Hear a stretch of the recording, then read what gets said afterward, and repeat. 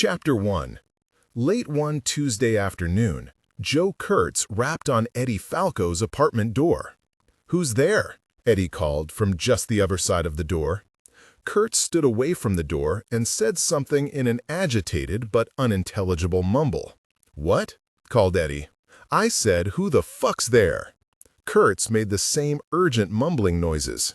"Shit," said Eddie and undid the police lock, a pistol in his right hand, opening the door a crack but keeping it chained. Kurtz kicked the door in, ripping the chain lock out of the wood, and kept moving, shoving Eddie Falco deeper into the room. Eddie was several inches taller and at least 30 pounds heavier than Kurtz, but Kurtz had momentum on his side. Eddie swung down the 9mm Browning. Still shoving the taller man across the floor and into the wooden blinds on the window side of the apartment, Kurtz had his arm blocked across Eddie's chest, his right hand squeezing the base of the man's upper bicep. He quickly slid his left hand across the top of the Browning. Eddie squeezed the trigger.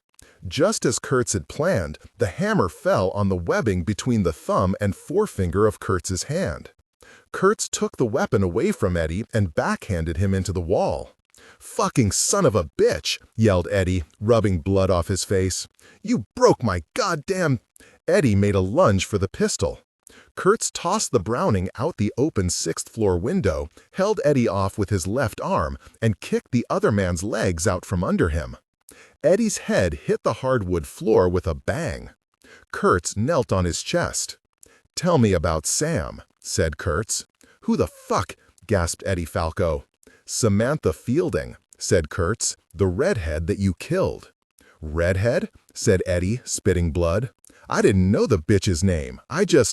Kurtz put all of his weight on one knee, and Eddie's eyes bugged out. Then Kurtz held his left hand palm out, jabbed hard, and flattened Eddie's broken nose against the screaming man's cheek. "Talk nice," he said. "She worked with me." Eddie's face was alternating chalk white and dark red under the blood. "Can't breathe," he gasped. "Get off, please." Kurtz stood. Eddie gasped some more, spat blood, got to one knee slowly, and then threw himself through the kitchen door. Kurtz followed him into the tiny kitchen. Eddie swung around with a butcher knife. He crouched, feinted, lunged, and then seemed to levitate up and back as Kurtz place-kicked him in the balls. Eddie came down hard on a counter filled with unwashed dishes. He was gasping and retching while he rolled, smashing soiled dishes under him. Kurtz took the knife and threw it at the far wall, where it stuck and vibrated like a tuning fork. "Sam," said Kurtz, "tell me about what happened the night you killed her." Eddie lifted his head and squinted at Kurtz. "Fuck you!" He grabbed another, shorter kitchen knife from the countertop. Kurtz sighed, forearmed the thug in the throat, bent him back over the sink, and jammed Eddie's right hand down deep into the garbage disposal. Eddie Falco was screaming even before Kurtz reached over and turned on the switch. Kurtz gave it 30 seconds and then shut off the disposal, ripped Eddie's bloody undershirt down the front, and wrapped the rag around the stumps of the man's fingers. Eddie's face was now pure white under a spattering of blood. His mouth was open and his eyes were protruding as he stared at what was left of his hand. Someone began pounding on the wall from the apartment next door. "Help! Murder!" screamed Eddie. "Somebody call the cops! Help!" Kurtz let him scream for a few seconds and then dragged him back into the main room and dropped him into a chair next to the table. The pounding on the wall had stopped, but Kurtz could hear shouts from the neighbors. "The cops are coming," gasped Eddie Falco. "The cops will be here in a minute." "Tell me about Sam," Kurtz said softly. Eddie clutched the bloody rag around his hand, glanced toward the open window as if expecting sirens, and licked his lips. He mumbled something. Kurtz gave him a hearty handshake. This time, the screaming was so loud that even the neighbors fell silent. "Sam," said Kurtz. "She found out about the coke deal when she was looking for that runaway brat." Eddie's voice was a gagging monotone. "I didn't even know her fucking name." He looked up at Kurtz. "It wasn't me, you know. It was Levine." "Levine said it was you." "He's lying. Get him in here and ask him. He killed her. I just waited in the car." "Levine isn't around anymore," said Kurtz, his tone conversational. "Did you rape her before you cut her throat?" "I tell you it wasn't me. It was that goddamn Lee." Eddie started screaming again. Kurtz released the shapeless pulp that had been Eddie Falco's nose. "Did you rape her, Thirst?" "Yeah." Something like defiance flickered in Eddie's eyes. "Fucking cunt put up a fight, tried to—" "Okay," said Kurtz, patting Eddie on his bloody shoulder. "We're about done." "What do you mean?" The defiance turned to terror. "I mean, the cops will be here in a minute. Anything else you want to tell me?" Sirens wailed. Eddie lunged to his feet and staggered toward the open window as if to scream at the cops to hurry, but Kurtz slammed him against the wall and held him in place with a forearm hard against his chest. Eddie squirmed and struck at Kurtz with his left hand and the ruins of his right fist. Kurtz ignored him. "I swear I didn't." "Shut up," explained Kurtz. He grabbed the bigger man by what was left of his shirt front and dragged him closer to the window. "You're not gonna kill me," said Eddie. "No? No." Eddie twitched his head in the direction of the window just inches away. 6 stories below, 2 police cruisers had slid to a stop. Neighbors were boiling out of the apartment building, pointing toward the window. One of the cops drew his gun as he saw Kurtz and Eddie. "They'd send you away forever," gasped Eddie, his breath hot and rank in Kurtz's face. "I'm not that old," said Kurtz. "I have some years to spare." Eddie lunged away, ripping what was left of the rags of his shirt, stood in the open window, and waved and screamed at the cops below. "Hurry! For fuck's sake, hurry!" "You in a hurry?" said Kurtz. "Here." He grabbed Eddie Falco by his hair and the seat of his pants and threw him out the open window. Neighbors and cops scattered. Eddie screamed all the way down to the roof of the closest police cruiser. Pieces of chrome and glass and plexiglass from the gumball flasher array on the top of the cruiser flew in all directions after Eddie hit. 3 of the cops ran into the building with their weapons raised. Kurtz stood silent for a second and then went over to open the door wider. He was on his knees in the center of the room, with his fingers linked behind his head, when the cops burst in a moment later. Chapter 2. In the old days, they would have opened the front man door for Kurtz and let him leave wearing a cheap new suit, with his possessions in a brown paper bag. These days, they provided him a cheap vinyl bag for his possessions and gave him chinos, a blue button-down shirt, an Eddie Bauer windbreaker, and a bus ride into nearby Batavia. Arlene DeMarco picked him up at the bus station. They drove north to the thruway and then west in silence. "Well," Arlene said at last, "you look older, Joe." "I am older." About 12 miles farther west, Arlene said abruptly, "Hey, welcome to the 21st century." "It arrived inside, too," said Kurtz. "How could you tell?" "Good point," said Kurtz, and they were silent for another 10 miles or so. Arlene ran her window down and lit a cigarette, batting the ashes out into the brisk autumn air. "I thought your husband doesn't like it when you smoke." "Alan died 6 years ago." Kurtz nodded and watched the fields go by. "I guess I could have come to visit you once or twice in 11 years. Keep you up to speed on things." Kurtz turned to look at her. "Why? No percentage in that." Arlene shrugged. "Obviously, I found your message on the machine, but why you thought I'd pick you up after all these years?" "No problem if you didn't," said Kurtz. "The buses still run between Batavia and Buffalo." Arlene smoked the rest of her cigarette, then tossed it out the window.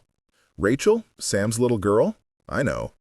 Well, her ex-husband got custody, and he still lives in Lockport. I thought you'd want to." "I know where he lives," said Kurtz. "Attica has computers and phone books." Arlene nodded and concentrated on driving. "You're working with some legal outfit in Cheektowaga?" "Yeah, actually it's 3 law offices in what used to be a Quick Mart and a shopping center. 2 of the firms are ambulance chasers, and the 3rd one is just a capper mill. Does that make you a full-fledged legal secretary?" Arlene shrugged again. "Mostly I do word processing, spend a lot of time on the phone tracking down the claimants, and look up the occasional legal crapola on the net. The so-called lawyers are too cheap to buy any law books or DVDs. You enjoy it?" asked Kurtz. She ignored the question. "They pay you what?" said Kurtz. "2,000 or so a month?" "More than that," said Arlene. Well, I'll add 500 to whatever they're paying you. She snorted a laugh. To do what? Same thing you used to do, just more of it on computers. There's some miracle going to happen to get you your PI license back, Joe? You have $3,000 a month set aside to pay me? You don't have to be a licensed PI to do investigations. Let me worry about paying you. You know that if I say I will, I will. You think we can get an office near the old place on East Chippewa? Arlene laughed again. East Chippewa's gotten all gentrified. You wouldn't recognize the place. Uptight little boutiques, delis with outside seating, wine and cheese shops. Rent has gone ballistic there. Jesus, said Kurtz. Well, office space near the downtown will do. Hell, a basement would do, as long as it has several phone lines and electricity. Arlene exited a throughway, paid the toll, and headed south. Where do you want to go today? A Motel 6 or someplace cheap in Cheektowaga would work. Why Cheektowaga? I'm going to have to borrow your car tomorrow morning, and I thought it might be more convenient for you to pick me up on the way to your job. You can give them notice tomorrow morning and pack your stuff. I'll pick you up in the early afternoon, and we can look for the new office. Arlene lit another cigarette. You're so considerate, Joe. Chapter 3. Orchard Park was an upscale area out near the Bills Stadium. Arlene's car, although just a basic Buick, had one of those GPS navigational LCD screen doohickeys set in the dash, but Kurtz never turned it on. He had memorized the route and had an old road map if he needed it. He wondered just what in the hell had happened to people's sense of direction in the last decade if they needed all this electronic shit just to find their way around. Most of the homes in Orchard Park were upper middle class or better, but a few were real mansions, set behind stone walls and iron gates. Kurtz turned into one of these, gave his name to a speaker grill, and was told to wait. A video camera mounted on a pillar by the gate had ceased its slow arcs and now stared down at him. Kurtz ignored it. The gate opened, and 3 bodybuilder types in blue blazers and gray slacks came out. You can leave the car here, said the smoothest looking of the 3. He gestured for Kurtz to get out of the car. They frisked him well, even checking his groin area carefully, and then had him unbutton his shirt so that they could see that he wasn't wearing a wire. Then they gestured him onto the back bench of a golf cart and drove him up the long, curving driveway to the house. Kurtz did not pay much attention to the house. It was your basic brick mansion, a little heavier on security than usual. There was a 4-car garage set back to one side, but a Jaguar, a Mercedes, a Honda S2000, and a Cadillac were lined up along the drive. The blue-blazered driver stopped the cart, and the other 2 men led Kurtz around back to the pool area. Even though it was October, the pool was still filled and free of leaves. An older man in a paisley robe sat at a poolside table along with a balding middle-aged man in a gray suit. They were drinking coffee from fragile china cups. The bald man refilled the cups from a silver pot as Kurtz and his minders walked up. A 4th bodyguard, this one wearing tight slacks and a polo shirt under his blue blazer, stood with his hands folded over his crotch a few paces behind the old man. Sit down, Mr. Kurtz, said the old man. You'll forgive me if I don't get up, an old injury. Kurtz sat. Coffee, said the old man. Sure. The bald man poured, but it was obvious that he was no lackey. An expensive metal briefcase lay on the table near him. I am Byron Tatrick Farino, said the old man. I know who you are, said Kurtz. The old man smiled slightly. Do you have a first name, Mr. Kurtz? Are we going to be on a first-name basis, Byron? The smile faded. Watch your mouth, Kurtz, said the bald man. Shut up, consigliere. Kurtz's eyes never left the old man. This meeting's between Mr. Farino and me. Quite right, said Farino. But you understand that the meeting is a courtesy and that it would not be taking place at all if you had, provided a service to us with regard to my son. By keeping little Skag from being raped up the ass in the showers by Ali and his gang. Yeah, you're welcome. But this meeting is business. You want compensation for helping young Stephen? Said the lawyer. He clicked open the briefcase. Kurtz shook his head. He was still looking at Farino. Maybe Skag told you what I had to offer. Farino sipped his coffee. The old man's hands were almost as translucent as the expensive china. Yes, Stephen sent word via his lawyer that you wanted to offer your services. But what services can you possibly provide us that we do not already have, Mr. Kurtz? Investigations. Farino nodded, but the lawyer showed an unpleasant smile. "You were a private investigator once, Kurtz, but you'll never have a license again, Kurtz. You're on parole, for Christ's sakes. Why on earth would you think that we need a killer ex-con washed-up PI on our payroll?" Kurtz turned his gaze on the lawyer. "You're Miles," he said. "Skag talked about you. He said you like young boys, and that the older and limper you get, the younger they get." The lawyer blinked. His left cheek blazed with blood, as if Kurtz had slapped him. "Carl," he said. The goon in the straining polo shirt opened his hands and took a step forward. "If you want Carl around, you'd better jerk his leash," said Kurtz. Mr. Farino held up one hand. Carl stopped. Farino put his other veined hand on the lawyer's forearm. "Leonard," he said.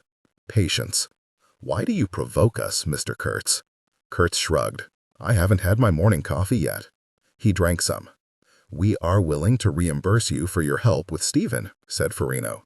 "Please accept it as a—" "I don't want to be paid for that," said Kurtz. "But I'm willing to help you with your real problem." "What problem?" said Attorney Miles. Kurtz looked at him again. "Your accountant, a guy named Bealo Richardson, is missing. That's not good news at the best of times for a family like yours.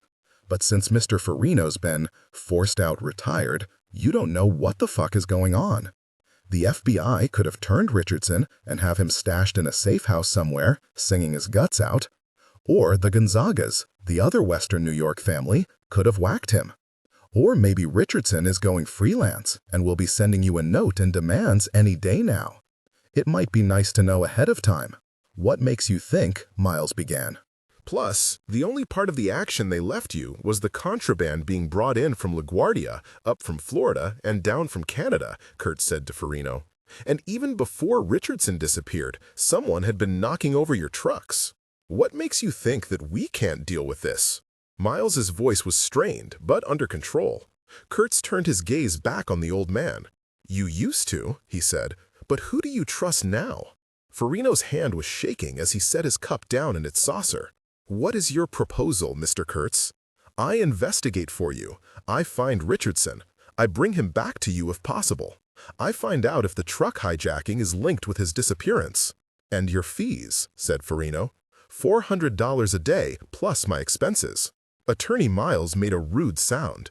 "I don't have too many expenses," continued Kurtz. $1,000 up front for a steak. A bonus if I drag your CPA back in good time." "How large a bonus?" said Farino. Kurtz drank the last of the coffee. It was black and rich. He stood up. "I'll leave that to you, Mr. Farino. Now I've got to get going. What do you say?" Farino rubbed his liver-colored lower lip. "Write the check, Leonard." "Sir, I don't think—" "Write the check, Leonard. $1,000 advance, you said, Mr. Kurtz. In cash." Miles counted out the money, all in crisp 50s, and put it in a white envelope. "You realize, Mr. Kurtz," said the old man, his voice suddenly flat and cold, "that the penalties for failure in situations such as this are rarely restricted to simple loss of payment." Kurtz nodded. The old man took a pen from the lawyer's briefcase and jotted on a blank business card. "Contact these numbers if you have information or questions," said Farino. "You are never to come back to this house. You are never again to call me or contact me directly in any way." Kurtz took the card. "David, Charles, and Carl will run you down the drive to your car," said Farino. Kurtz looked Carl in the eye and smiled for the first time that morning. "Your bitches can follow me if they want," he said, "but I'll walk, and they'll stay at least 10 paces behind me." Chapter 4. There was a Ted's in Orchard Park now, and another one in Cheektowaga, but Kurtz drove downtown to the old Ted's hot dogs on Porter near the Peace Bridge. He ordered 3 of the jumbos with everything on them, including hot sauce, an order of onion rings, and coffee, and took the cardboard carton to a picnic table near the fence overlooking the river. A few families, some business types, and a couple of street people were also having lunch. Leaves fell silently from the big old maple tree. The traffic on the Peace Bridge hummed softly. There hadn't been many things that you couldn't get in Attica. A Ted's hot dog had been one of them. Kurtz remembered Buffalo winter nights in the years before the Ted's on Sheridan had put on its inside dining room. Midnight, 10 below, 3 feet of snow, and 30 people lined up outside for dogs. Finished, he drove north on the Skagit Expressway to the Young Man, east to Millersport Highway and then northeast the 15 miles or so to Lockport. It did not take him long to find the little house on Lily Street. Kurtz parked across the street for a few minutes. The house was fairly common for Lockport, a basic white brick house in a nice old neighborhood. Trees overarched the street, yellow leaves fell. Kurtz looked at the dormer windows on the second floor and wondered which one was her room. He drove to the nearest middle school. He did not park there, but drove by slowly. Cops were edgy around public schools and wouldn't be especially generous with a recently paroled killer who hadn't even checked in with his PO yet. It was just a building. Kurtz didn't know what he had expected. Middle school kids didn't go outside for recess. He glanced at his watch and drove back to town, taking the 990 back to save some time. Arlene led the way into the X-rated video store. The place was half a block from the bus station. Glass from countless broken crack bottles crunched underfoot. A used hypodermic syringe lay in the corner of the doorway vestibule. Most of the storefront window had been painted over, but the unpainted part above eye level was so filthy that no one could have seen into the store even if there had been no paint. Inside, it was every X-rated video store Kurtz had ever seen. A bored, acne-scarred man reading a racing form behind the counter. 3 or 4 furtive men poring over the magazines and videos on the shelves. One junky female in black leather eyeing the customers, and an assortment of dildos, vibrators, and other sex toys in the glass display case. The only difference was that a lot of the videos were now on DVD. "Hey, Tommy," Arlene said to the man behind the counter. "Hey, Arlene," said Tommy. Kurtz looked around. "Nice," he said. "We doing our Christmas shopping early?" Arlene led the way down a narrow hall past the peep show booths, past a toilet with a hand-lettered sign reading, "Don't even think about doing it in here, assholes," through a bead curtain, through an unmarked door, and down a steep flight of stairs. The basement was long and musty and smelled of rat droppings, but the place had been partitioned into 2 areas with a low railing separating them. Empty bookcases still lined 3 of the walls.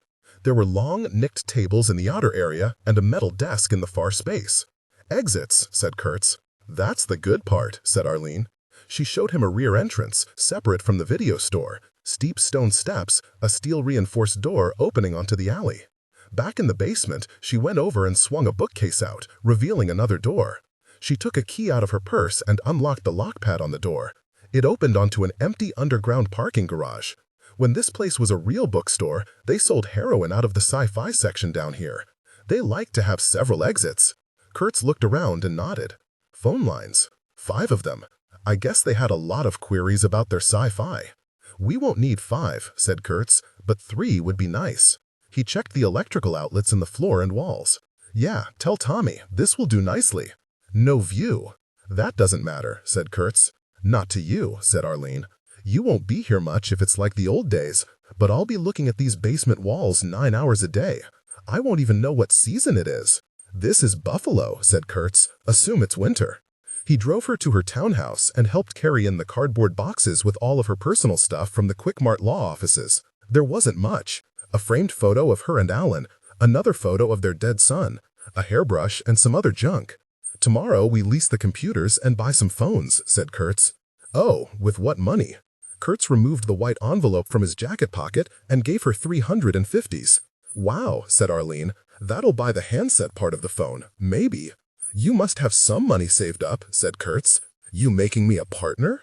"No," said Kurtz, "but I'll pay the usual vig on the loan." Arlene sighed and nodded. "And I need to use your car tonight." Arlene got a beer out of the refrigerator. She did not offer him one. She poured some beer into a clean glass and lit a cigarette. "Joe, you know what all this car borrowing is going to do to my social life?" "No," said Kurtz, pausing by the door. "What?" "Not one damned thing." Chapter 5. As lawyer Leonard Miles watched the millions of tons of water flowing hypnotically over the blue-green edge of infinity, he thought of what Oscar Wilde had said about Niagara Falls. For most people, it's the second biggest disappointment of their honeymoon. Or something like that.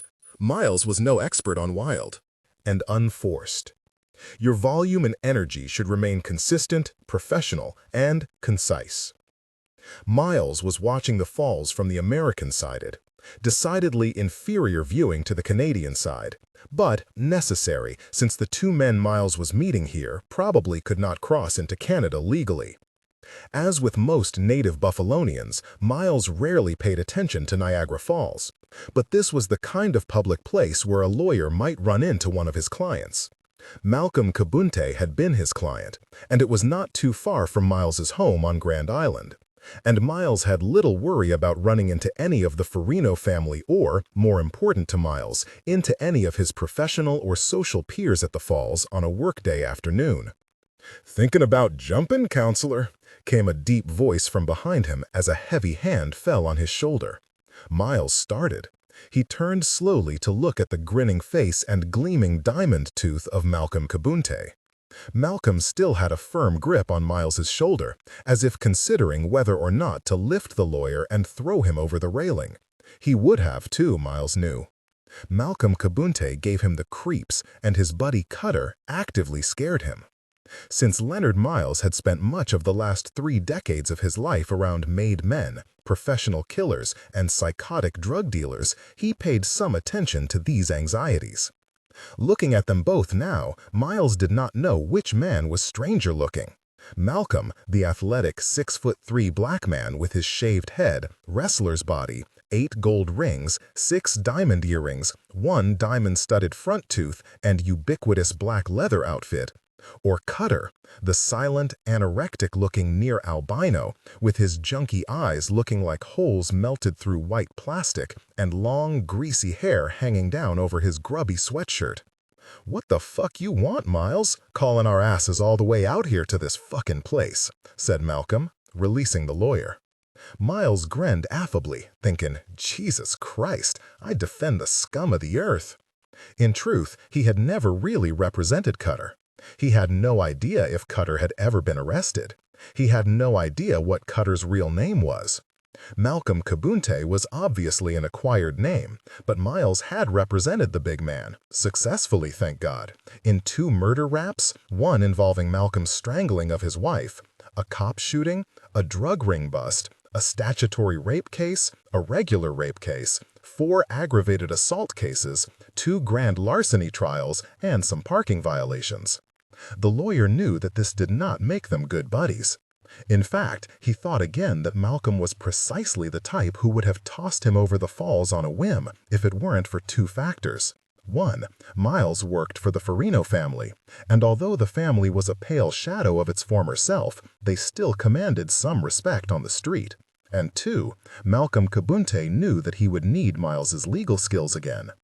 Miles led the way apart from the other tourists, motioned the other 2 to a park bench. Miles and Malcolm sat. Cutter remained standing, staring at nothing. Miles clicked open his briefcase and handed Malcolm a file folder. Malcolm opened the folder and looked at the mugshots clipped to the top sheet. "Recognize him?" said Miles. Said Malcolm. "But the fucking name sounds sort of familiar." "Cutter," said Miles. "Cutter don't recognize him neither," said Malcolm. Cutter had not even looked in the general direction of the photographs. He hadn't yet looked at Miles. He wasn't even looking at the roaring falls. "You bring us out here so early in the fucking day to look at a picture of some motherfucking honky?" said Malcolm. "He just got out of—" "Kurtz," interrupted Malcolm. "That German for short, Miles, my man. This fucker short?" "Not especially," said Miles. "How'd you know that Kurtz was German for short?" Malcolm gave him a look that would have made a lesser man wet his pants. "I'd drive me a fucking Mercedes SLK, man. That's what the fucking K and fucking SLK stand for, asshole, short. You think I'm a fucking illiterate, you bald college boy asshole guinea-ass licking piece of shit mouthpiece?" All of this was said without heat or emphasis. "No, no," said Miles, waving his hands in the air as if shooing away insects. He glanced at Cutter. Cutter did not appear to be listening. "No, I was just impressed," Miles said to Malcolm. "SLK is a great car. Wish I had one." "No wonder," Malcolm said conversationally. "Driving around that fucking piece of American pig iron Cadillac shit you got." Miles nodded and shrugged at the same time. "Yes, well, anyway, this Kurtz showed up at Mr. Farino's place with an introduction from Little Skag." "Yeah, that's where I hear the fucking name," said Malcolm. "Attica. Motherfucker named Kurtz wasted Ali, leader of the Death Mosque brothers up in Cell Block D, about a year ago. Mosk brothers put 10,000 out for whoever killed a white motherfucker. Every nigger motherfucker in Attica sharpening shanks out of fucking spoons and angle irons. Even some of the fucking guards hot for the payoff. But somehow nobody get to this Kurtz motherfucker. If that the same Kurtz, you think it the same, Cutter? Cutter turned his grub white face in Malcolm's general direction, but said nothing. Miles looked at Cutter's pale gray eyes in that dead face and shuddered. Yeah, I think so too, said Malcolm. Why you showing us this shit, Miles? Kurtz is going to work for Mr. Farino. Mr. Farino, parroted Malcolm in a mincing falsetto. He flashed his diamond tooth at Cutter as if he had made a profound witticism. Malcolm's laugh was deep, low, and unnerving. Mr. Farino be a dried-up piece of wop shit with shriveled-up balls. Don't deserve no mister no more, Miles, my man. Be that as it may, said Miles, this Kurtz. Tell me where Kurtz lives, and Cutter and me will collect the Death Mosque 10,000. The lawyer shook his head. I don't know where he lives. He's only been out of Attica for about 48 hours, but he wants to investigate some things for the Farino family. Investigate? Said Malcolm. What the fucker think he is, Sherlock motherfucking Holmes? He used to be a private investigator, said Miles, nodding toward the folder as if urging Malcolm to read the few pages in it. When Malcolm didn't, Miles went on. Anyway, he's looking into Buell Richardson's disappearance and also into some of the truck hijackings.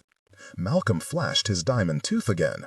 Whoa, now I see why you want us way up here in honky tourist world so early in the day.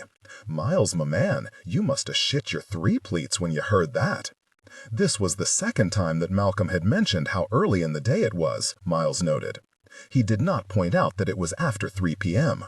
He said, we don't want this Kurtz to be messing with these things, do we, Malcolm?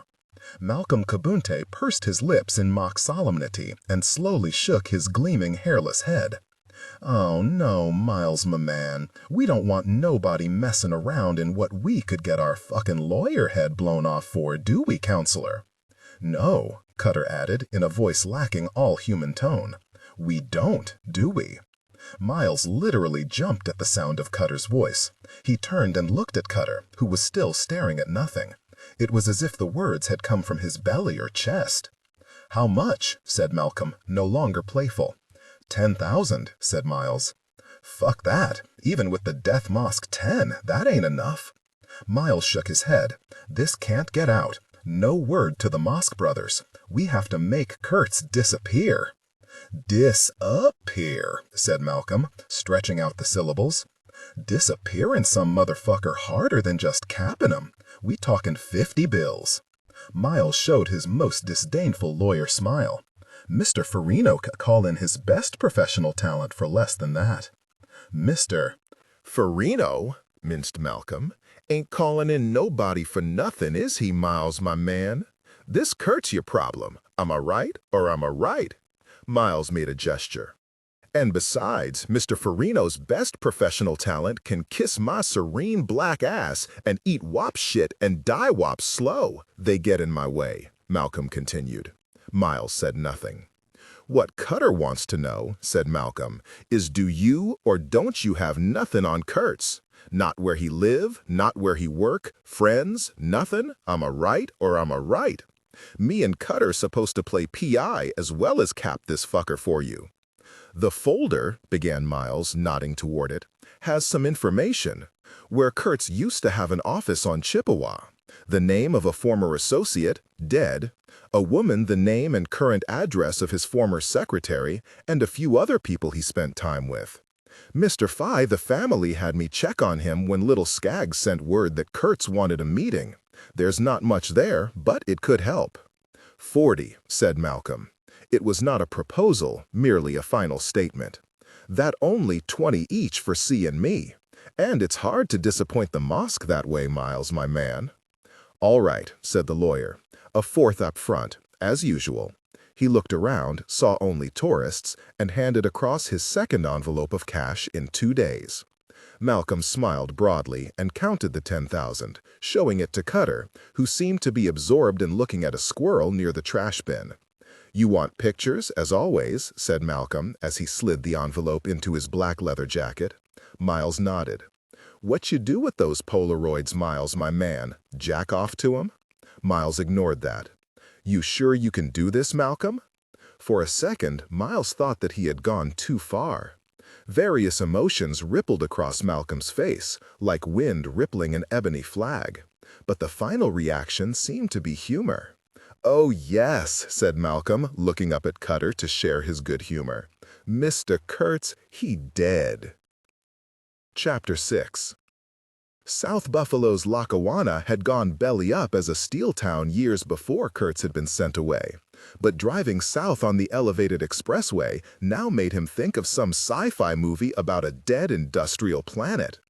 Below the expressway stretched mile after mile of dark and empty steel mills, factories, black brick warehouses, parking lots, train tracks, rusting rolling stock, smokeless chimneys, and abandoned worker housing. At least Kurtz hoped that those shitty tar paper shacks on darkened streets under shot-out streetlights were abandoned. He exited, drove several blocks past hovels and high-fenced yards, and pulled into one of the darkened mills. The gate padlock was unlocked. He drove through, closed the huge gate behind him, and drove to the far end of a parking lot that had been built to hold 6,000 or 7,000 cars. There was one vehicle there now, a rusted-out old Ford pickup with a camper shell on the back. Kurtz parked Arlene's Buick next to it and made the long, dark walk into the main factory building. The main doors were open wide. Kurtz's footfalls echoed in the huge space as he passed slag heaps, cold open hearths, hanging crucibles the size of houses, gantries and cranes stripped of everything worth anything, and many huge rusted shapes he couldn't begin to identify. The only lighting was from the occasional yellow trouble light. Kurtz stopped beneath what had once been a control room 30 feet above the factory floor. A dim light illuminated the dirty glass on 3 sides of the box. An old man came out onto the metal balcony and shouted down, "Come on up!" Kurtz climbed the steel ladder. "Hey, Doc," said Kurtz as the 2 men walked into the soft light of the control room. "Howdy, Kurtz," said Doc. The old man had disappeared into that never-never land of indeterminate age that some men occupy for decades, somewhere over 65, but definitely under 85. "It seemed weird to see your pawn shop turned into an ice cream parlor," said Kurtz. "I never thought you'd sell the shop." Doc nodded. "Fucking economy just stayed too good in the 90s. I like the watchman job better. Don't have to worry about doped-up shitheads trying to knock me over. What can I do you for, Kurtz?" Kurtz liked this about Doc. It had been more than 11 years since he had seen the old man, but Doc had just used up his entire inventory of small talk. "2 pieces," said Kurtz. "One semi-auto and the other a concealed carry revolver. Cold?" "As cold as you can make 'em." "That's very cold." Doc went into the padlocked back room. He came back out in a minute and set several metal cases and small boxes on his cluttered desk. "I remember that 9mm Beretta you used to love so much. Whatever happened to that weapon?" "I buried it with honors," Kurtz said truthfully. "What do you have for me?" "Well, look at this first," said Doc, and opened one of the gray carrying cases. He lifted out a black semi-automatic pistol. "Heckler Koch USP 45 Tactical," he said. "New, beautiful piece. Grooved dust cover for lasers or lights. Threaded extended barrel for silencer or suppressor." Kurtz shook his head. "I don't like plastic guns." "Polymer," corrected Doc. "Plastic. You and I are mostly of polymers, Doc. The gun is plastic and glass fiber.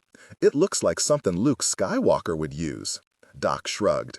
"Besides," said Kurtz, "I don't use lasers, lights, silencers, or suppressors, and I don't like German guns." Doc put away the HK. He opened another case. "Nice," said Kurtz, lifting out the semi-automatic pistol. It was dark gray, almost black, and constructed primarily of forged steel. "Kimber Custom 45 ACP," said Doc. "Owned briefly by a little old lady from Tonawanda who just hauled it down to the firing range once or twice a month." Kurtz racked the slide, checked that the chamber was empty, dropped out the 7-round magazine, made sure that it was empty, slapped the magazine back in, and sighted down the barrel. "Good balance," he said, "but it has a full-length spring guide rod." "Best kind," said Doc. "Raises the risk of a loading malfunction," said Kurtz. "Not on the Kimber. Like I said, custom made." "I've never owned a custom weapon," said Kurtz, putting the 1911-style pistol in his waistband and drawing it a few times. "McCormick low-profile combat sights," said Doc. "Catches cloth or leather," said Kurtz. "They should use ramp sights on all these fighting guns." Doc shrugged. "You won't find many of those." "I prefer double actions." "Yeah," said Doc. "I remember that you used to carry cocked and locked. But the Kimber has a sweet trigger pull." Kurtz dry-fired the weapon several times and nodded. "How much?" "It cost $675 new just a couple of years ago." "That's what the little old lady from Tonawanda would have paid," said Kurtz. "How much?" $400. Kurtz nodded. "I'll need to fire some rounds." "That's what the slag heap down there is for," said Doc. "I got some paper targets in back. I'll throw in a few boxes of Black Hills 185 gram. Kurtz shook his head. "I'll be using 230 gram. "Got those too," said Doc. "I'll need some leather. I got a CYA small of the back, used but just nicely broken in. Clean, $20. "Okay," said Kurtz. "Good. So you've got your home defense weapon. What do you want to see in the concealed carry revolver line? Interested in an Airlight TI? "Titanium?" said Kurtz. "Hell no. I didn't get so old and weak on vacation that I can't lift a pound or two of blue steel." "Don't look like you did," Doc said, and opened a cardboard box. "Can't get much more basic than this, Kurtz. SW Model 36 Special." Kurtz checked the heft, inspected the 5 empty chambers, held the barrel to the light, flipped shut the cylinder, and dry-fired it. "How much?" $250. "Throw the semi-auto holster in that." Doc nodded. "If I can put 5 into a 3-inch circle at 50 feet with this, it's a deal." "Going deer hunting?" Doc said dryly. You'll need a sandbag rest at that distance.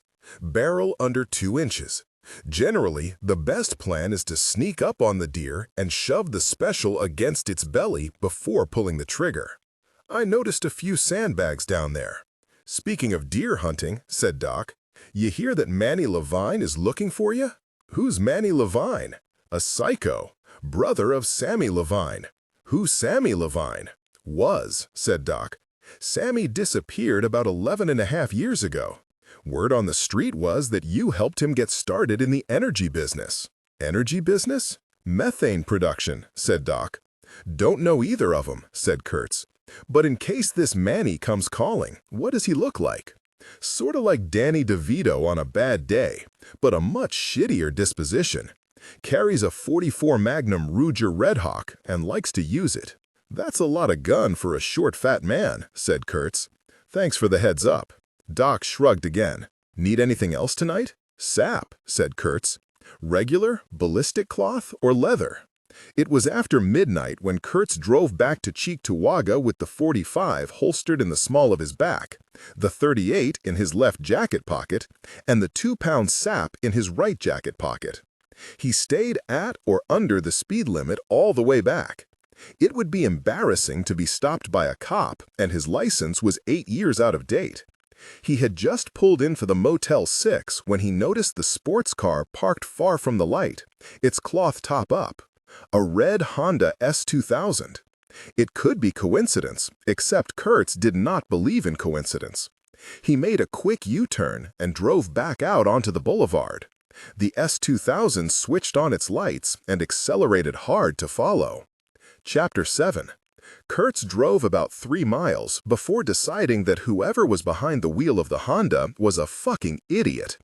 The driver hung so far back that several times Kurtz had to slow down after stoplights or turns to let him catch up. Kurtz drove away from the lights, down a county road he remembered from the old days.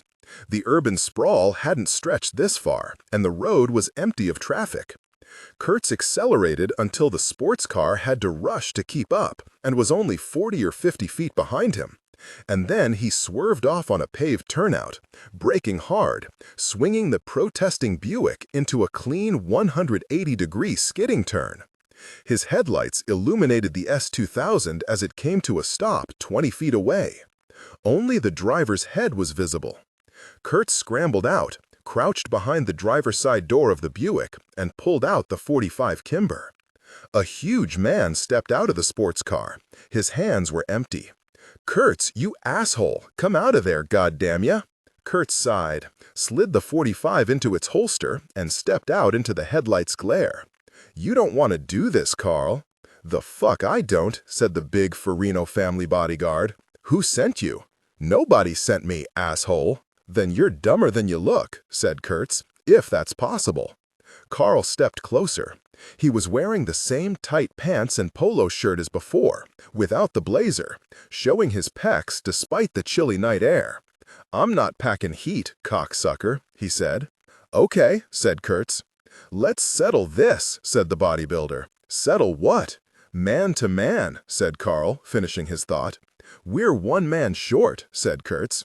He glanced at his watch. The road remained empty. "Huh?" Carl frowned. "One thing before going mano a mano," said Kurtz. "How'd you find me?" "Followed you when you left Mr. Farino's." "Christ, I'm slipping," thought Kurtz, with the first alarm he had felt since identifying the hulking bodyguard in the sports car. Carl took another step closer.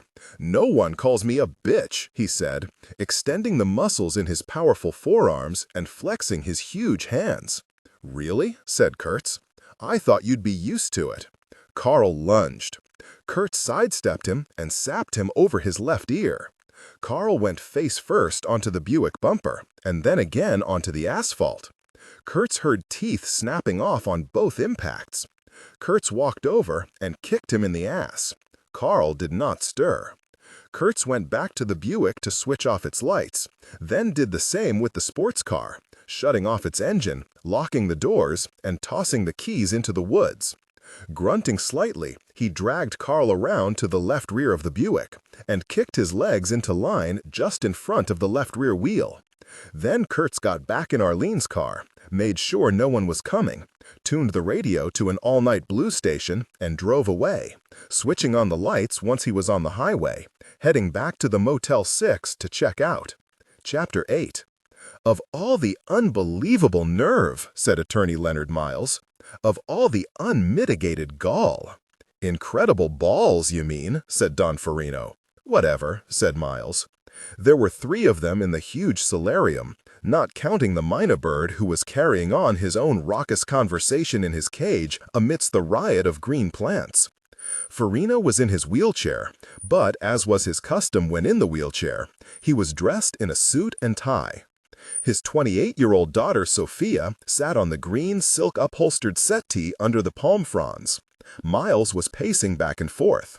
"Which part do you think took the nerve?" asked Sophia. "Crippling Carl, or calling us last night to tell us about it?" "Both," said Miles. He stopped pacing and crossed his arms. "But especially the call. Absolute arrogance." "I heard the tape of the call," said Sophia. "He didn't sound arrogant. He sounded like someone phoning to let you know that your dry cleaning is ready for pickup."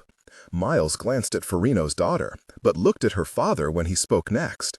He hated dealing with the woman. Farino's oldest son, David, had been capable enough, but had wrapped his Dodge Viper around a telephone pole at 145 miles per hour. The second son, little Skag, was hopeless. The Don's older daughter, Angelina, had run away to Europe years before. That left this girl. "Either way, sir," Miles said to the former Don, "I think that we should call in the Dane." "Really?" said Byron Farino. "You think it's that serious, Leonard?" "Yes, sir. He crippled one of your people and then called to brag about it." "Or perhaps he just called to save us the embarrassment of finding out about Carl's injuries in the newspaper," said Sophia. "This way we were able to get out to the accident scene first." "Accident scene," repeated Miles, not hiding his derision. Sophia shrugged. "Our people made it look like an accident. It saved us a lot of questions and legal expenses." Miles shook his head. "Carl was a brave and loyal employee." "Carl was an absolute idiot," said Sophia Farino. All those steroids obviously burned out what little brain he had left. Miles turned to say something sharp to the bitch and instantly thought better of it. He stood in silence, listening to the mynah bird berating an invisible opponent. "Leonard," said Don Farino, "what was the first thing Carl said to our people when he regained consciousness this morning?" "He couldn't say anything. His jaw is wired shut, and he'll need extensive oral surgery before—" "What did he write to Buddy and Frank then?" asked Don Farino. The attorney hesitated. "He wrote that 5 of Gonzaga's people followed him and jumped him," Miles said after a moment. Don Farino nodded slowly. "And if we had believed Carl, if Kurtz had not called last night, if I had not called Thomas Gonzaga this morning, we could be at war, could we not, Leonard?" Miles showed his hands and shrugged. "Carl was embarrassed. He was in pain, medicated, and afraid we'd blame him. He followed this Kurtz and tried to settle his private scores on family time," said Sophia Farino. "Then he screwed that up. Why shouldn't we blame him?" Miles only shook his head and gave Don Farino a look that said, "Women can't understand these things." Byron Farino shifted slightly in his wheelchair. It was obvious that he was in pain from the 8-year-old gunshot wound and the bullet still embedded near his spine. "Write a check for $5,000 for Carl's family," said the Don. "Is it just his mother?" "Yes, sir," said Miles, not seeing any reason to mention that Carl lived with a 20-year-old male model of Miles's acquaintance. "Would you see to that, Leonard?" said Farino. "Of course." Miles hesitated and then decided to be bold. "And the Dane." Farino was quiet for a moment. The mynah bird deep in the green fronds chattered away to itself. Finally, the older Don said, "Yes, I think perhaps a call to the Dane would be in order." Miles blinked. He was pleasantly surprised. This would save him $30,000 with Malcolm and Cutter. Miles had no intention of demanding the advance money back. "I'll contact the Dane," he began. Farino shook his head. No, I'll take care of it, Leonard. You go make out the check for Carl's family and make sure that it's delivered." "Oh, and Miles, what was the rest of Mr. Kurtz's message last night?" "Just where we could find Carl. Kurtz had the gall. He said that it hadn't been personal, and then he said that he wouldn't be starting his 400-a-day retainer until today, that he would be interviewing Buell Richardson's wife this morning." "Thank you, Leonard." Farino dismissed the lawyer.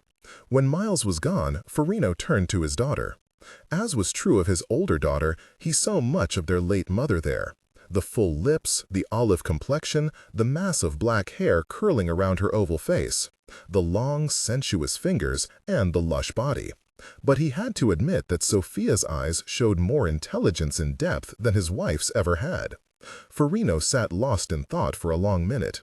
The mynah stirred in its cage, but respected the silence. Eventually, Farino said, "Do you feel comfortable taking care of this, Sophia?" "Of course, Papa." "Dealing with the Dane can be disturbing," said her father.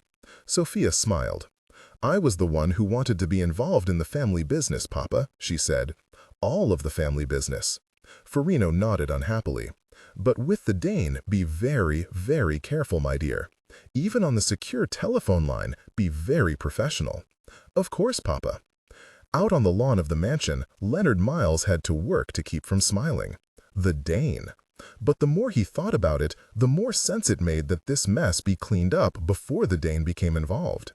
And Miles certainly did not want to do anything that would irritate Malcolm and his partner. Even the thought of the Dane, Malcolm and Cutter crossing paths made Miles a bit dizzy. And although Mrs. Richardson knew nothing, Miles realized now that she might be considered a loose end.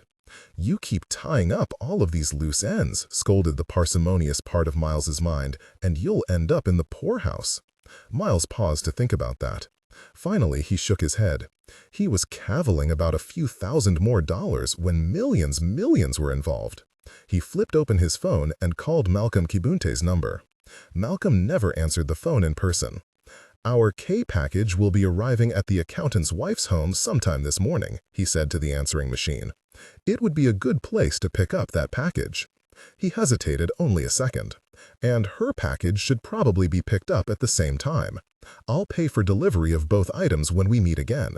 Please bring along the receipts." Miles flipped the phone shut and walked down to his Cadillac to write the check for Carl's mother.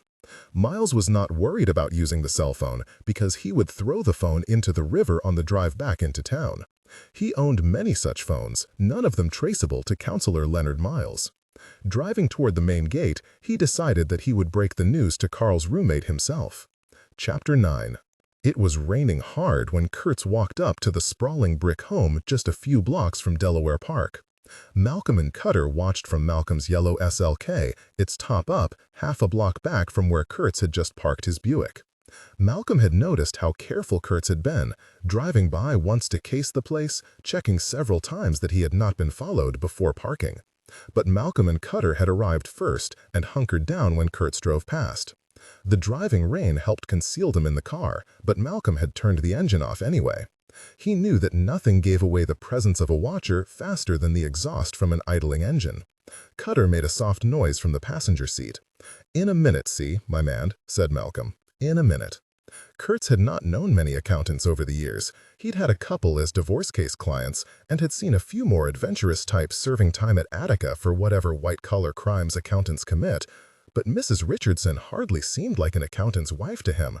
She seemed more like one of the expensive call girls who plied their trade near the fancier Niagara Falls resort hotels. Kurtz had seen pictures of Buell Richardson and heard descriptions from Little Skag. The accountant had been short, bald, in his 50s, peering out at the world through thick glasses like a myopic, arrogant chipmunk. His wife was in her late 20s, very blonde, very built, and, it seemed to Kurtz, very chipper for a probable widow. "Please sit down, Mr. Kurtz. Just don't move that chair out of its place, please. The furniture placement is part of the general ambiance." "Sure," said Kurtz, having not the slightest clue as to what she was talking about. Buell Richardson had been rich enough to own a Frank Lloyd Wright house near Delaware Park. "Not the Frank Lloyd Wright house near Delaware Park," Arlene had said after making the interview appointment for him. "Not the Dewey D. Martin house. The other one." "Right," Kurtz had said. Kurtz didn't know the Dewey D. Martin house from a housing project, but he had found the house easily enough. Thought the home was nice enough looking if you liked all that brick and the overhanging eaves, but the straight-back chairs near the fireplace were a literal pain in the butt. He had no idea if Frank Lloyd Wright had designed the chairs, and he certainly did not care, but he was certain that the chair had not been built with any regard for the human body. The chair back was as stiff and upright as an ironing board, and the seat was too small for a midget's ass. If they had designed an electric chair this way, Kurtz thought, the condemned man would bitch about it in his last seconds before they threw the switch. "It's nice of you to agree to talk to me, Mrs. Richardson." "Anything to help in the investigation, Mr. Kurtz." "Yes, but you're not with the police, you say. A private investigator?" "An investigator, yes, ma'am," said Kurtz. When he had been a real PI, he had owned one good suit and 2 decent ties for such interviews, and now he felt foolish in his Eddie Bauer windbreaker and chinos. Arlene had given him one of Alan's old ties, but Kurtz was 2 inches taller and 40 pounds heavier than his secretary's dead husband, so there would be no suit from that source. Kurtz looked forward to earning some money. After purchasing the 2 pistols, giving Arlene $300 toward equipment, and paying for his food and lodging, Kurtz was down to about $35. "Who else is interested in finding Buell?" asked the accountant's wife. "I'm not at liberty to reveal my client's identity, ma'am, but I can assure you that it's someone who wishes your husband well and wants to help find him." Mrs. Richardson nodded. Her hair was tied up in an elaborate bun, and Kurtz found himself noticing the artfully loose wisps of blonde hair touching her perfect neck. "Is there anything that you might tell me about the circumstances of Mr. Richardson's disappearance?" She shook her head slowly. "I've reported everything to the police, of course." But there's honestly nothing out of the ordinary that I can recall. It was just a month ago this Thursday. Buell left at his usual time that morning, 8:15, and said that he was going straight to his office. His secretary told us that he didn't have any meetings scheduled for that day, said Kurtz. Isn't that unusual for an accountant? Not at all, said Mrs. Richardson. Buell had a very few private clients, and much of his business with them was conducted over the telephone. You know the names of those clients? Mrs. Richardson pursed her perfect pink lips.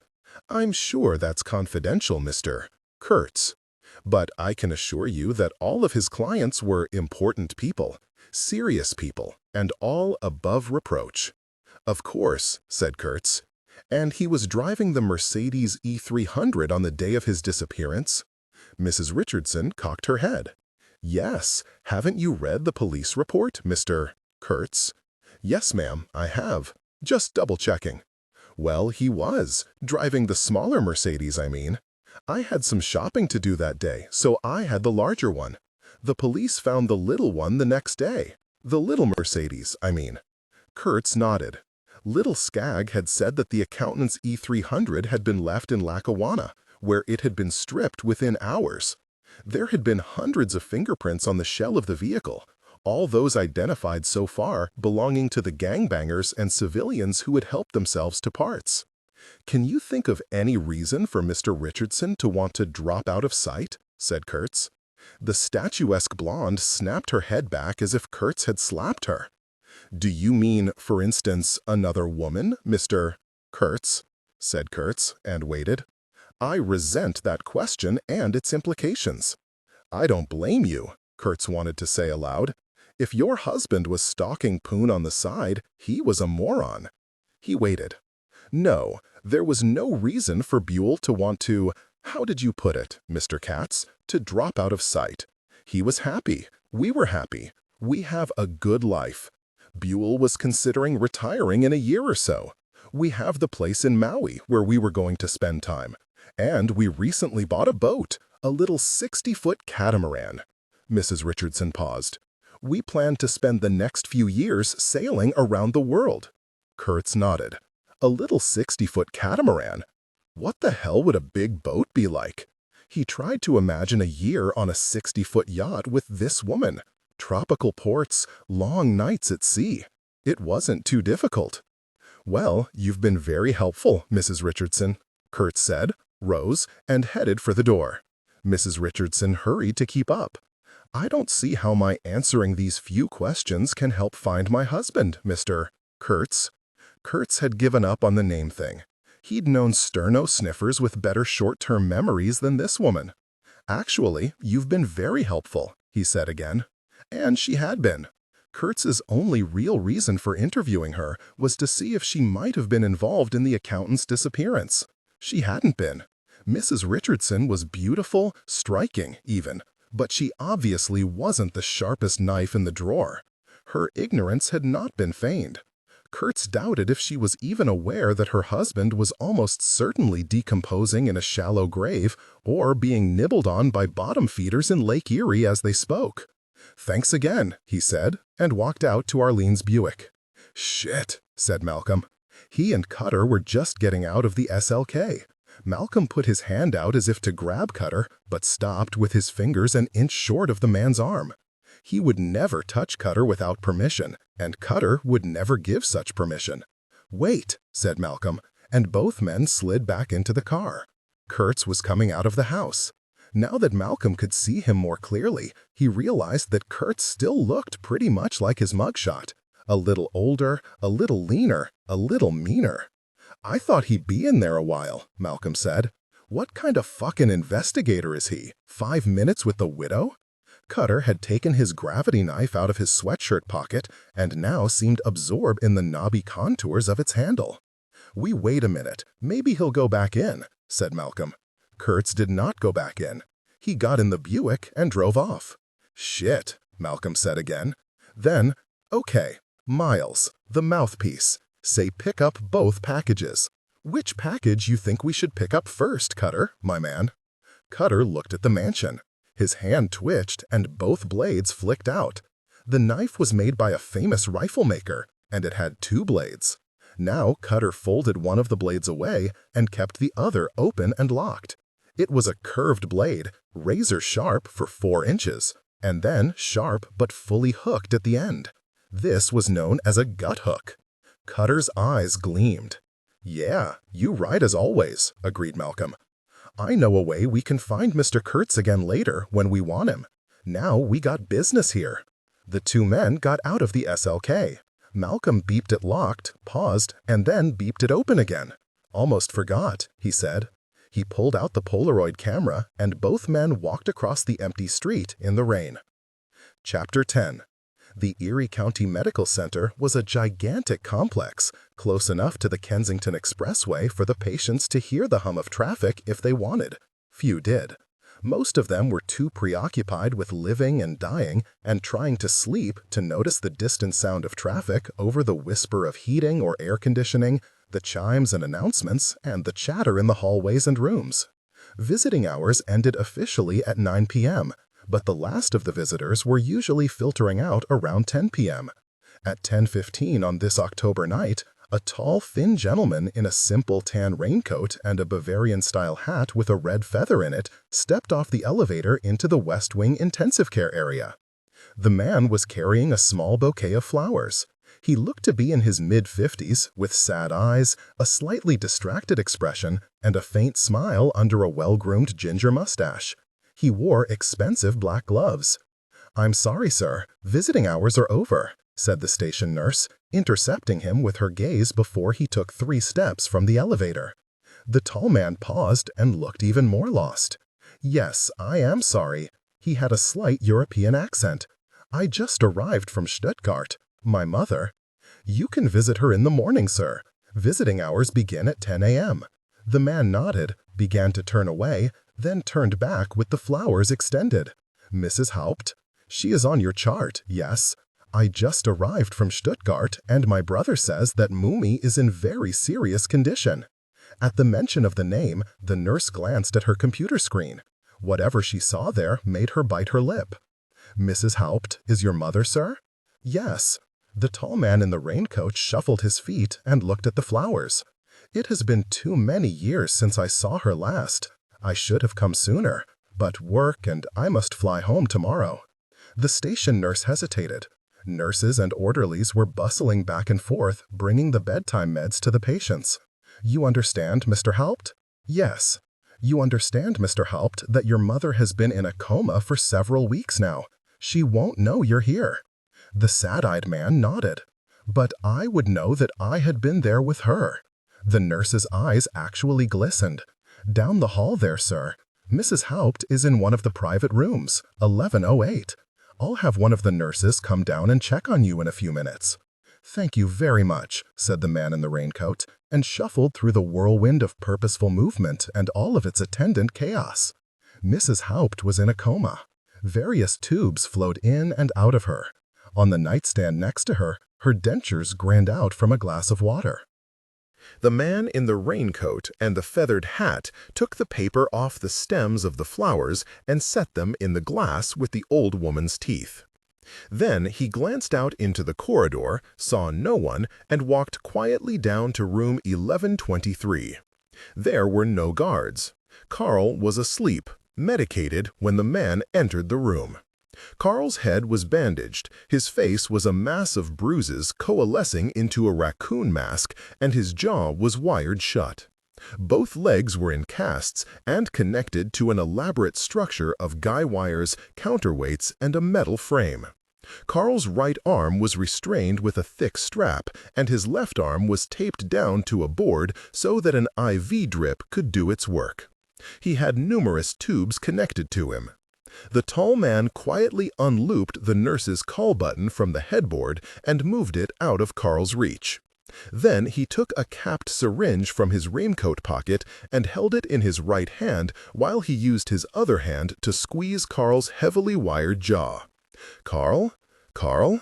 The man's voice was soft and solicitous. Carl moaned, groaned, tried to turn over, was restrained by all of the straps and wires, and opened his one good eye. It was obvious that he did not recognize the man in the raincoat. The man in the raincoat removed the cover from the needle with his teeth and drew the plunger back, filling the empty syringe with air. He softly spat the plastic cover from his mouth and caught it in the same hand as the syringe. "Are you awake, Carl?" Carl's one eye showed groggy confusion, fading into horror as he watched the strange man remove his IV drip from the monitor, click off the alarm, and slip the tip of the needle into the drip. Carl tried to roll over toward the call button. The stranger grasped his IV-attached arm and held him fast. "The Farinos wanted to thank you for all of your faithful service, Carl, and to say that they are sorry that you were such an idiot." The tall man's voice was soft. He fitted the syringe needle deeper into the needle port on the IV drip attachment. Carl made terrible noises through his wired-shut jaw and thrashed around on the bed like some huge fish.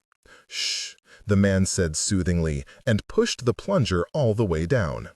The air bubble was actually visible in the clear IV tube as it flowed down toward Carl's forearm. The tall man expertly recapped the syringe with one hand and set it back in his raincoat pocket. Holding Carl's left wrist as he was, studying the watch on his own right wrist, someone passing by would assume that this was a doctor on late rounds taking a patient's pulse. Carl's broken jaw cracked audibly and wire actually snapped. The sound he made was not quite human. "Another 4 or 5 seconds," the man in the raincoat said softly. "Ah, there we are." The air bubble had hit Carl's heart, essentially exploding it. Carl arched so wildly that 2 of the metal guy wires strummed like high-tension wires in a high wind. The bodyguard's eyes grew so wide that they seemed ready to burst, but then they glazed over into sightlessness. Blood poured from both of Carl's nostrils. The man released Carl's wrist, left the room, walked down the short hall in the opposite direction from the nurse's central station, and took the back stairway down to the basement and the ambulance ramp up and out of the hospital. Sophia Farino was waiting outside in her black Porsche Boxster. The hardtop was up against the rain that continued to fall. The tall man slid into the seat next to her. She did not ask him how things had gone. "The airport?" she said. "Yes, please," said the man in the same soft, pleasant tones he had used with Carl. They drove east on the Kensington for several minutes. "The weather in Buffalo always pleases me," the man said, breaking the silence. "It reminds me of Copenhagen." Sophia smiled and then said, "Oh, I almost forgot." She unlocked the small center console and brought out a thick white envelope. The man smiled slightly and put the envelope in his raincoat pocket without counting the money. "Please give my warmest regards to your father," he said. "I will. And if there is any other service I could possibly perform for your family." Sophia looked away from the tack-tack of the windshield wipers. It was just a few more miles to the airport. "Well, actually," she said, "there is something else." Chapter 11. Kurtz sat in the tiny Civic Center office, looked across the cluttered desk at his parole officer, and realized that she was cute as a bug. The PO's name was Peg O'Toole. PO for PO, thought Kurtz. He rarely thought in terms such as cute as a bug, but that's what Ms. O'Toole was. In her early 30s, probably, but with a fresh, freckled face and clear blue eyes. Red hair, not the astounding pure red like Sam's, but a complex auburn red that fell down to her shoulders in natural waves. A bit overweight by modern standards, which pleased Kurtz to no end. One of the best phrases he had ever encountered was the writer Tom Wolfe's description of New York anorectic socialites as social X-rays. Kurtz idly wondered what P.O., Peg O'Toole, would think of him if he mentioned that he had read Tom Wolfe. Then Kurtz wondered what was wrong with himself for wondering that. "So, where are you living, Mr. Kurtz?" "Here and there," Kurtz noticed. She had not condescended to him by calling him by his first name. "You'll need a fixed address." Her tone was neither familiar nor cold, merely professional. "I have to visit your place of residence in the next month and make sure that it's acceptable under terms of parole." Kurtz nodded. "I've been staying in a Motel 6, but I'm looking for something more permanent." He didn't think it would be wise to tell her about the abandoned ice house and the borrowed sleeping bag he currently called home. Miss O'Toole made a note. "Have you begun looking for employment yet?" "Found a job," said Kurtz. She raised her eyebrows slightly. Kurtz noticed that they were thick and the same color as her hair. "Self-employed," he said. "That won't do," said Peg O'Toole. "We'll need to know the details." Kurtz nodded. "I've set up an investigatory agency." The P.O. tapped her lower lip with her pen. You realize, Mr. Kurtz, that you won't be licensed as a private investigator in the state of New York again, and that it's illegal for you to own or carry a firearm or to associate with known felons. Yes, said Kurtz. When the P.O. said nothing, he went on. It's a legally registered business, Sweetheart Search. Miss O'Toole did not quite smile. Sweetheart Search? Is it some sort of skip trace service? In a way, said Kurtz. It's a web-based locator service. My secretary and I do 99% of the work on computers. The P.O. tapped her white teeth with the capped pen. There are about 100 services like that on the net, she said. That's what Arlene, my secretary, said. And why do you think yours will make money? First, it's my feeling that there are about 100 million baby boomers out there approaching retirement who are ready to dump their current spouses and probably still have the hots for old boyfriends or girlfriends from high school, said Kurtz. You know, memories of first lust in the back seat of the '66 Mustang, that sort of thing. Miss O'Toole smiled. Not much of a back seat in the '66 Mustang, she said. She was not being coy, Kurtz thought, merely observant. Kurtz nodded. You like old Mustangs? We're not here to discuss my preference in muscle cars, she said. Why are these aging baby boomers going to turn to your service, since there are all these other cheap classmate tracing sites on the web? Yes, said Kurtz, but Arlene and I are being more proactive. He paused. Did I say proactive? Christ, I hate that word. Arlene and I are being more imaginative. Miss O'Toole looked mildly surprised for the second time. Anyway, we go through old high school yearbooks, said Kurtz, find someone who might have been popular in his or her class way back when, we're starting in the '60s, and then send the information to former classmates. You know, have you ever wondered what happened to Billy Benderbix? Find out through Sweetheart Search. That sort of garbage. You're aware of privacy laws? Yup, said Kurtz. There aren't enough of them for the net.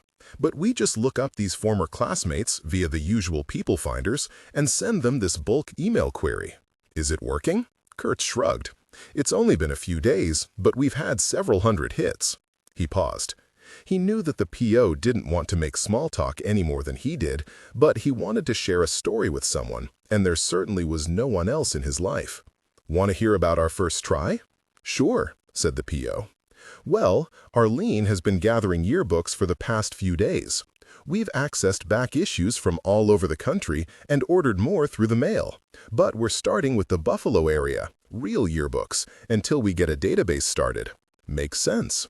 So, yesterday, we're ready to start. I say, let's pick someone at random here to be our first Mr. or Miss Lonelyheart. Sorry, Miss Lonelyheart. That sounds stupid, said O'Toole. Miss Lonelyheart is right, Kurtz nodded. So, Arlene takes this high school yearbook from the stack, Kenmore West, 1966, and flips it open. I poke my finger down and choose someone at random. He had a weird name, but I figure, what the hell? Arlene starts laughing. O'Toole's expression was neutral, but she was listening. Wolf Blitzer, said Kurtz.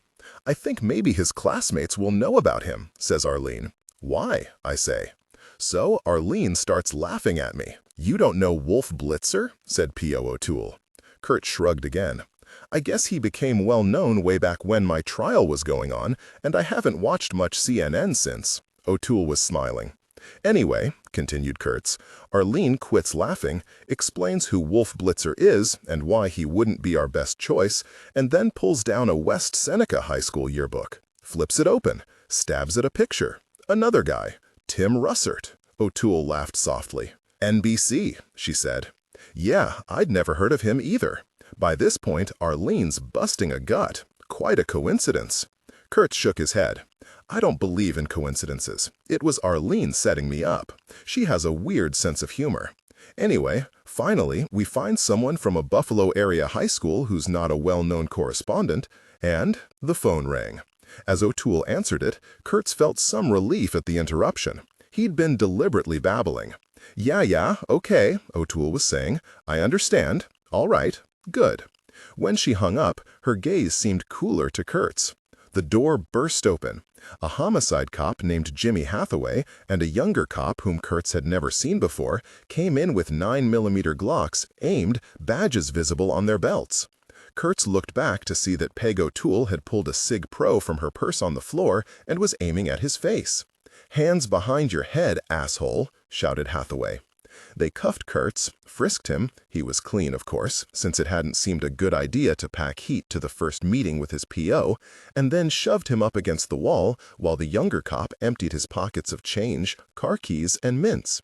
"You won't be seeing this fucking loser again," Hathaway said to O'Toole as he shoved Kurtz out the door.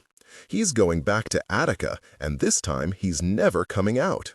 Kurtz glanced back once at Peg O'Toole before another shove sent him down the hallway. She had set her gun away. Her expression was unreadable. Chapter 12. Kurtz knew that it was not going to be an easy interrogation when Hathaway, the homicide cop, lowered some louvered blinds over the one-way mirror lining one wall of the interrogation room and then ripped the recording microphone wire out of its jack on the floor. A second bad omen was that Kurtz was handcuffed behind his back to a straight-back metal chair, which was in turn bolted to the floor.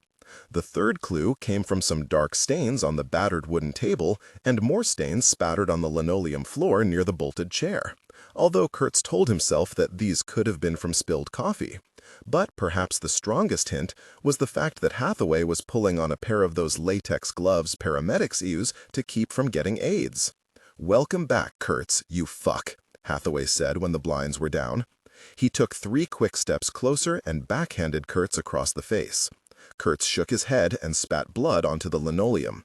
The good news was that Hathaway wasn't wearing the heavy gold ring that he used to wear on his right hand, possibly because it would tear the latex gloves. Kurtz's cheek still bore a faint scar from his ear to the corner of his mouth, resulting from a similar chat with Hathaway almost 12 years earlier. "Nice to see you too, Lieutenant," said Kurtz. "It's Detective," said Hathaway. Kurtz shrugged as much as he could while handcuffed. "More than 11 years, he said, and spat blood again. "I figured maybe you'd finally been able to pass the lieutenant's exam, or at least the sergeant's." Hathaway came forward and hit Kurtz again, this time with his fist closed. Kurtz faded a bit and came back as the younger cop was saying, "For Christ's sakes, Jimmy." "Shut up," said Detective Hathaway. He paced around the table, glancing at his watch. Kurtz guessed that the detective had only so much time for the private part of this interrogation. "That's good," thought Kurtz, his head still ringing. "Where were you yesterday morning, Kurtz?" barked Hathaway. Kurtz shook his head. Mistake. The room pitched and yawed. Only the handcuffs kept him upright in the chair. "I said, where were you yesterday?" said Hathaway. Walking closer. "Lawyer," said Kurtz. He still had blood in his mouth, but all of his teeth seemed solid. "What?" "I want a lawyer." "Your lawyer's dead, scumbag," said Hathaway. "That ambulance-chasing pimp Merle had a coronary 4 years ago." Kurtz knew that. "Lawyer," he said again. Hathaway's response was to remove his Glock 9mm from a shoulder holster and a tiny Smith & Wesson .32 from his suit pocket. He tossed the .32 onto the table near Kurtz, a classic planted on the perp throwdown. "Jimmy, for God's sake," said the younger, shorter cop. Kurtz could not tell if it was part of their choreography or if the younger homicide detective was actually concerned. If it was the standard good cop, bad cop farce, then the kid was a pretty good actor. "Maybe we didn't frisk you well enough coming in," said Hathaway, staring into Kurtz with his pale blue eyes. Kurtz had always thought that Hathaway had flies in his eyes, and a decade later, the cop was crazier than ever. Hathaway racked around into the chamber of his Glock. "Where were you yesterday morning, Joey boy?" Kurtz was getting bored with this. Over the past decade, he'd had a few conversations with other cons about the prime directive of never kill a cop. Kurtz's point of view, for conversation's sake, had been, why not?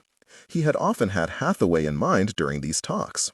Kurtz looked away from the red-faced homicide cop and thought about other things. "You miserable asshole," said Hathaway. He holstered the Glock, disappeared the .32 with a sweep of his hand, and hit Kurtz on the collarbone with a blackjack quite similar to the one that Kurtz had used on Carl. Immediately, Kurtz's entire shoulder and left arm went numb, then raged with pain. The other detective plugged in the microphone and opened the blinds. Hathaway had peeled off the paramedic gloves. The throwdown and blackjack were out of sight. The Glock was holstered. Well, thought Kurtz, that went all right. "You acknowledge, Joe Kurtz, that you've been advised of your rights," said Detective Hathaway. Kurtz grunted. He didn't think his collarbone was broken, but it would be a few hours before he could use his left arm. "Where were you yesterday morning between the hours of 9 and 11 a.m.?" said Hathaway. "I'd like to speak to an attorney," said Kurtz, enunciating as carefully as he could. "A public defender is being notified as we speak," Hathaway said to the microphone. "It should be noted that this conversation is being held with the agreement and at the request of Mr. Kurtz." Kurtz leaned closer to the mic. "Your mother used to suck dick on South Delaware, Detective Hathaway. I was a regular customer." Hathaway forgot that he was not wearing gloves and backhanded Kurtz so hard that the bloody spray from his nose splattered the wall 6 feet away. That was smart of me, he thought. They edit these tapes anyway. He shook his head. He had flicked his head away from the blow fast enough to avoid a broken nose. "Do you recognize this woman?" said the other detective, sliding a white folder across the table. He opened the folder. "Don't drip on the pictures, Kurtz," warned Hathaway. Kurtz tried to comply, although there was so much blood visible in the black and white photos that a little of the real stuff shouldn't be a problem. "Do you recognize this woman?" repeated the other detective. Kurtz said nothing. From the photographs, it was just possible to tell that it had been a woman. Kurtz knew who it was, of course. He recognized the straight-backed chairs around the Frank Lloyd Wright table. "Do you deny that you were in this woman's home yesterday morning?" demanded the younger detective. And then to the microphone, he added, "Let the record show that Mr. Kurtz refuses to identify the photograph of Marianne Richardson, a woman with whom he met yesterday. She had a nose, eyes, breasts, and all of her skin yesterday," Kurtz was tempted to say aloud. He did study the photos spread out on the top table. The murderer had been an edged weapons freak, powerful, a full-blown psycho, but good with the blade. For all the slaughterhouse aspect of the vivisection, it had been administered efficiently. Kurtz doubted if Mrs. Richardson would have appreciated that distinction, since it looked as if the cutter had kept her alive for quite a while during the proceedings. Kurtz studied the background, trying to guess the time of the murder from the arrangement of the furniture. The furniture was exactly as he and the lady had left it. There had been no real struggle, or the knife man had been big enough that the struggle had been localized to that small patch of soaked carpet just outside the dining room. Or, most likely, there had been more than one man, one to hold and one to carve. "Is that semen on her dress?" asked Kurtz. "Shut up," said Detective Hathaway. He stepped closer, put one hand over the microphone, and gripped Kurtz's shoulder with his other hand. Kurtz's moan was brief, but the detective kept his hand over the mic. "You're going to go all the way down for this, Kurtz. We have your name in her appointment book. We have a caller who ID'd you at the scene." Kurtz sighed. "You know I didn't do this, Hathaway. Not my style. When I want to butcher housewives, I always use a Mac-10. Hathaway showed his big teeth and squeezed harder. This time, Kurtz knew that it was coming and did not moan aloud, even when it seemed that his collarbones were clicking like castanets. "Take this piece of shit out of here," said Hathaway. On cue, 2 huge uniformed officers entered the room, unlocked Kurtz's cuffs, recuffed him with his hands behind his back, and let him out of the room. One of the uniformed cops had brought a wad of paper towels to dab at the blood dripping from Kurtz's cheek and chin. Kurtz looked down at his blue Oxford cloth shirt, his only shirt. Damn. The uniforms led him down the hall, through various green corridors, through security checkpoints, downstairs to the basement area where he was fingerprinted, searched again, and digitally photographed. Kurtz knew the drill.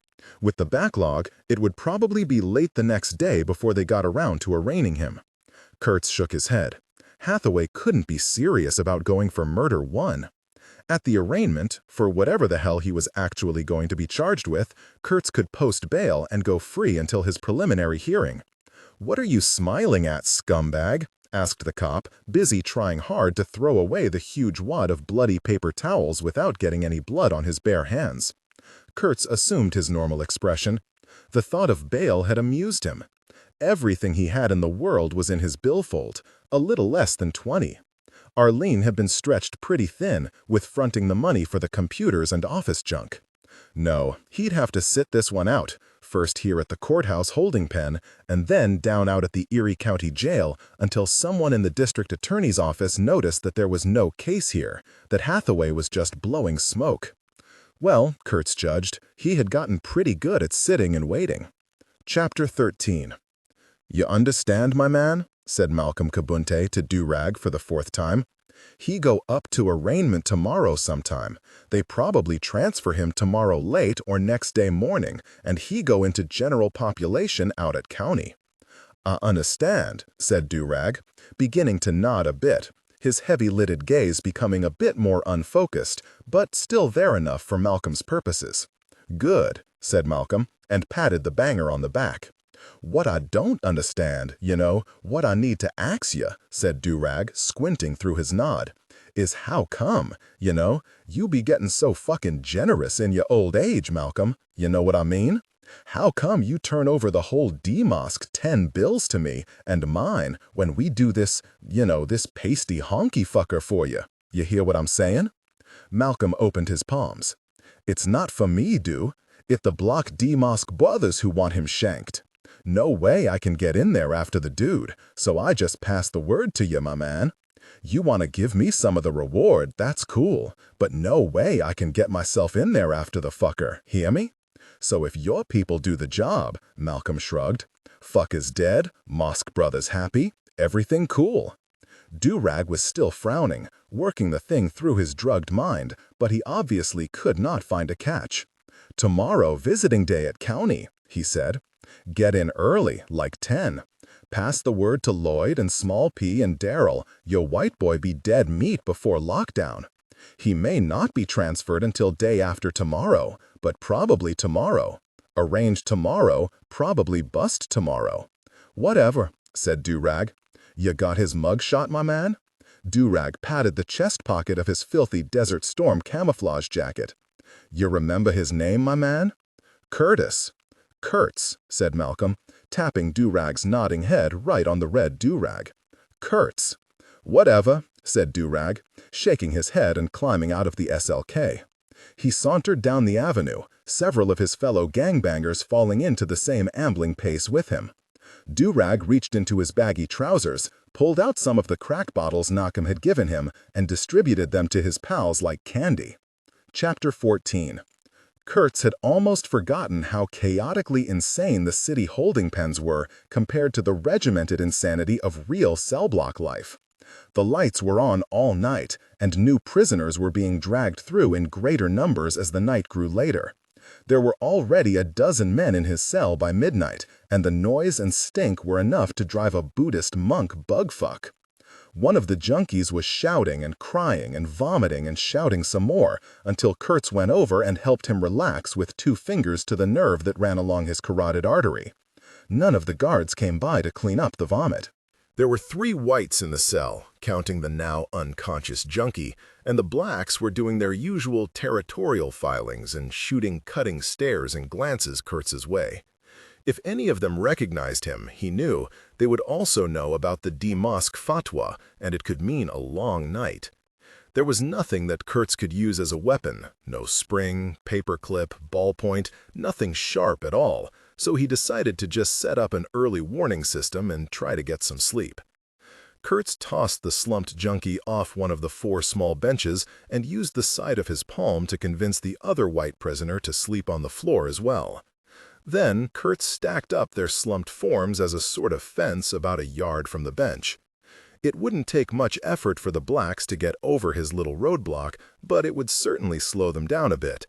Of course, Kurtz was not discriminating against the African-American prisoners, it was just that there were more of them, and they were more likely to have heard of the bounty. Cockroaches skittered across the floor, feasted on the pool of vomit in no man's land, and then explored the folds of the junkie's clothes and crawled across the other white guy's exposed ankle. Kurtz curled up on the unpadded bench and went into a half-doze, eyes closed, but his face toward the mass of other men. After a while, their murmuring died down, and most of them dozed or sat cursing. Cops dragged whores and junkies past the cell toward the next corridor of pens. Evidently, this inn had not yet put out its "no vacancy" sign for the night. Sometime around 2 a.m., Kurtz snapped fully awake and pulled his fist far back in a killing mode. Movement. It was only a uniformed cop unlocking the cell door. Joe Kurtz. Kurtz went out warily, not turning his back on either the other prisoners or the cop. This might be Hathaway's plan. The throwdown was certainly still around somewhere. Or maybe one of the cops had seen the paperwork on his arrest and connected him with the death mosque bounty. The uniformed cop was fat and sleepy-looking and, like all of the cops in the cell corridor, had left his weapon on the other side of the main sliding grate. The cop carried a baton in his hand and a can of mace on his belt. Video cameras followed their movement. Kurtz decided that if Hathaway or anyone else was waiting around the bend in the corridor, about all he could do was take the baton away from the fat cop, use him as a shield during any shooting, and try to get in close. It was a shitty plan, but the best he could improvise without access to another weapon. No one was waiting around the corridor. They passed through the doors and grates without incident. In the booking room, another sleepy sergeant returned his wallet, keys, and change in a brown envelope and then led him up the back stairs to the main hall. There they unlocked the cage and let him walk. A beautiful brunette, full-breasted, long-haired, with lovely skin and alluring eyes, was sitting on a long bench in the filthy waiting area. She got up when he came out. Kurtz wondered idly how anyone could look so fresh and put together at 2 in the morning. "Mr. Kurtz, you look like shit," said the brunette. Kurtz nodded. "Mr. Kurtz, my name is Sophia Farino," said Kurtz. "Little Skag showed me a picture of you." She smiled slightly. "The family calls him Stephen. Everyone else who's met him calls him Little Skag or just Skag," said Kurtz. Sophia Farino nodded. "Shall we go?" Kurtz stood where he was. "You're telling me that you made bail for me?" She nodded. "Why you?" said Kurtz. "If the family wanted it done, why not send Miles the lawyer down? And why in the middle of the night? Why not wait for the arraignment?" "There never was going to be any arraignment," said Sophia. "You were going to be charged with parole violations, carrying a firearm, and sent over to county in the morning." Kurtz rubbed his chin and heard the stubble rasp. "Parole violation?" Sophia smiled and began walking. Kurtz followed her down the echoing stairway and out into the night. He was very alert, his nerves pulled very tight. Without being obvious about it, he was checking every shadow, responding to every movement. "The Richardson murder has lots of clues," said Sophia, "but none of them lead to you. They already have a blood type from the semen they found on the woman, not yours. How do you know?" Instead of answering, she said, "Someone made an anonymous call that you were at the Richardson place yesterday. If they told you that the woman had your name in her daytimer, they lied. She'd scribbled something about meeting a Mr. Quotes. The lady was never very good with names," said Kurtz. Sophia led the way out into the cold but brilliantly lighted parking lot and beeped a black Porsche Boxster open. "Want a ride?" she said. "I'll walk," said Kurtz. "Not wise," said the woman. "You know why someone went to all this work to get you to county?" Kurtz did, of course. At least now he did. A yard hit, a shank job. He was lucky that it hadn't happened in interrogation or the holding pen. Hathaway almost certainly had been part of the setup. What had kept the homicide cop from going ahead with it, using the throwdown in the Glock and collecting the 10 grand? His young partner? Kurtz would probably never know. But he was sure that someone else would have been waiting downstream, and that Hathaway would still have gotten his cut. "You'd better ride with me," said Sophia. "How do I know you're not the one?" said Kurtz. Don Farino's daughter laughed. It was a rich, unself-conscious laugh, her head thrown back, a totally sincere laugh from a grown-up woman. "You flatter me," she said. "I have something to talk to you about, Kurtz, and this would be a good time. I think I can help you figure out who's setting you up for this hit and why. Last offer. Want a ride?" Kurtz went around and got in the passenger side of the low, muscular Boxster. Chapter 15. Kurtz had expected either just a ride and a talk or a trip out to the Farino family manse in Orchard Park, but Sophia drove him to her loft in the old section of downtown Buffalo. He knew that she'd had to pass through a metal detector even to get into the waiting area of the city jail, so there was no weapon in the purse she tossed on the floor of the Boxster's passenger side. That meant the center console. If the woman had unclicked that console during the short drive, it would have been an interesting few seconds of activity for Kurtz, but she went nowhere near it. Her loft was in an old warehouse that had been gentrified, given huge windows and metal terraces that looked out toward the downtown or the harbor, had a secure parking lot dug out under the building, and sported security guards in the lobby and basement entrance. Sort of like my current place, thought Kurtz with a hint of irony. Sophia used a security card to get into the parking basement, exchanged pleasantries with the uniformed guard at the door to the elevators, and took Kurtz up to the 6th and top floor. "I'll get us drinks," she said, after entering the loft, locking the door behind her, and tossing her keys into an enameled vase on a red lacquer side table. "Scotch do?" "Sure," said Kurtz. He had not eaten since a slice of toast that morning, yesterday morning now, about 20 hours earlier. The Don's daughter had a nice place, exposed brick, modern furniture that still looked comfortable, a widescreen HD TV in one corner with the usual gaggle of stereo equipment, DVD players, VCR, surround sound receivers, preamps. There were tall, framed French minimalist posters that looked original and which were probably as expensive as hell, a mezzanine under skylights with hundreds of books set in black lacquer shelves, and a huge semicircular window dominating the west wall with a view of the river, the harbor, and the bridge lights. She handed him the scotch. He sipped some.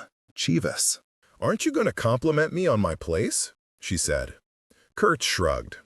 It would be a great place to hit if he were into robbery, but he doubted if she would take that as a compliment. "You were going to tell me your theories," he said. Sophia sipped her scotch and sighed. "Come here, Kurtz," she said, not actually touching him on the arm, but leading him over to a full-length mirror near the door. "What do you see?" she asked after she stepped back. "Me," said Kurtz. In truth, he saw a hollow-eyed man with matted hair, a torn, bloodied shirt, a fresh scratch along one cheek, and rivulets of dried blood on his face and neck.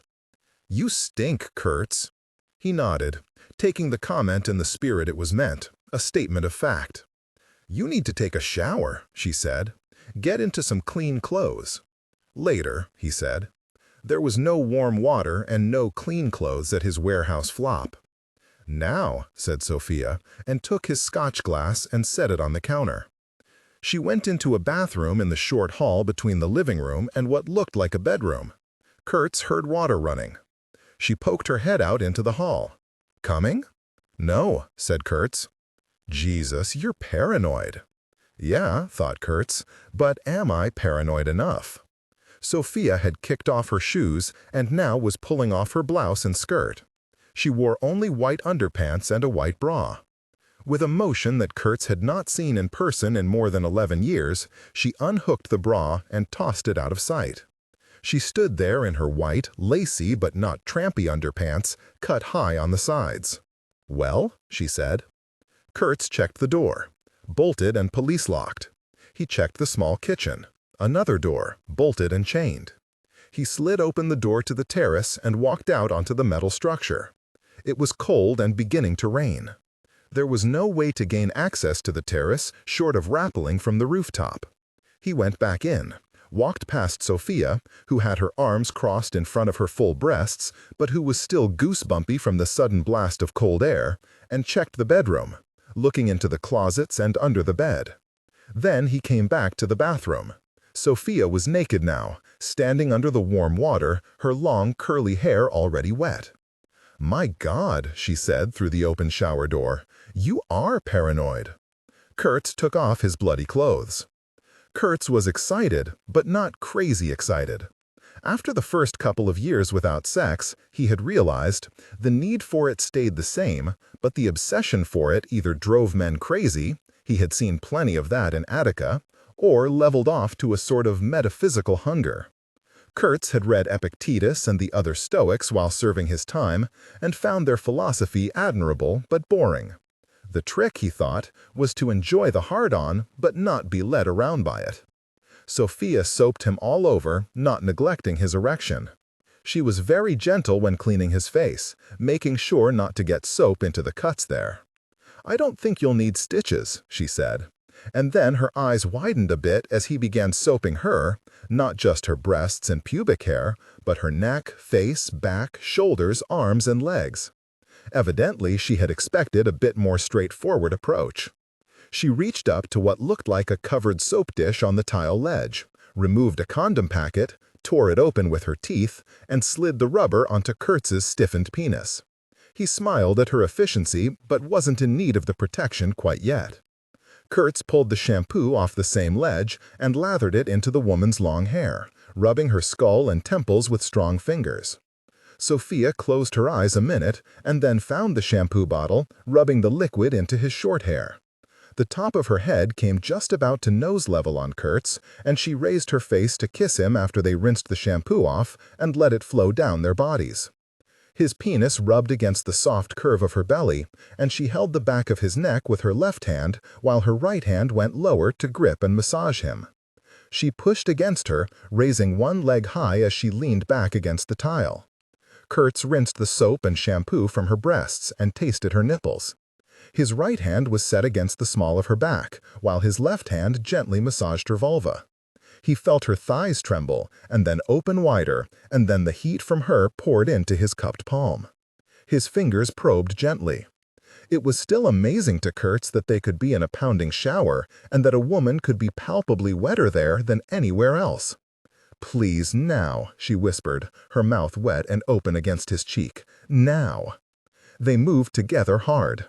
Kurtz made his right hand a saddle and lifted her higher against the tiles while she wrapped her legs around his hips, and leaned back, her hands cusped behind his neck, her arm and thigh muscles straining.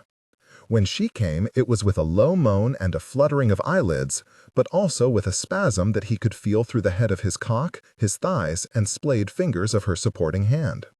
"Jesus Christ," she whispered in a moment, still being held against the tile in the warm spray. Kurtz wondered just how capacitous this loft hot water tank was. After another moment, she kissed him, began moving again, and said, "I didn't feel you come. Don't you want to come?" "Later," said Kurtz, and lifted her slightly. She moaned again when he slid out of her, and she cupped his balls while his erection throbbed against her pubic hair. "My God," she said, smiling now, "you'd think it was me who'd been in jail for a dozen years." 11.5, said Kurtz. He turned off the shower, and they toweled each other off. The towels were thick and fluffy. As she rubbed between his legs, she said, "You're still hard as ever. How can you stand it?" In answer, Kurtz lifted her and carried her into her bedroom. Chapter 16. It was after 5 a.m. when they finally separated and lay next to each other on the bed that Kurtz had decided was exactly the size of his former cell. Sophia lit a cigarette and offered him one. Kurtz shook his head. "A con who doesn't smoke," she said. "Unheard of." "Watching TV from the inside," he said, "you get the impression that everyone on the outside has given up smoking and is busy suing the tobacco companies. Guess it ain't so." "Say it ain't so, Joe," said Sophia. She set a small enamel ashtray on her sheeted belly and flicked ashes.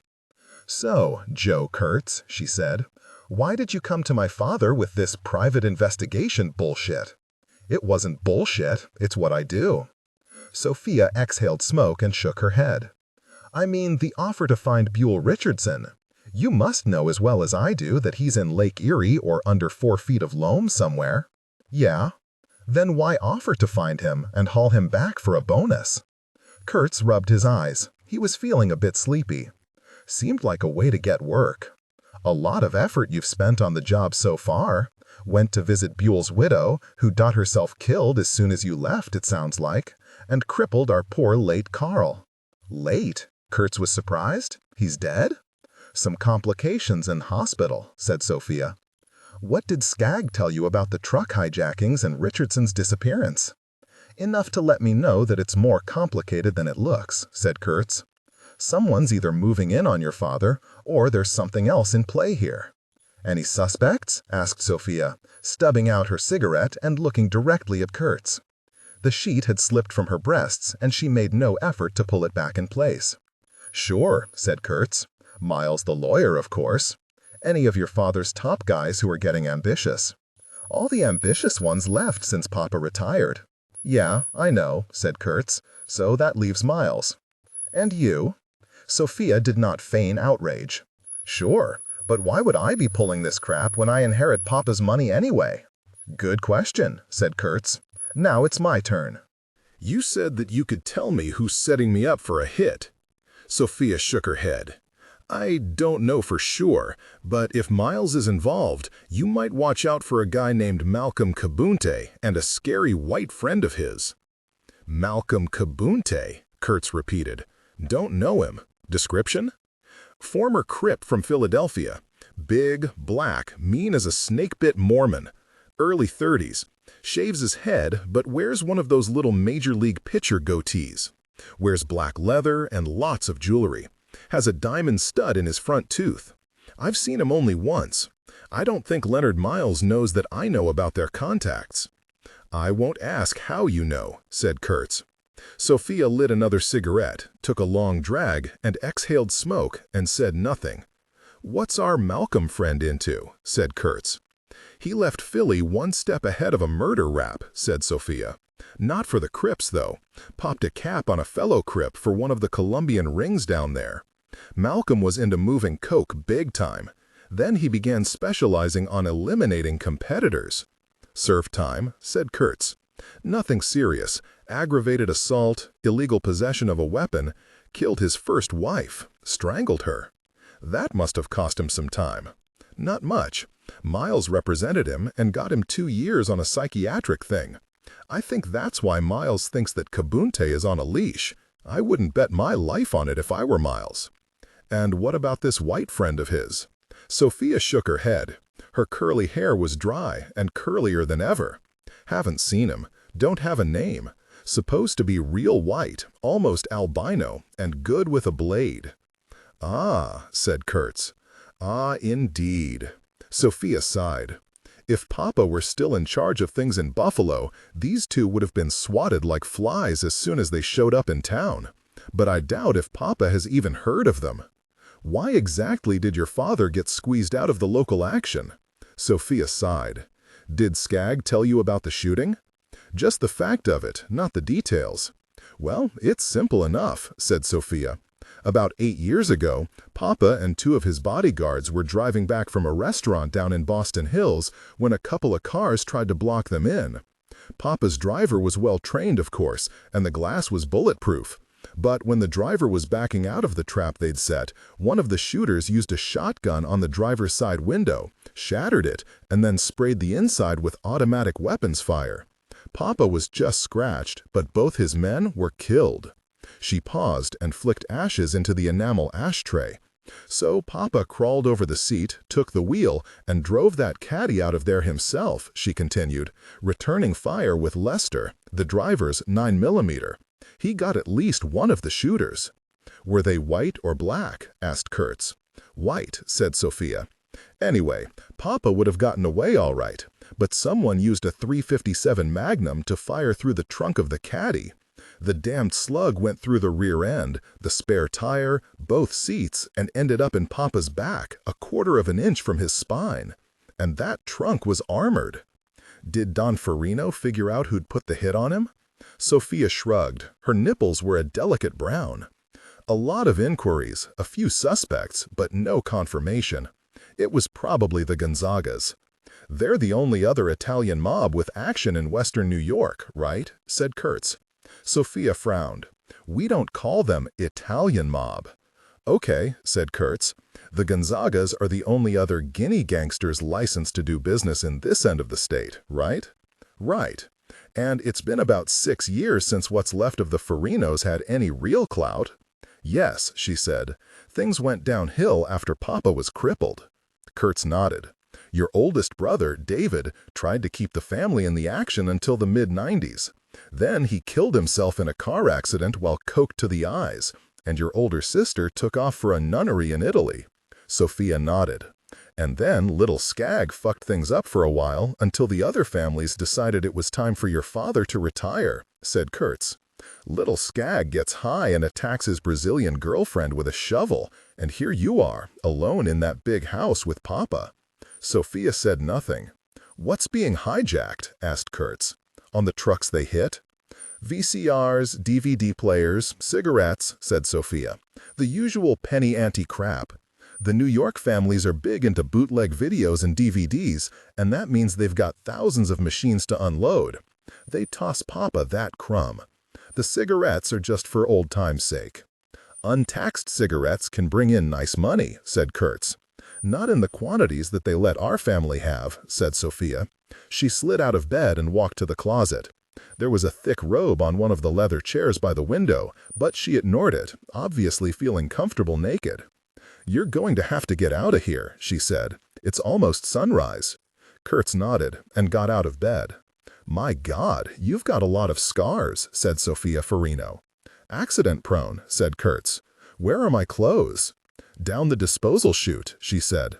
She slid back one of the mirrored doors and took a man's denim shirt, some packaged jockey shorts, and a pair of corduroy trousers out of a drawer. Take these, she said. They should fit you. I'll get some new sneakers and socks for you. Kurtz tossed the shirt back. Don't wear these, he said. Don't wear what? She said. Shirts, denim shirts. Polo ponies. You're shitting me. That's a brand new $200 shirt. Kurtz shrugged.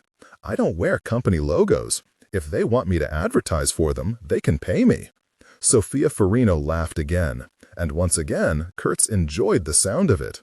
A man of principle, she said.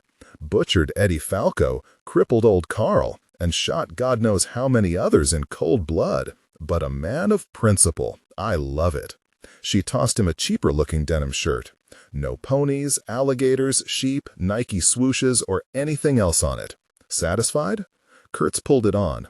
It fit fine. So did the underpants, corduroy slacks, socks, and boat shoes. He didn't think that Sophia had gone shopping ahead of time for him, so he wondered how many men's sizes she kept in stock. Maybe it was like the package of condoms in the shower. Be prepared was evidently this woman's motto. He headed for the front door. Hey, she said, finally pulling on the robe and padding along beside him. It's cold out there. Did you throw away my jacket as well? Damned right I did. She opened the foyer closet door and handed him an expensive, insulated leather bomber jacket. This should fit you. It did. He unbolted the door. Kurtz, she said, you're still naked. She took a 9mm Sig Sauer from the closet and offered it to him. Kurtz checked it. The magazine was fully loaded, and then handed it back. Don't know where it's been, he said. Sophia smiled. It's not traceable. Don't you trust me? Kurtz twitched a smile and let her keep the pistol. He went out the door, down a private hallway, took the elevator to the ground floor, and went out into the dark past a sleepy but curious front lobby security guard.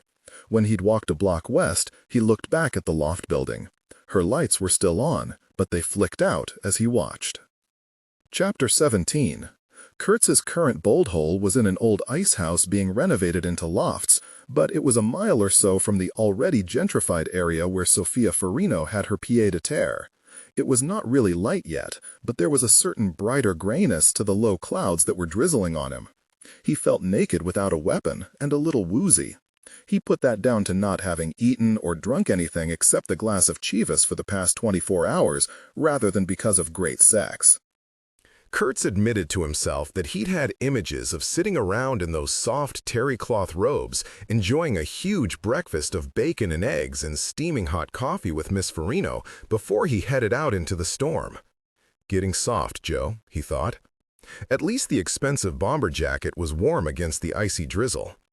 Kurtz was walking under the I-90 overpass when a memory struck him. He left the sidewalk, climbed the steep concrete gradient, and peered into the low, dark niches where the concrete supports met iron girders. The first two cubbies were empty except for pigeon crap and human shit, but the third held a small skeletal figure that pulled back to the far end of the cluttered hole. As Kurtz's eyes adapted to the dark, he could make out wide white eyes, trembling shoulders, and long, bare, quaking arms emerging from a torn t-shirt. Even in the dim light, he could see the bruises and track marks on those arms. The thin man tried to pull himself farther back from the opening. "Hey, it's okay, Pruno," said Kurtz. He reached out and patted the arm. It was almost fleshless and colder than some corpses Kurtz had handled. "It's me, Joe Kurtz." "Joseph," said the quaking figure. "Really, you, Joseph?" "Yeah." "When'd you get out?" "Just a while ago." Pruno came farther out and tried to smooth out the flattened cardboard box and stinking blanket he was sitting on. The rest of the niche was filled with bottles and newspapers that the man obviously had been using for insulation. "Where the hell's your sleeping bag, Pruno?" "Somebody stole it, Joseph, just a couple nights ago. I think it wasn't long ago, just when it was turning cold." "You should go to the shelter, man." Pruno lifted one of the bottles of wine and offered it. Kurtz shook his head. "Shelter's getting meaner every year," said the wino and junkie. "Work for sleep's the motto now." "Working's better than freezing to death," said Kurtz. Pruno shrugged. "I'll find a better blanket when one of the old street guys dies. Round about first snow, probably." "So, how are the guys in C Block, Joseph?" "Last year they moved me to D Block," said Kurtz, "but I heard that Billy the C went to L.A. when he got out and is working in the movies out there." "Acting?" "Providing set security." Pruno made a sound that started as a laugh and soon turned into a cough. "Usual protection racket. Those movie guys eat it up. What about you, Joseph? Heard that the Mosk brothers were pronouncing fatwa on you, as if they knew what that meant." Kurtz shrugged. "Most people know that the D-Bros don't have the money for that. I'm not worried." "Hey, Pruno, you know anything about some Farino trucks being knocked over?" The haggard, bearded figure looked up from his bottle. "You working for the Farinos these days, Joseph?" "Not really. Just doing what I used to do." "What do you want to know about the trucks?" "Who's hitting them? When is the next job due?" Pruno closed his eyes. The light was coming up gray beyond the overpass and illuminated the filthy, haggard face enough to remind Kurtz of carved wooden statues of Jesus he had seen in Mexico. "I think I heard something about a low-rent type named Durag and his boys fencing some cigarettes and DVD players after the last truck thing," said Pruno. "No one tells me about crimes in the planning stage." "Durag the Blood?" said Kurtz. "Yes, you know him?" Kurtz shook his head. "There was a punk in D-Block got shanked in the showers, supposedly because he owed money to a young blood named Durag. Supposedly this Durag played a season for the NBA. "Nonsense," said Pruno, emphasizing both syllables. "Closest Durag got to the NBA was the public courts up at Delaware Park." "Those are pretty good," said Kurtz. "Would a blood like Durag take marching orders from an ex-Crip?" Pruno coughed again. "Everyone is doing business with everyone these days, Joseph. It's the global economy. You ever see a brochure from any of those top Ivy League-type colleges the last 10 years or so?" "No," said Kurtz. "I haven't received too many of those." He knew that Pruno had been a college professor at one time. "Diversity and tolerance," said Pruno, and drank the last of his wine. "Diversity and tolerance. No mention of the canon, of the classics, of knowledge or learning. Just tolerance and diversity and tolerance. It paves the way for global e-commerce and personal empowerment." His rheumy eyes focused on Kurtz in the dim light. "Yes, Joseph, Durag and his street associates would take orders from an ex-Crip if it meant money. Then they'd try to kill the motherfucker."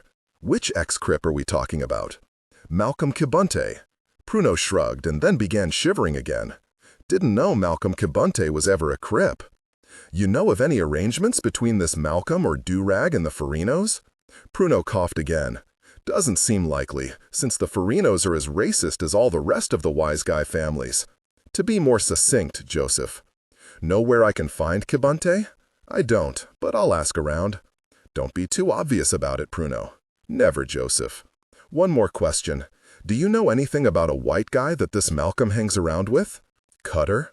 Pruno's voice was quaking from the cold or withdrawal. "That's his name?" "That is what people know him as, Joseph. I know nothing else. I wish to know nothing else. A very disturbed individual, Joseph. Please stay clear of him." Kurtz nodded. You need to get to a shelter and at least get a decent blanket, Pruno, some food, spend some time with people. Don't you get lonely out here? Num cum se minus otiosum esse, quam cum otiosus, ne minus solum, quam cum solus esset, said the junkie. Are you familiar with Seneca, Joseph? I had him on your reading list. Haven't got that far yet, I guess, said Kurtz. Seneca the Indian chief? No, Joseph, although he was quite eloquent as well, especially after we whites gave his people a gift of blankets riddled with smallpox. No, Seneca the philosopher. Pruno's eyes grew vague and lost. You want to translate for me? Said Kurtz. Like old times? Pruno smiled. Deliquam numquam se minus idiosum esse, quam cum otiosus, ne minus solum, quam cum solus esset. Seneca attributed it to Scipio Africanus, Joseph. Kurtz took his leather jacket off and set it on Pruno's lap. I can't accept this, Joseph. It was a freebie, said Kurtz. Got it less than an hour ago. I've got a closet full of those things at home. Bullshit, Joseph. Absolute bullshit. Kurtz tapped the old man on his bony shoulder and slid down the embankment. He wanted to get back to his warehouse before it was truly light. Chapter 18. The old 7-story brick building had been built as an ice house, then served as a warehouse through most of the 20th century, then made money as a used storage warehouse for a couple of decades, with its grand old spaces broken up into a warren of cages and windowless cells.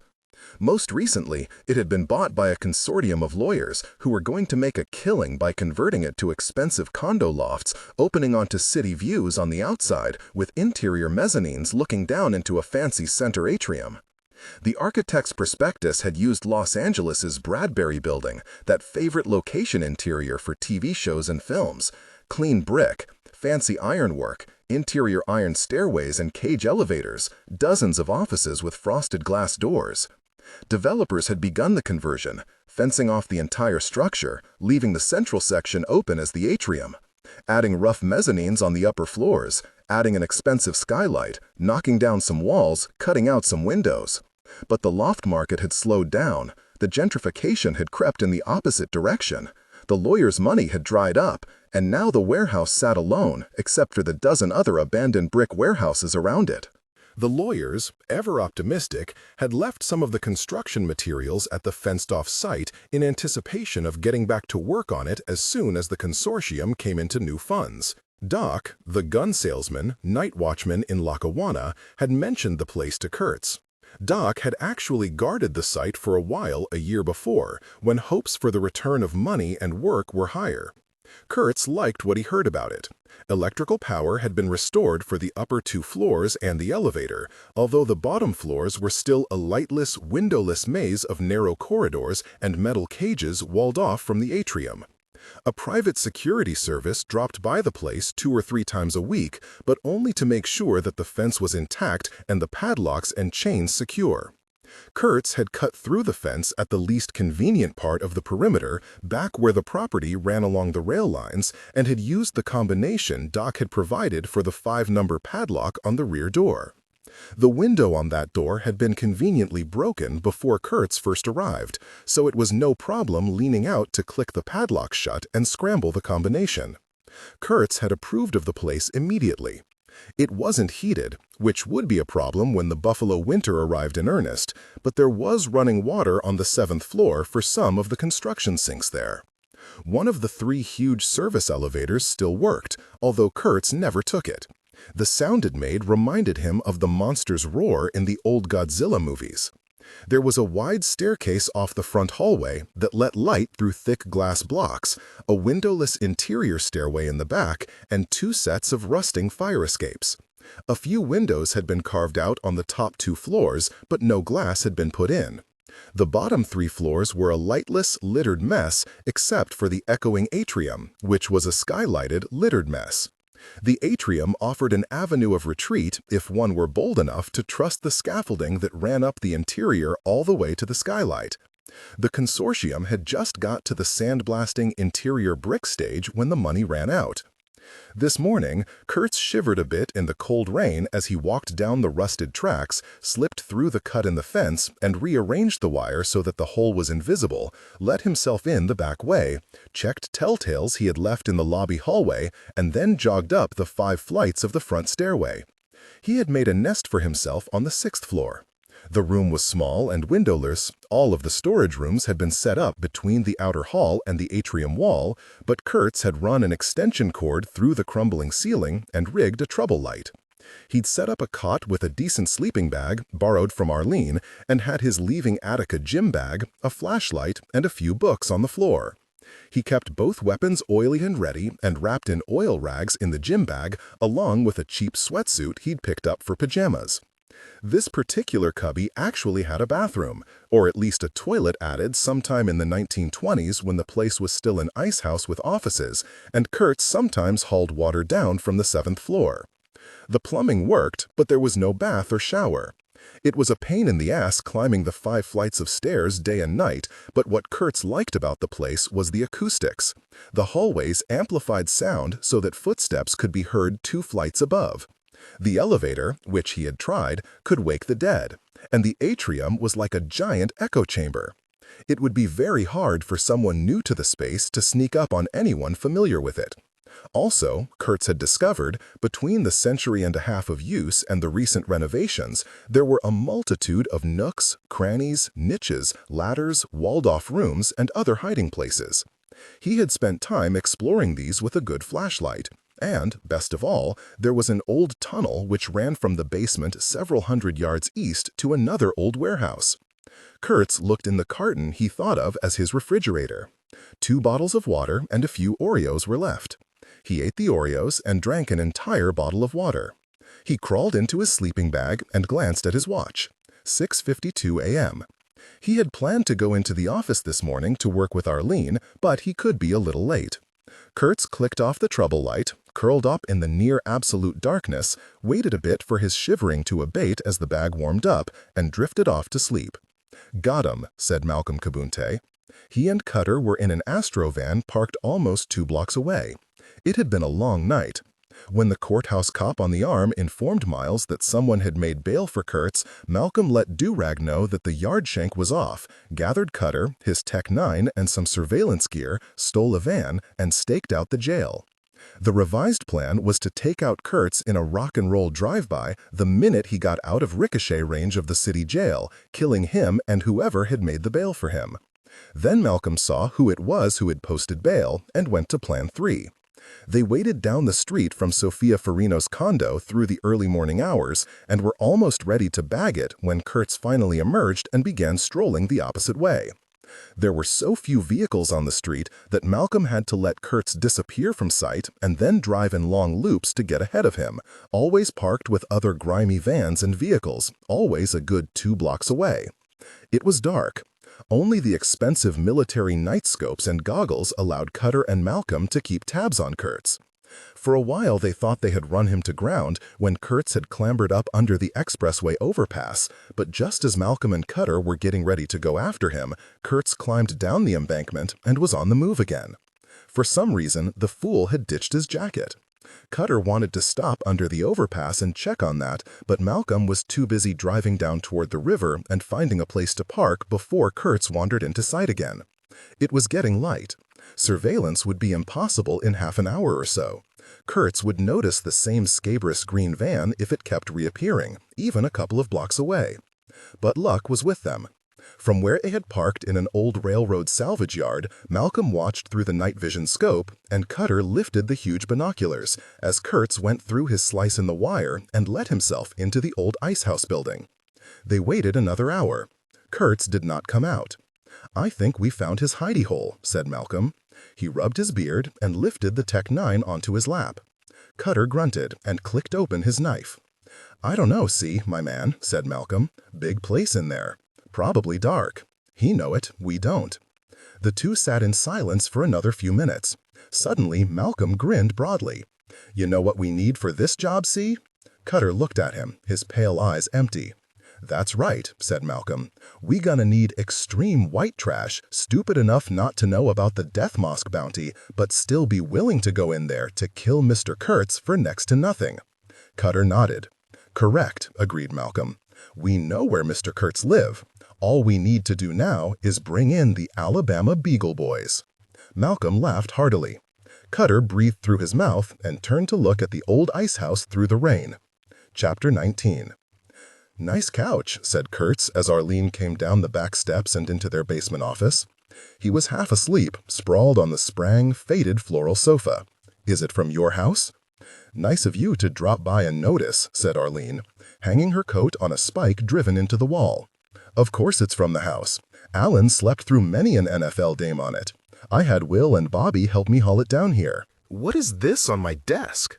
"A video monitor," said Kurtz. "A TV?" "Go ahead, turn it on."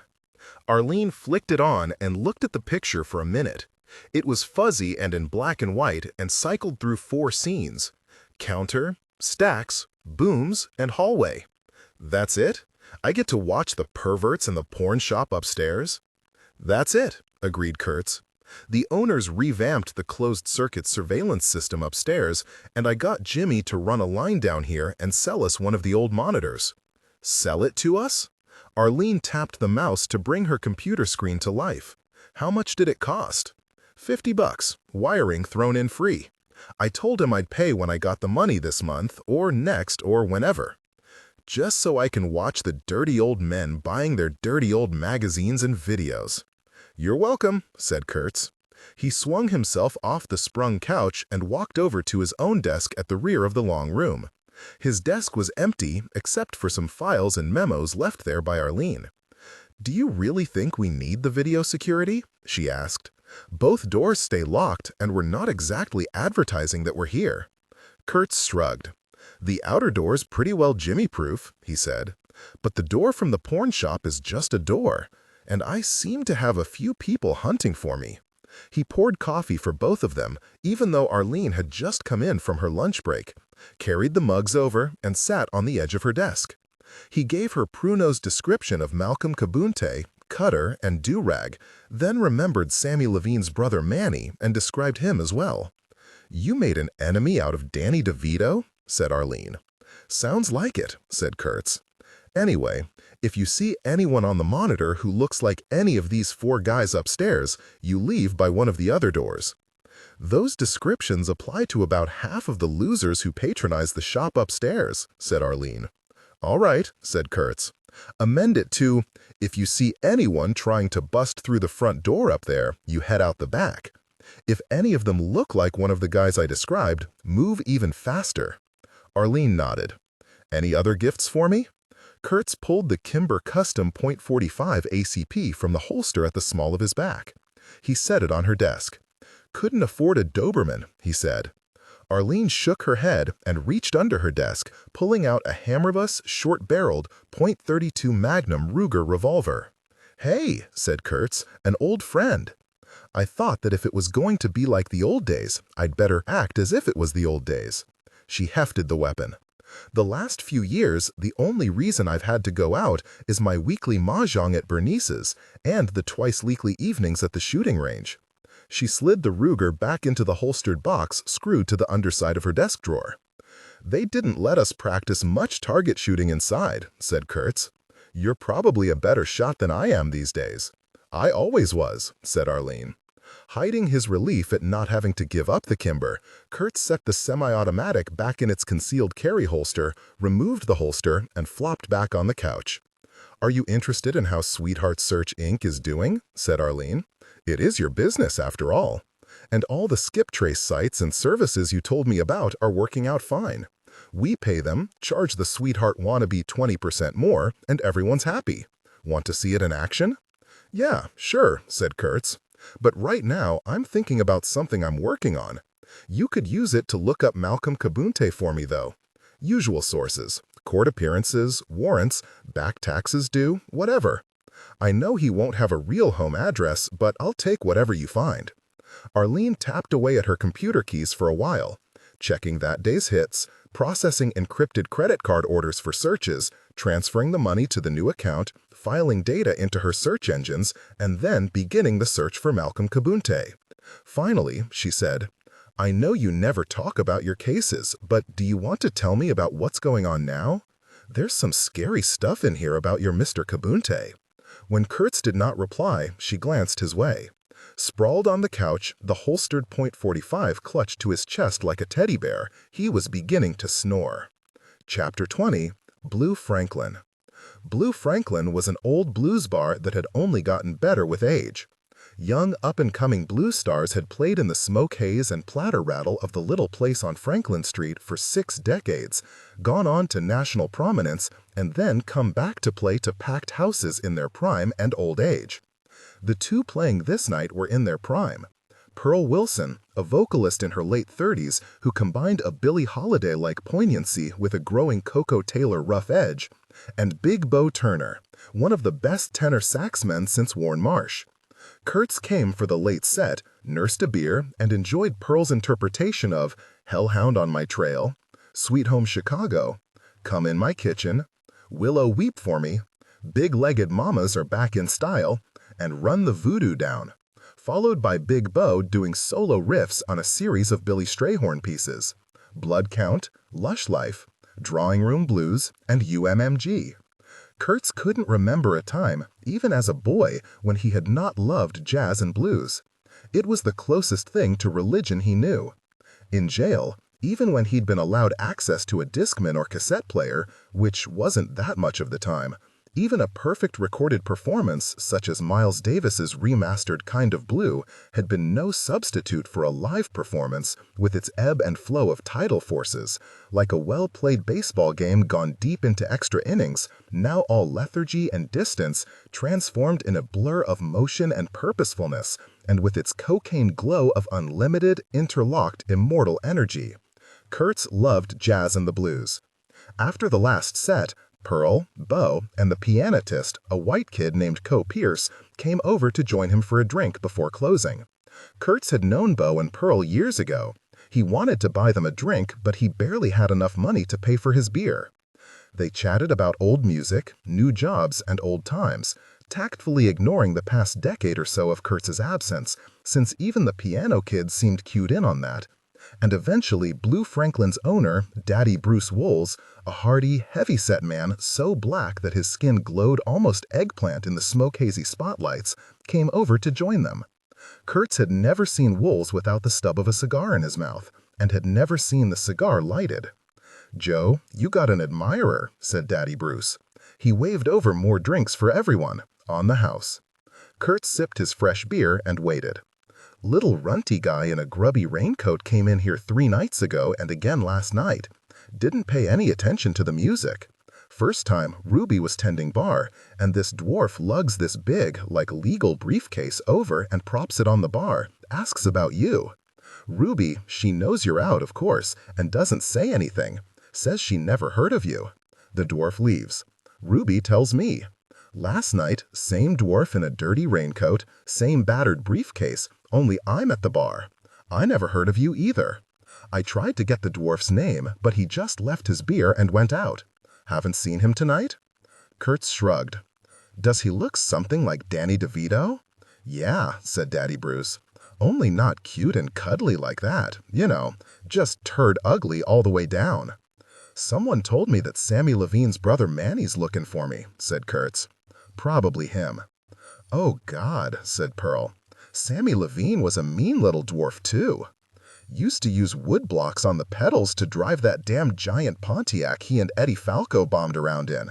Then, sorry, Joe, didn't mean to bring up sad times." "That's okay," said Kurtz. Anything sad? I got out of my system a long time ago. Doesn't sound like this Manny Levine dwarf has, said Daddy Bruce. Kurtz nodded. Pearl took his hand. It seems like just yesterday that you and Sam were in here every night, all of us catching a late dinner and drinks after the last set, and then Sam not drinking because she was pregnant, finished Kurtz. Yeah, only I guess it seems like a while ago to me. The vocalist and the tenor sax player glanced at each other and nodded. Rachel, Bo said. "With Sam's ex-husband," said Kurtz. "She must be what, 11, 12 now?" "Almost 14, said Kurtz. "To good times again," said Pearl in that wonderful smoke and whiskey voice of hers. She lifted her glass. They all lifted their glasses. It was getting cold at night. As Kurtz walked back through alleys and parking lots to his warehouse, wearing the corduroy trousers and denim shirt Sophia Farino had given him, the shirt worn untucked to conceal the little .38 in his waistband, he briefly considered heading back to the office to sleep. At least the basement of the porno shop was heated. But he decided not to. What was the old maxim? Don't shit where you eat? Something like that. He wanted to keep business and business separate. He was taking a shortcut down a long alley between warehouses, less than 6 blocks from his own warehouse, when a car pulled in at the end of the alley behind him. Headlights threw his shadow ahead of him on the potholed lane. Kurtz glanced around. No doorways deep enough to hide in. A loading dock, but solid concrete. He could roll up onto it if the car accelerated toward him, but he could not slip under it. No fire escapes. Too far to run to me next street if the car came at him. Not looking back, staggering slightly as if drunk, Kurtz pulled the .38 from his belt and palmed it. The car moved slowly down the long alley behind him. From the sound of the V8 engine, the thing was big. At least a Lincoln Town car, possibly a real limo. And it was in no hurry. It stopped about 50 feet behind him. Kurtz stepped into the corner where the loading dock met brick wall and let the pistol drop into his fingers. He cocked the hammer. It was a limo. The headlights went out, and in the dimmer glow of the parking lights, Kurtz could see the huge mass of the black car silhouetted against distant streetlights, its exhaust swirling around it like fog. A big man got out of the front passenger side, and another big man stepped out of the rear left door.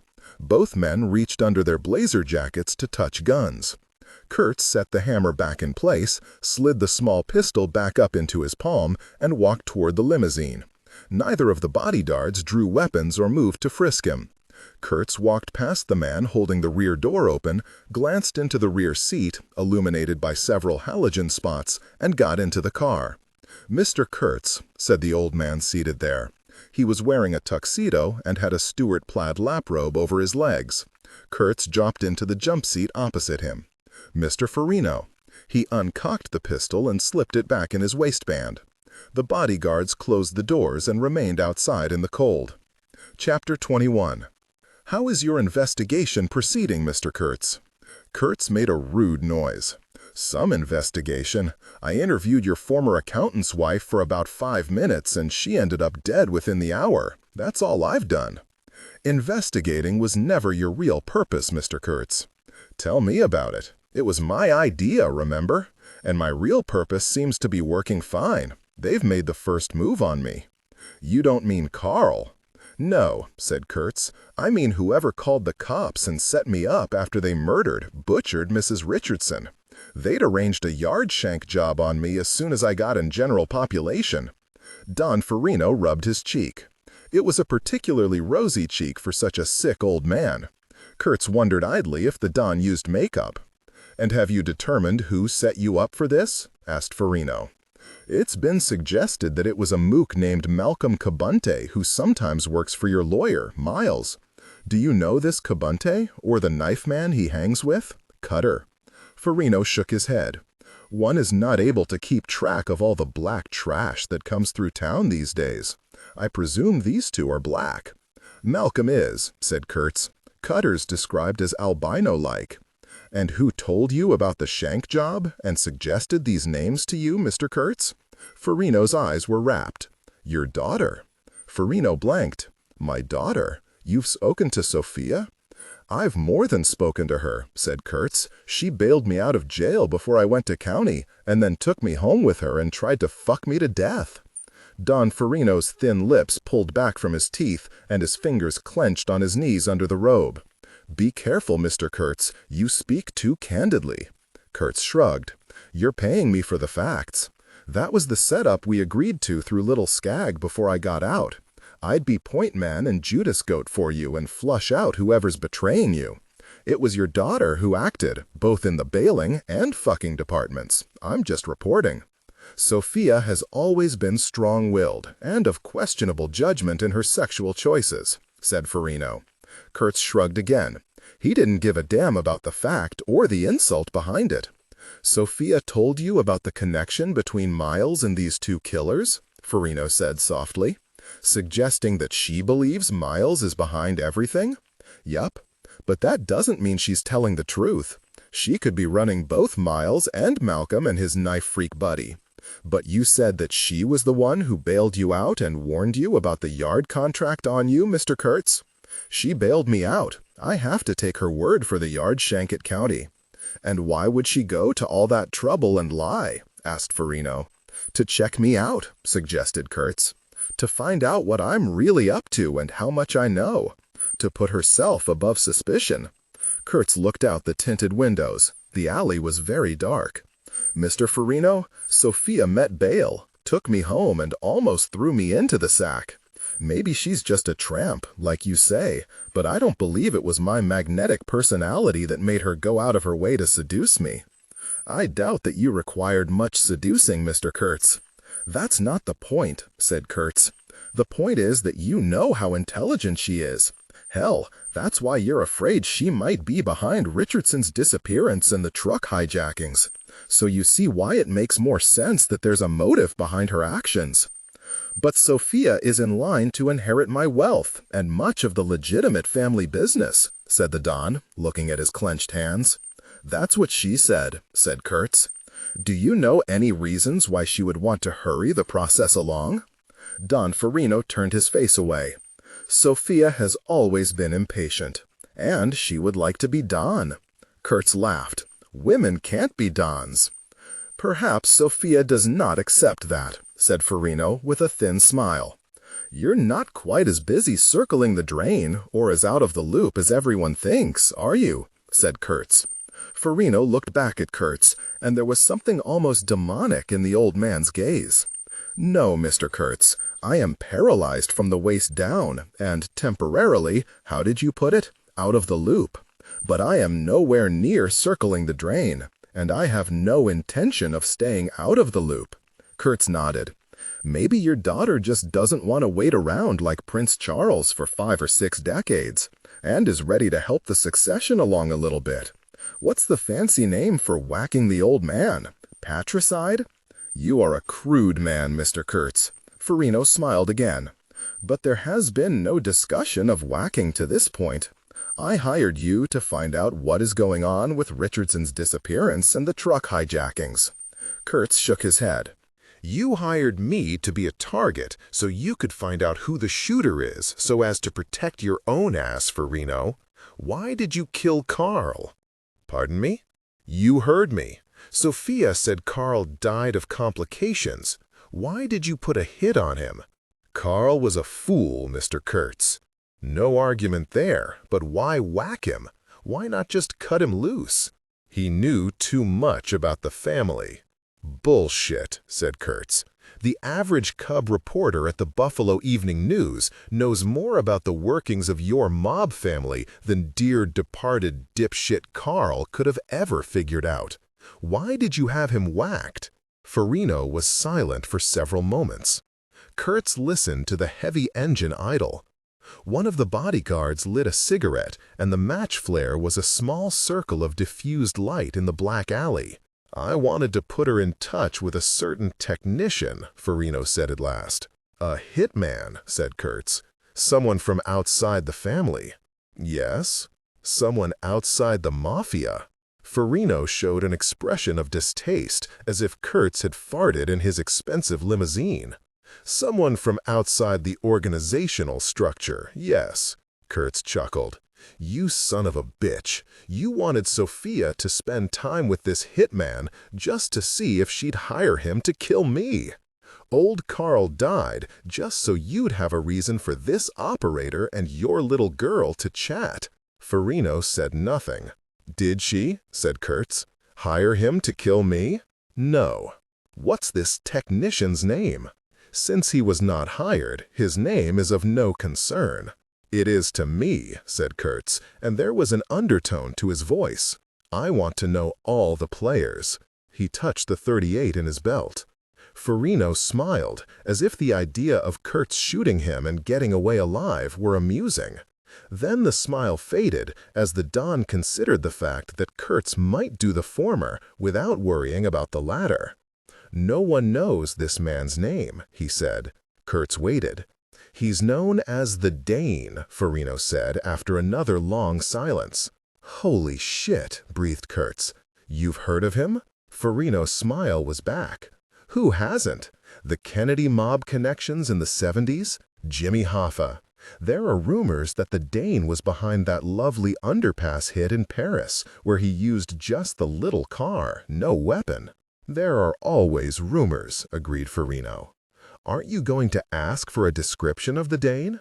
It was Kurtz's turn to smile. "From what I hear, it wouldn't do a damn bit of good. This guy is supposed to be better at disguises than the Jackal at the height of his powers.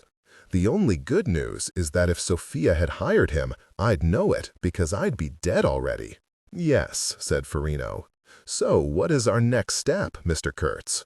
"Well, tonight's your truck delivery from the Vancouver source. If it's hit, we'll go from there. I'll make myself obvious in investigating it. If Kibunte is involved, whoever's involved, it makes sense for them to come after me next. Good luck, Mr. Kurtz." Kurtz opened the door, and the bodyguard held it for him. "Why wish me that?" Kurtz said to Farino. "Whether I have luck or not, you get the information you need, and if I'm dead, you keep the 50,000 we agreed to." "Quite true," said the Don. "But I may have a future use for you, and the 50,000 is a small amount to pay for peace of mind." "I wouldn't know," said Kurtz, and stepped out into the alley. Chapter 22. Old mob guys who never quite became made men don't die. They just end up as truck drivers for the mob. Charlie Scruggs and Oliver Battaglia had both been low-level button men back during the Genovese era, but now, in their golden retirement years, were driving this goddamn truck all the way from Vancouver to Buffalo. Charlie was 69 years old and stout and leathery, with a face full of burst blood vessels. He still wore his Teamster's cap everywhere and proudly told everyone of the week he spent as personal driver and bodyguard to Jimmy Hoffa. He had the constitution of a healthy pit bull. Oliver was tall, thin, saturnine, a chain smoker, only 62, but sick much of the time, and Charlie Scruggs now knew, after 8 of these damned Vancouver-Buffalo runs, an absolute pain in the ass. The truck was no 18-wheeler, just a basic 6-ton carryall, what Charlie had called a deuce and a half back in Korea. Because it was a smaller truck, it could go on back roads and even on streets without much notice. Charlie did all the driving. Oliver rode shotgun. Literally, since there was a sawed-off shotgun in the concealed compartment at the top rear of the cab. But Oliver was so slow that Charlie put his faith in the Colt 45 semi-automatic that he kept in a quick-draw holster under his seat. In 18 years of driving trucks for the organization, neither Charlie nor Oliver had ever had to draw his weapons. That was the benefit of working for the organization. The drawback was that they had to take the goddamn long way to Buffalo.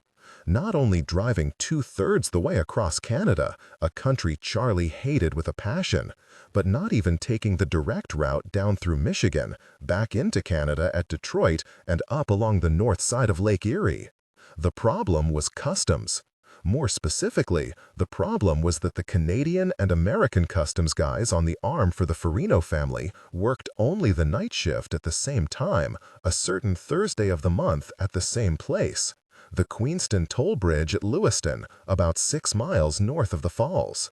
They were getting close. After more than 72 hours on the road, Charlie was creeping the truck north out of the Canadian city of Niagara Falls, on the scenic road that ran along the river and gorge. Of course, it wasn't very scenic now, a little after 2 a.m., and neither Charlie nor Oliver would have given a shit about the view in the daylight. But Charlie had orders to stay off the QEW that ran along the shore of Lake Ontario.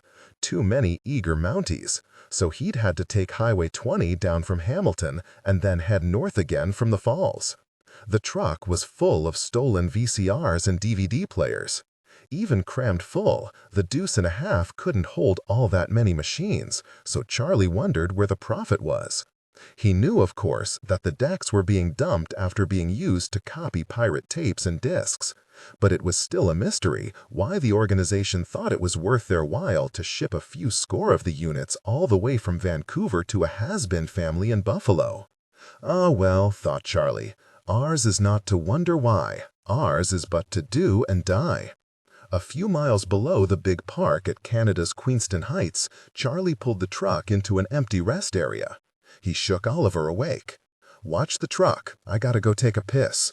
Oliver grunted but rubbed his eyes.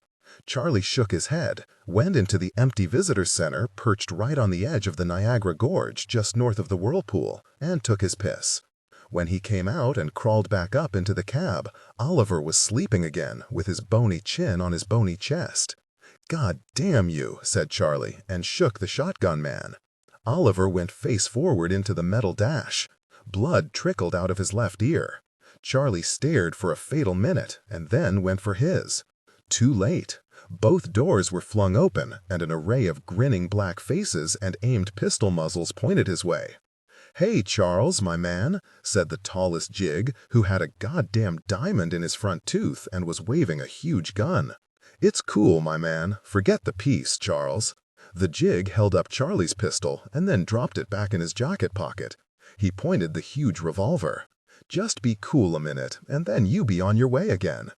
Charlie Scruggs had had guns pointed at him before, and was still around to tell about it. He didn't like the fact that they knew his name, but Oliver may have told them that. He was not about to be intimidated by this pissant. "Nigger," he said, "you have no idea the shit you just stepped in." Do you know who this truck belongs to? Several of the blacks, especially the one near Oliver wearing a red do-rag, began glowering hate-kill looks, but the tall, bald black just looked surprised. "Who it belong to, Charles?" he said, his eyes widening like Stephen Fetchit's. "The Farino family," said Charlie Scruggs. The black's eyes got wider. "Oh my goodness gracious, heavens to Betsy," he said in a fag voice. "Do you mean the Mafia Farino family?" "I mean this truck and everything in it, including Oliver and me, are organization property, you coon son of a bitch," said Charlie. "You touch anything in it, and there won't be a shithole in Central America where you can hide your black ass." The bald man nodded thoughtfully. "You probably right, Charles, my man, but I guess it be too late." He glanced mournfully at Oliver. "We done already touch Ollie there." Charlie glanced at his dead companion and tried to phrase his next sentence carefully. The Jig did not give him the chance to speak. "Plus, Charlie, my man, you already used the N-word." Malcolm shot Charlie Scruggs through the left eye. "Hey!" screamed Do-Rag from the opposite side, ducking low behind Oliver's body. "Tell me when you about to do that, motherfucker." "Shut the fuck up," said Malcolm. "Jectory be up. See Charles's brains on the roof there? You in no danger, nigger." Do-Rag glowered. "Get the machines," said Malcolm. Do-Rag flashed a last look but went around behind the truck, cut the padlock with bolt cutters, and crawled in. A couple of minutes later, he came around the driver's side carrying a stack of DVD players. "You sure they the right ones?" said Malcolm. "Yeah, I'm sure," said Do-Rag. He pointed to the decal with the serial number on top of each of the players. Malcolm nodded, and Cutter came around the front of the truck. The others made way for him. Cutter removed a small knife from his pocket, pulled open a screwdriver blade, and opened the back of the top DVD. "You right for a change, Do?" Malcolm nodded again. Cutter took the DVD players, and everyone except for Do-Rag and Malcolm headed for the Astrovan. "Start the engine," said Malcolm. "Set the block." "Fuck that," said Do-Rag. "All that blood and brains and shit. Top of the fucker's head gone, man. Dude could be HIV positive or something." Malcolm grinned and set the barrel of his huge Smith Wesson Model 686 PowerPort 357 Magnum up alongside Do-Rag's head. "Get the keys, start the truck, set the block." Do-Rag crawled in and did all those things. The engine roared as the wooden block was jammed against the accelerator. "Now," said Malcolm, stepping back, "trick be to pop that brake off, put it in gear, and get the fuck off the running board before truck get there, my man." Malcolm pointed to the edge of the gorge less than 50 feet in front of the truck. There was a light fence there, but no guardrails. Some traffic passed on the road, but no cars pulled into the empty rest area. Do-Rag smirked, kicked the brake off, leaned delicately over Charlie's slumped, bleeding corpse, kicked in the clutch, and hit the gearshift lever. The truck bounced over the concrete parking chalk and tore up frozen turf as it roared for the fence. Do-Rag rode along for a minute, swinging on the running board, stepping off nonchalantly at the last possible second before the truck tore through the fence and plummeted out of sight, ripping trees and branches off the side of the cliff as it went. Malcolm set the 357 back in its long shoulder holster under his topcoat and applauded. Do-Rag ignored him and watched the truck fall. It was a little over 200 feet to the river below. This gave the truck time to do a half-gainer, Charlie's corpse flying out the open door in the dark before the vehicle slammed upside down into the huge rocks right at the edge of the swirling water.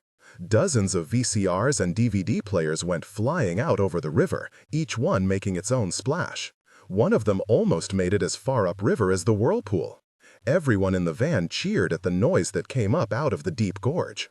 There was no explosion, no fire. Charlie had been planning to gas up on the American side, where the fuel was cheaper. Chapter 23. "I didn't really expect to see you again, Mr. Kurtz," said Peg O'Toole. "The feeling was mutual," said Kurtz. He had left the office phone as his contact number, and parole officer Peg O'Toole had called saying that he was required to come in to finish his first appointment. Arlene had said that O'Toole had sounded a bit surprised that Kurtz had a real live secretary. "Shall we pick up where we left off?" said O'Toole. "We were discussing the fact that you needed a permanent address within the next week or so." "Sure," said Kurtz, "but can I ask a question?" The parole officer removed her tortoiseshell glasses and waited. Her eyes were green and cool. "When they dragged me out of here," said Kurtz, "they wanted to pin a murder rap on me when they knew I wasn't involved. During the arraignment, the charge was changed to illegal possession of a firearm and violating parole. Now that's been dropped. What is your question, Mr. Kurtz? I'd like to know what you had to do with the charge being dropped." O'Toole tapped her lower lip with the stem of her glasses. "Why do you think I had something to do with the charges being dropped?" "Because I think Hathaway, the homicide cop who dragged me out of here." "I know Detective Hathaway," said O'Toole. There was the slightest hint of revulsion in her tone. "I think he would have gone ahead with the illegal carry parole violation charge," finished Kurtz. "During the interrogation at the city jail, he showed me a throwdown he was ready to plant on me, and I know that he wants me in county for his own reasons." "I don't know about any of that," O'Toole said curtly. "But I did check into your arraignment." She hesitated a few seconds. "And I did let the district attorney know that I was present during your arrest and watched the detectives frisk you. You weren't armed when they arrested you." "You told the DA that?" said Kurtz, amazed. When O'Toole said nothing more, he said, "What if Hathaway testified that I had an ankle holster or something?" "I watched them frisk you," she said coolly. "There was no ankle holster." Kurtz shook his head, truly surprised. He had never heard of a cop going out of his or her way to keep another cop from railroading someone. "Can we get back to your interview?" "Sure." "Someone answered the phone number you gave me and identified herself as your secretary." "Arlene," said Kurtz. "But anyone can claim to be anyone on the phone," finished O'Toole. "I'd like to visit your business office. Did I say something amusing, Mr. Kurtz?" "Not at all, Officer O'Toole." He gave her the address. "If you call ahead, Arlene will let you in the back way. It might be preferable to coming in the front." "And why is that?" Her tone was suspicious. Kurtz told her. This time it was the PO who smiled. "I worked Vice for 3 years, Mr. Kurtz. I can probably take a transit through a porno shop." Kurtz was surprised for the second time. He didn't know of many parole officers who had been real cops. "I saw you on the Channel 7 WKBW Eyewitness News yesterday evening," she said, and waited. Kurtz also waited. "Is there any special reason," she said at last, "that you happened to be at the site where a truck had gone into the gorge the night before?" "Just rubbernecking," said Kurtz. "I was driving along the expressway up there, saw the TV trucks, and pulled into the turnout to see what all the commotion was." O'Toole made a note on her pad. "Were you on the American side or the Canadian side?" Her tone was casual. Kurtz actually grinned. "If it had been the Canadian side, Parole Officer O'Toole, I would have been in violation of my parole, and you'd be sending me to county within the hour." No, I think you could tell from the angle that they were shooting video from the American side. I guess they couldn't get a clear shot from where the truck actually went over." O'Toole made another note. "You seemed almost eager to be seen in the cutaway shots to the crowd," she said. Kurtz shrugged. "Isn't everyone eager to get on TV?" "I don't think you are, Mr. Kurtz. At least, not unless you had a specific reason to be seen there." Kurtz looked blandly at her and thought, "Christ, I'm glad Hathaway isn't as smart as she is." She checked something else off her list. "All right, about your place of residence. Are you settled yet?" "Not really," said Kurtz, "but I'm getting closer to finding a permanent place to live." "What are your plans?" "Eventually," said Kurtz, "I'd like one of those big houses on the bluffs up toward Youngstown, not far from Fort Niagara." O'Toole glanced at her watch and waited. "In the immediate future," said Kurtz, "I'm hoping to find an apartment." "Week after next," said O'Toole, putting down her pen and removing her glasses to let him know that the interview was over. "That's when I'll make the official visit." Chapter 24. The Alabama Beagle Boys. Back when there were 5 of them, there were only 4 living now, came by their name via an unfortunate photograph picked up by the wire services in the mid-1990s when an Alabama Department of Corrections official, exhilarated by his popular press after bringing back chain gangs, issued horizontally striped prison uniforms to all state inmates. The photographer from the Dothan, Alabama newspaper had gone out to one of the prison-striped chain gangs working along State Highway 84, not far from the Bull Weevil Monument, and photographed 5 men pulled from the work detail apparently at random. It had not been random. It had amused the gang bull to line up 5 dim-witted brothers for the shot, the 5 overweight young men all serving 3 years for a completely botched Walmart robbery in Dothan, during which 35 legally armed Walmart shoppers, the majority of them senior citizens, and the 74-year-old Walmart greeter who had been carrying a .357 Magnum, all had drawn down on the boys, putting 4 of them in the hospital for gunshot wounds and sending all of them to the Babby State Prison just outside of Opp. The 5 were known then just as the Bugle Brothers, Warren, Darren, Douglas, Andrew, and Oliver, but a combination of a Dothan Journal misprint that went out to UPI and the comic image of the 5 in their striped coveralls changed their name forever to the Alabama Beagle Boys. 6 months after the photograph was taken, 4 of them escaped. Oliver, the youngest, had crawled back through the wire to rescue his pet crayfish and had been shot 24 times by guards. The first thing the Beagle Boys did after eluding the largest manhunt in southern Alabama history was to visit the Department of Corrections chief's farm outside of Montgomery, where they killed the man, burned down his house, raped his wife into a coma, and nailed the family's dog to the barn door, although those still in prison in the South maintained that it was the dog who was raped and the wife who was nailed to the barn door. Warren, Darren, Douglas, and Andrew then headed for Canada, but, stymied by the difficulty of crossing the border under the delusion that they needed passports, went to ground in Buffalo, where they became lay ministers and soldiers in the White Aryan Army of the Lord, headquartered in the suburb of West Seneca. This night, at a warehouse near the State University of New York campus, they were shopping. "Full auto with laser shit is what we want," said Warren, the oldest. Of course," said Malcolm Kibante, bowing the huge rednecks into the rear room of the cinder-block warehouse. "Full auto with laser shit it will be then." The boys had been carefully and repeatedly frisked before being driven, blindfolded, to the warehouse site, where Durag and a dozen of his men watched carefully and a bit reproachfully. The Alabama Beagle Boys ignored the gangbangers. "Holy shit," breathed Douglas, who, after Oliver, had always been the least brilliant of the 5. "Look at here! Woo-hee! Everything we wanted right here!" "Shut up, Douglas," Andrew said automatically. Douglas was right, however. The long warehouse room was stacked with boxes of weapons and ammo.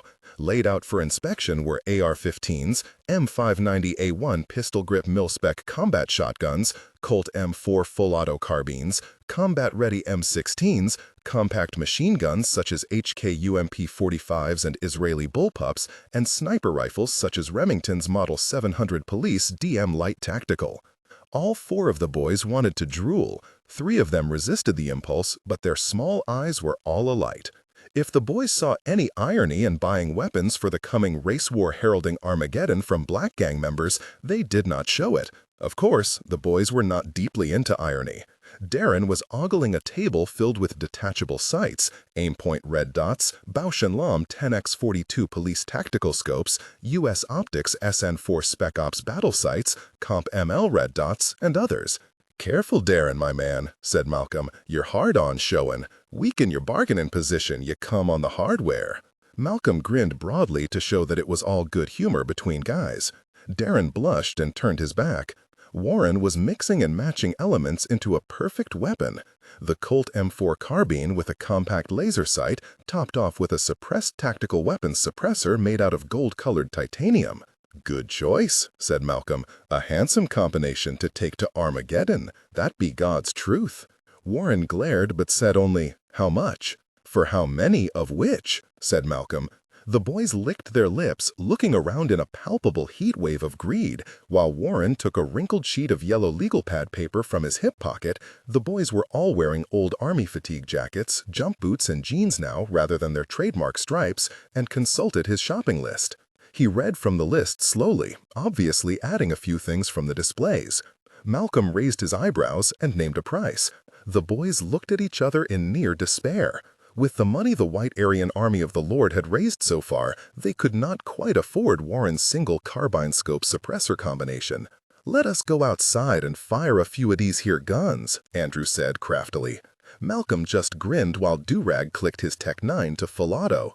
"Not quite time for test firing yet, my man," said Malcolm. "Maybe it'd be time for the police to hear that some Buffalo niggers were the ones who knocked over the Dunkirk Army Arsenal this past August," said Warren. "Maybe," Malcolm agreed with a grin. "But if there come even a rumor like that, and we'd hear it because the police wouldn't know where to find these niggers or their guns, then the poor old chapel of the good old boy Aryan Nation Crackers for Jesus gets itself visited by 50-60 of Durag's friends, and the Aryan Nation faithful get themselves shot into little greasy mini Aryan chicken bits." "White Aryan Army of the Lord," corrected Douglas. "Shut up, Douglas," said Andrew. There were a few moments of silence. "There is a way that you can get a 30% discount on some of the things you want here," Malcolm said at last. "How?" said Warren. Malcolm wandered over, picked up a carbon AR-15.23, sighted through the Colt Seymour red dot sight, dry-fired the black weapon, and set it back. "There's a dude that's gonna die," he said. "He hiding out in a warehouse in the city, not armed with nothing more than a pistol, maybe not that. You take care of it for us, 30% off on whatever you carry in to do the job." Warren squinted at Malcolm. "That don't make no sense." He looked around at the boxes upon boxes of weapons, and then at Durag and his heavily armed friends. Malcolm shrugged. "This dude a white boy. You know how sensitive we are these days about offing white boys." "Bullshit," said Andrew. "Shut up, Andrew," said Warren. To Malcolm, he said, "You want this guy wasted, why don't you just take him out on the street with one of those?" He nodded toward one of the scoped sniper rifles on display. Malcolm made a gesture with his hands. "Agreed, be easy to do," he said. "But sometimes the Buffalo police take notice when you gun down citizens on their streets. You understand what I'm saying? Better let this white boy die and rot away in this old abandoned warehouse." "Then why don't you go in after him yourselves?" said Warren. Malcolm shrugged. "Durag and the others want to, but there's always a chance that something might go wrong. We drop a weapon or something, and then the federal authorities got an idea who borrowed their army toys." Warren grinned, showing Southern Alabama's Department of Corrections' lack of investment in dental care. "But if we leave prints behind, or one of us left behind, it don't bother you all." "Not so much," Malcolm agreed. "When do you want this done?" Darren asked. Real soon would be fine, said Malcolm. You choose the pieces you want with the toys to go with them. We take you to where this dude is sleeping. 30% off. You each get a piece for the price of that one you wanted. Plus all the laser shit you want, plus some other good stuff. Malcolm held up a heavy double optic apparatus with nylon straps. What the shit is that? Said Darren. Shut up, Darren, said Warren. What the shit is it? He asked Malcolm. Malcolm raised an eyebrow. Ain't you never seen one of those movies where the terrorists or Navy SEALs or such wear this night vision shit? Oh yeah, said Darren. They just look different when they're not on someone's head is all. Shut up, Darren, said Warren. Night vision goggles? He said to Malcolm. Correct, my man, said Malcolm. These take the tiniest little bit of light, not even to notice, dark as a cave to the naked eyeball, and let you see like it was high noon. These goggles here probably led to a shitload of Iraqis going to Allah early. Douglas whistled. Shut up, Douglas, Andrews said automatically. You said do this real soon, said Warren. How soon is real soon? Malcolm checked his watch. It was almost 1 a.m. Now be good, he said. And we just get to walk away from this place with the guns? Warren asked. Malcolm nodded. And you gonna give us bullets? Darren asked. Warren glared at his brother, but said nothing. Yes, Darren, my man, bullets thrown in for free before you go into the warehouse. We got clips of 223s, 45s, subsonic 5.56 millimeters for the bullpup, 22s, 9 millimeters for some of the carbines, banana clips, 12-gauge shells for the shotguns, even some 30-08 match for the sniper shit. Malcolm lifted some brightly colored hand radios, gesturing like a salesman ready to close a deal. And we even throw in these personal multi-frequency portable radios with a 2-mile range for free. Shit, said Darren, those are just kiddie toys. Malcolm smiled and shrugged. True, my man, but you understand why once we drop you off, with ammo clips and Kevlar vests as well as the guns, we don't want to wait around. Warren screwed up his face, thinking about this. His silence suggested that he could find no fault in the logic. You can use the radios to talk to each other going in, said Malcolm. Then call us when it's all over. Warren grunted. How do we know when it's the right dude? Malcolm grinned. Well, since this white boy the only person in the warehouse, just kill everybody in there. You'll probably be safe to assume, he said. But this might help. He tossed Kurtz's mugshot onto the table covered with laser sights and night vision goggles. The Alabama Beagle boys huddled around the table, staring down at the photograph, none of the men touching it. Shall we do it? Said Malcolm, gesturing to the displays of weapons. We didn't bring cash, said Warren. Malcolm smiled. Your credit good with us. Besides, we know where your church is. Chapter 25. The stupid shits came in the front door, and now they're using the elevator. Probably trying to flush me, scare me into running downstairs. Kurtz did not know who the stupid shits were, but he had rigged the front and rear doors of the warehouse with monofilament thread that ran up to his 6th-floor sleeping cubby, each thread ending in a soup can full of rocks, and his front door can had rattled. Kurtz had been out of his sleeping bag in 2 seconds, had slipped into his shoes and leather gloves, had pulled his .45 and the short-barreled .38 from his duffel, and was out into the pitch-black hallway in 10 seconds, crouching and waiting. The terrible noise of the freight elevator spoke for itself. Kurtz had no night vision goggles, but his eyes had long since adapted to the tiny bit of cloud-reflected city light filtering down through holes in the ceiling and down the elevator shaft itself. Moving carefully around heaps of junk and puddles of water, he moved quickly to the open elevator shaft. Usually, he knew, elevator doors were designed not to open if the elevator was not stopped on that level. But the construction boys had ripped off the wide doors to the freight elevator for reasons known only to God and themselves, marking the elevator shaft with only a ribbon of orange plastic tape stretched across the dark opening. Kurtz crouched by the tape and waited. The elevator could be a diversion. They could be coming up the stairways. From where he crouched, Kurtz could see the opening to the north stairwell. Someone was talking in loud whispers in the elevator. As the top of the freight elevator reached the level of his floor, Kurtz stepped out onto its roof and went to one knee, a pistol in each hand.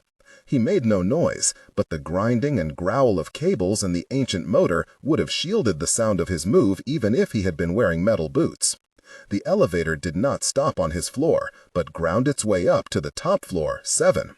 The huge elevator door cranked open, and 3 men inside stepped out, still whispering to one another. Kurtz had ridden on the elevator roof before, and knew there was a hole in the plaster through which he could look out onto the 7th floor mezzanine. He knew where it was because he had made the hole himself some days ago, using a crowbar to tear through the plaster. To his right was a piece of cardboard nailed over another hole he had made, this one in the west wall of the elevator shaft. He knew from practice that he could crawl out that hole and roll onto some repositioned construction scaffolding in 5 seconds.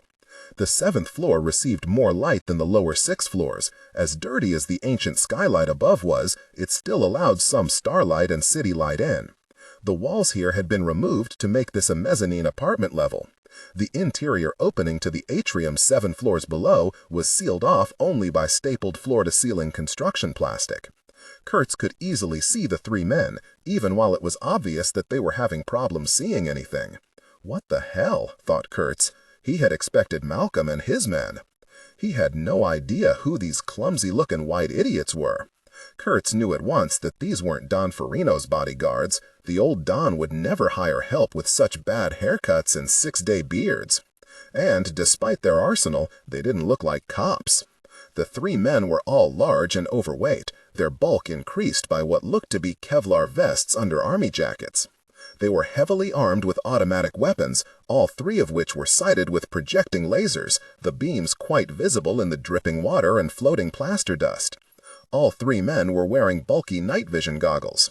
A radio squawked. The tallest of the 3 answered it, while the other 2 kept sweeping the mezzanine with their laser beams. What the hell, thought Kurtz.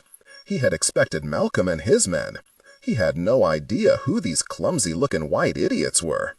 Kurtz knew at once that these weren't Don Farino's bodyguards. The old Don would never hire help with such bad haircuts and 6-day beards. And, despite their arsenal, they didn't look like cops. The 3 men were all large and overweight, their bulk increased by what looked to be Kevlar vests under army jackets.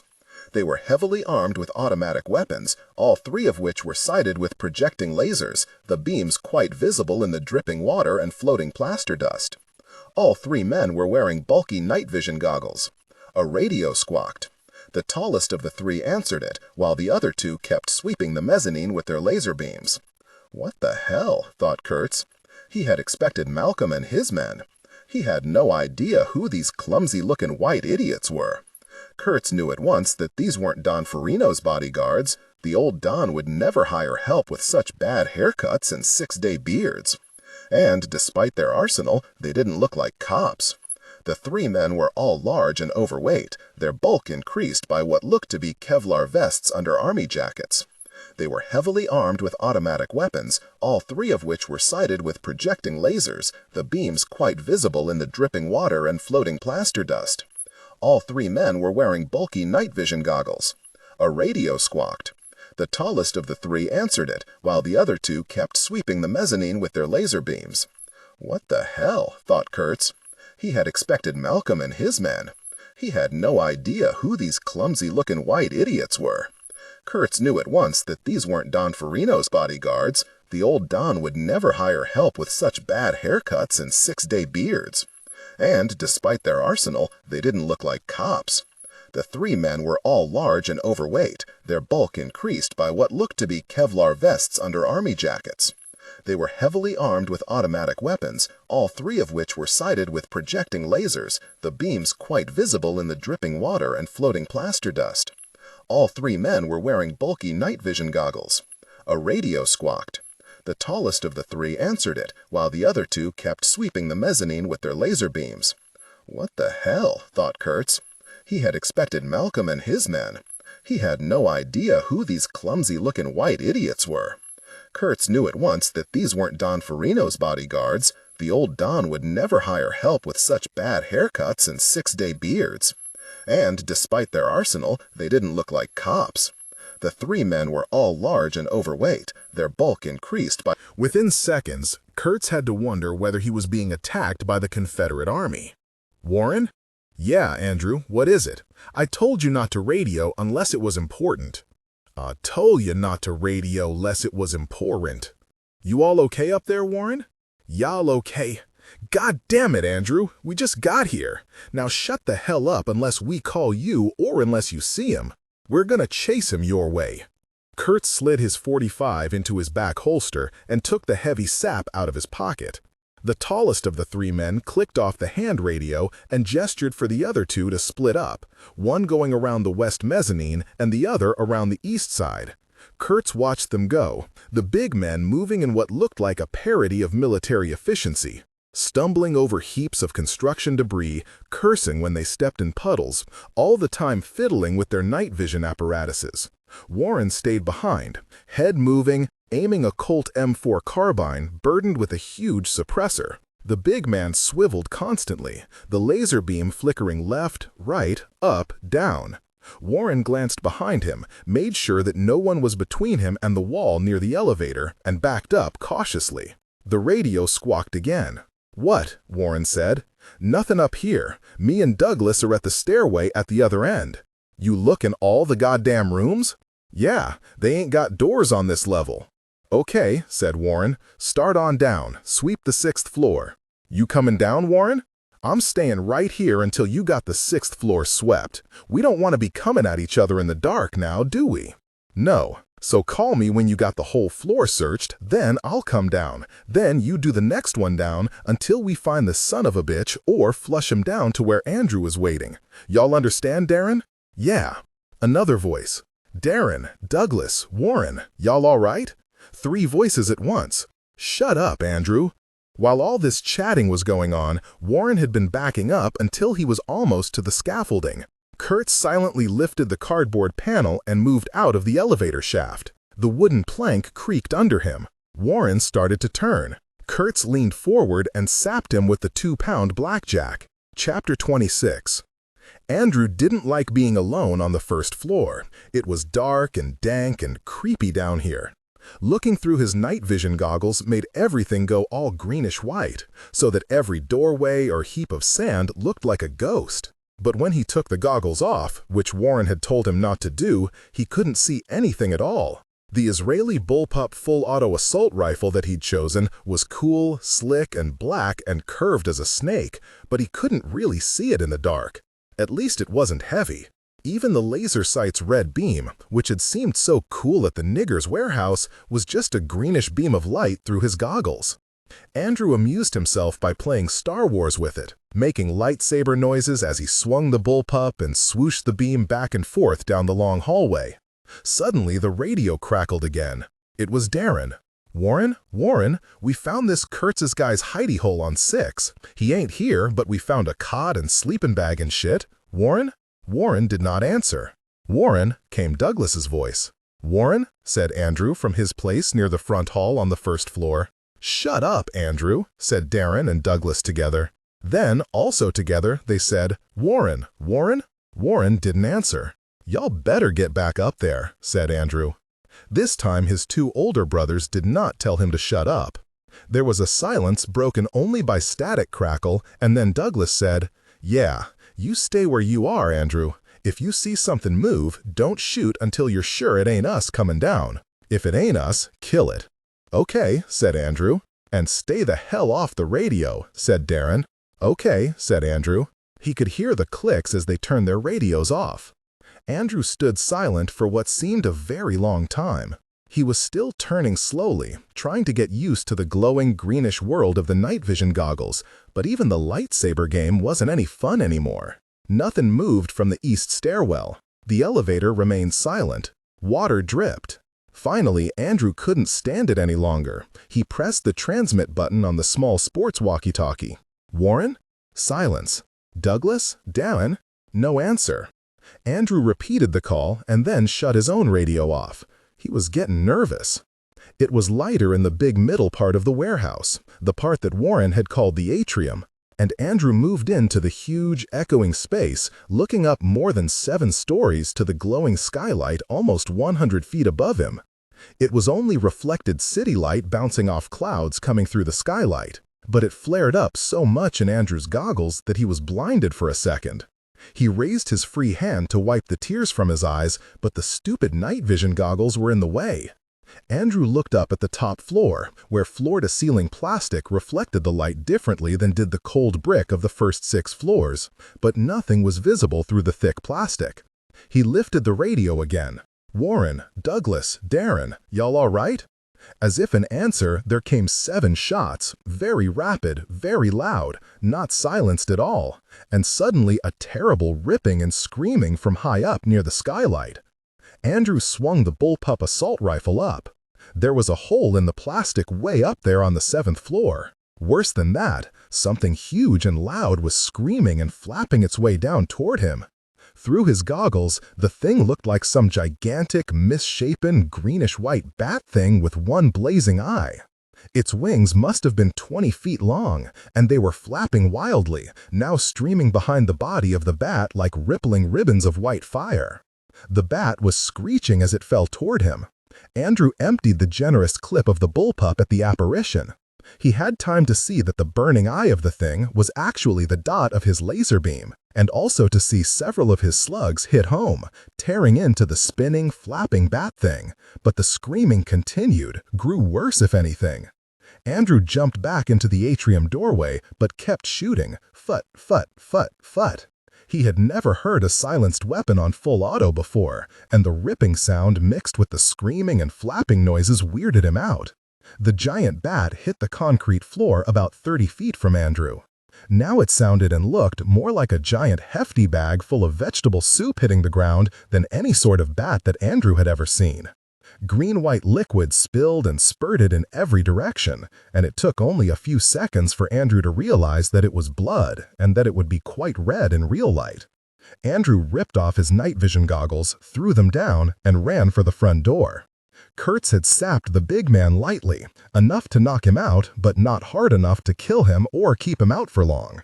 Kurtz jumped from the scaffold and worked quickly, moving the moaning man's Colt M4 carbine out of reach, patting him down for other weapons, he carried none, confiscating his radio and night vision goggles, and finally pulling off his filthy army jacket and donning it himself.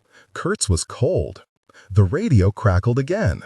Kurtz listened to the one on the 1st floor talking to the 2 on the 6th floor who'd found his cot and sleeping bag.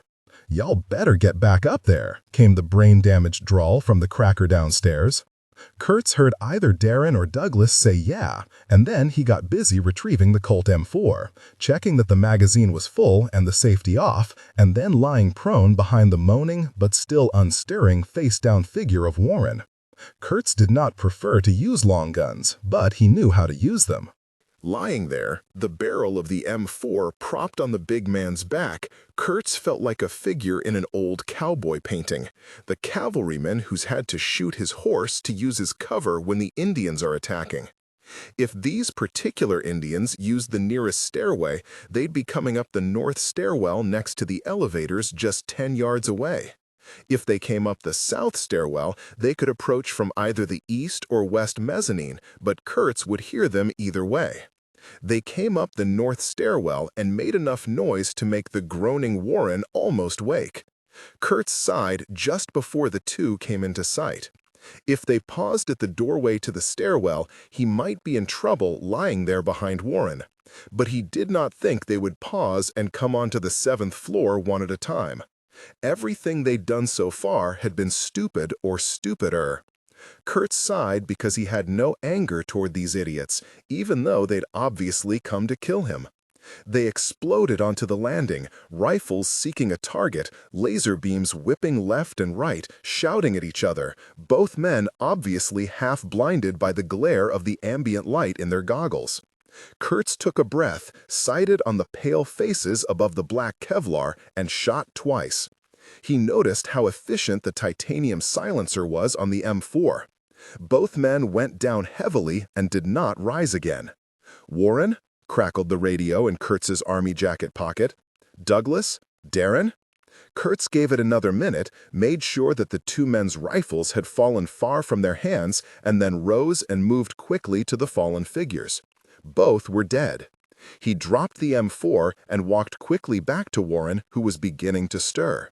Kurtz set his boot on the big man's neck and jaw and forced the face back down against the concrete. Warren's eyes flickered open, and Kurtz pressed the muzzle of the .45 pistol forcefully into his left eye socket. "Don't move," he whispered. Warren groaned but ceased trying to rise to his knees. "Names," Kurtz whispered. "Huh?" Kurtz pressed harder with the pistol. "Do you know my name?" "Kurtz." Warren's breath kicked up concrete dust. "Who sent you?" Warren's breathing slowed. Kurtz was certain that he had not been conscious during the shooting. The big man was obviously thinking things over now and trying to come up with a plan. Kurtz didn't want him to have that luxury. He thumbed the hammer back on the .45 with an audible click and pressed the muzzle deeper into Warren's eye socket. "Who sent you?" "Nigger," said Warren. Kurtz pressed harder. "Names." Warren tried to shake his head, but the pressure from Kurtz's boot and pistol made that impossible. "Don't know his name. Guy who runs drugs to the Bloods. Has a diamond in his tooth." "Where?" said Kurtz. "How'd you contact him? Where do I find him?" Warren blew concrete dust. "Seneca Social Club. Nigger place. Sent Darren out to make contact. They have a warehouse full of guns, but they took us there blindfolded. Don't know where the fuck it is. But we knew the Bloods knocked over the arsenal, and—" Kurtz didn't give a shit about the history of Malcolm's weapons heist. He moved the muzzle to Warren's temple and pressed harder. "What did—" At that instant, the radio squawked in Andrew's voice. "Warren? Douglas? Darren? Y'all all right?" Kurtz turned his head slightly, and Warren lunged upward, throwing Kurtz off balance, clambering to his hands and knees. Kurtz staggered backward, but had enough balance to go to one knee 6 feet from Warren and to aim the .45. The huge man was on his feet, staring over Kurtz's shoulder at the bodies just visible in the rising light. "Don't," Kurtz whispered, but Warren opened his hands and came on like a grizzly bear. Kurtz could have gone for a headshot, but he had more questions. He aimed at the center of the man's Kevlar-covered chest and pulled the trigger. The impact drove the huge man 6 feet back, staggering, but, amazingly, Warren did not go down. At that range, with this pistol, the impact must have been incredible, the equivalent of Mark McGuire swinging a bat full force into an unprotected chest. Certainly there were broken ribs, but Warren stayed on his feet, arms still swinging. In the brightening light, Kurtz could see the man's eyes wide and enraged. Warren came on again. Kurtz fired twice. The big man threw his head back and growled like a bear. But he was driven another 7 or 8 feet back toward the plastic-covered atrium opening. "Stop," said Kurtz. Warren came on. Kurtz fired. Warren staggered back, then came on again as if leaning into a hurricane-force wind. Kurtz fired again. Another several steps back. The giant was 5 steps from the edge of the mezzanine, his huge form silhouetted against the brighter plastic tarp of a wall. Saliva and blood sprayed from his open mouth. Warren actually roared. "Fuck it," said Kurtz, and fired twice more, putting both shots high on the Kevlar vest. Warren was driven backward like a hammered railroad spike. The huge man hit the plastic, staples ripped out, he teetered, fingernails grabbing the sagging tarp, and then he went back and over the ledge, pulling 120 square feet of tarp out of its frame and down with him. Kurtz walked to the edge of the mezzanine to watch the shrouded figure hurtle downward into the darkened atrium, but had to step back as the man far below opened fire with an automatic rifle. Kurtz had time to realize that Andrew was shooting at Warren before the big man hit the concrete. Andrew screamed and ran out of the atrium. Kurtz swept up the Colt M4 carbine and jogged down the short access hall to the east wall. He had pried blocks and bricks out of their moorings there, and the result was a sort of gun slit that let him look down on the east entrance to the building and the streets beyond. The pre-dawn glimmer gave enough light for Kurtz to see Andrew running heft-bent for leather toward the wire fence along the east side of the lot. Sighing again, Kurtz lifted the M4 into the open gap in the wall and used the optic sight to pick up the running figure. He took a breath, but before he could squeeze the trigger, there came the pop and rip of automatic weapons fire, and Andrew was batted down as if a huge, invisible hand had smashed him away.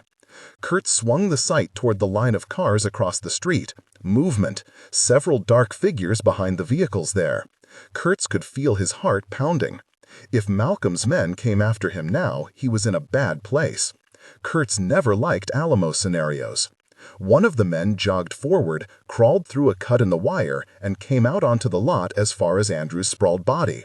The shooter raised a radio, but it wasn't tuned to the frequency Warren and his pals had been using.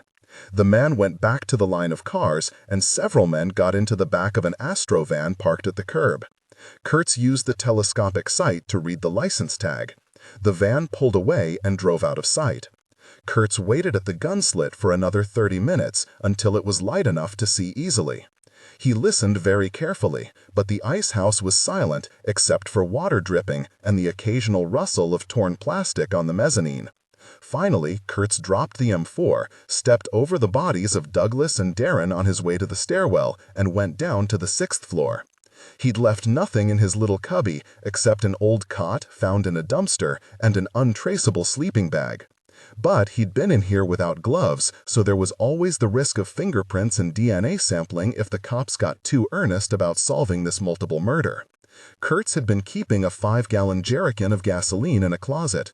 Now he poured gas over his sleeping area and the bathroom, dropped the Kimber 45 onto the cot, and lit a match. He hated to give up the .45. He trusted that Doc was telling the truth in saying the weapons were absolutely cold, but there were at least 7 depleted slugs in or around Warren's Kevlar vest that Kurtz did not have the time to retrieve. The heat and flames were intense, but he had little worry that the whole ice house would burn down. Too much concrete and brick for that. Kurtz also doubted that the bodies would be burned. Backing away from the flames, Kurtz turned and jogged down the north stairwell to the basement. The tunnel there was closed off by an ancient steel door that was secured by a new chain and Yale padlock. Kurtz had the key. He came out in another abandoned warehouse half a block away. Kurtz watched the streets for another 10 minutes before stepping out onto the sidewalk and walking away quickly from the ice house. Chapter 27. Joe, you look terrible. Kurtz opened one eye as he lay on the sprung couch in their office. Arlene was hanging her coat and setting a stack of folders on her desk. Where'd you get that terrible army coat? It's about 3 sizes too big. She paused and looked at the bundle of straps and optics on her desk. What on earth is this? Night vision goggles, said Kurtz. I forgot that I had them in my pocket until I tried to lie down here. And what am I supposed to do with night vision goggles? Put them in a drawer for now, said Kurtz. I need to borrow your car. Arlene sighed. I don't suppose there's any chance that you'll get it back by lunchtime. Not much, said Kurtz. Arlene tossed him the keys. If I'd known, I would have packed a lunch. There are places in this neighborhood where they serve lunch, said Kurtz. Why don't you eat around here? As if in answer, Arlene turned on the surveillance monitor. It was 8:30 a.m., and already there were half a dozen men in raincoats looking at racks of XXX-rated videos and magazines upstairs. Kurtz shrugged and went out the back door, making sure that it locked behind him. While driving on the state road toward Darien Center and Attica, Kurtz listened to the morning news on WNY radio tell of a fire in an old Buffalo ice house and 4 bodies found by firefighters, all 4 men killed in what authorities described as a gangland-style slaying. Kurtz was never sure what constituted a gangland-style slaying, but he suspected it did not involve plummeting 7 stories with 7.45 slugs embedded in one's Kevlar vest. He turned up the radio. Authorities had not revealed the identities of the 4 dead men, but police had announced that all of the military-type weapons recovered had been stolen in the previous summer's Dunkirk arsenal raid, and that the Erie County District Attorney's Office was now looking into the involvement of several local white supremacist groups. Kurtz turned off the radio, stopped at a roadside rest stop, and left the army jacket draped on a bench at a picnic table.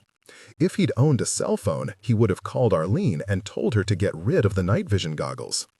Kurtz had considered using the goggles as a calling card for Malcolm, but now he just wanted to lose them.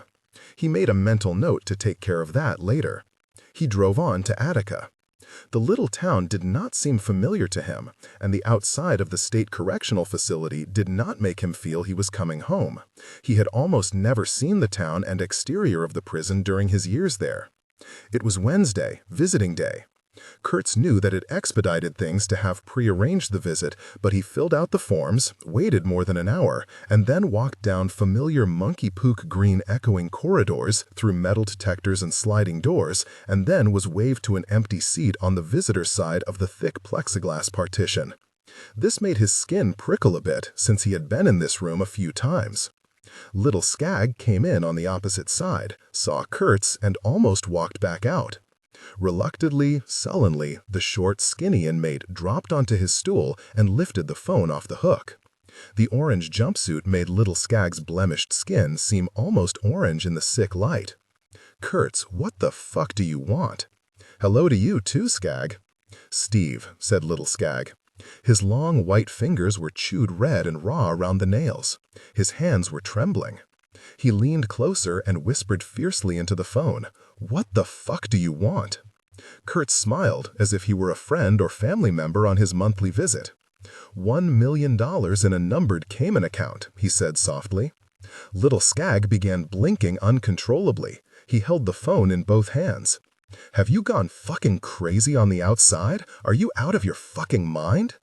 Kurtz waited. "Anything else you want, Kurtz? Want to fuck my baby sister?" "Been there, done that," said Kurtz. "But after you agree to set up the Cayman account through your private lawyer, I do need a phone number." Little Skag's lips were almost as white as his fingers. Eventually he was able to whisper, "Whose?" Kurtz told him. Little Skag dropped the phone and ran his spidery fingers through his greasy hair, squeezing his skull as if trying to drive out demons. Kurtz waited. Eventually Little Skag picked up the phone. The two looked at each other in silence for a long moment. Kurtz glanced at his watch. 5 more minutes of his visiting time. "If I gave you that fucking number," whispered Little Skag, "I'd be dead in a month. I couldn't even hide in solitary confinement." Kurtz nodded. "If you don't give me the number now and make arrangements to set up that account, you'll spend the rest of your life in here. You still Billy Joe Krepp's punk?" Little Skag winced, and his hands trembled more fiercely, but he tried to bluster. "There's no way in fucking hell, man, that I'm going to transfer that kind of money to you." "I didn't say it was for me," said Kurtz. He explained, speaking softly but quickly. When he was finished, he said, "And you'll need to use your lawyer's back channels to get in touch with the heads of the other New York families. If they don't understand what's going on, this won't work." Little Skag stared at him. "Why should I trust you, Kurtz?" "Skag, I'm the only person in the world right now with a vested interest in you surviving and getting out of here. If you don't believe me, you could call your father or sister or your consigliere for help." Driving back to Buffalo, Kurtz took a detour north to Lockport.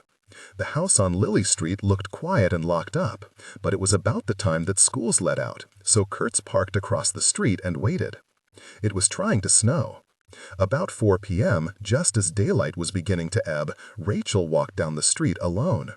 Kurtz had not seen a picture of the girl in years, but he could not mistake her. Rachel had her mother's fair skin and red hair and thin, graceful build. She even walked like her mother. She was alone. Kurtz watched as the girl went through the gate of the picket fence, fetched the mail from the box, and then reached into her school backpack for a key. A minute after she had entered the house, a light went on in the kitchen on the north side. Kurtz could not see Rachel through the shutters, but he could feel her presence in there.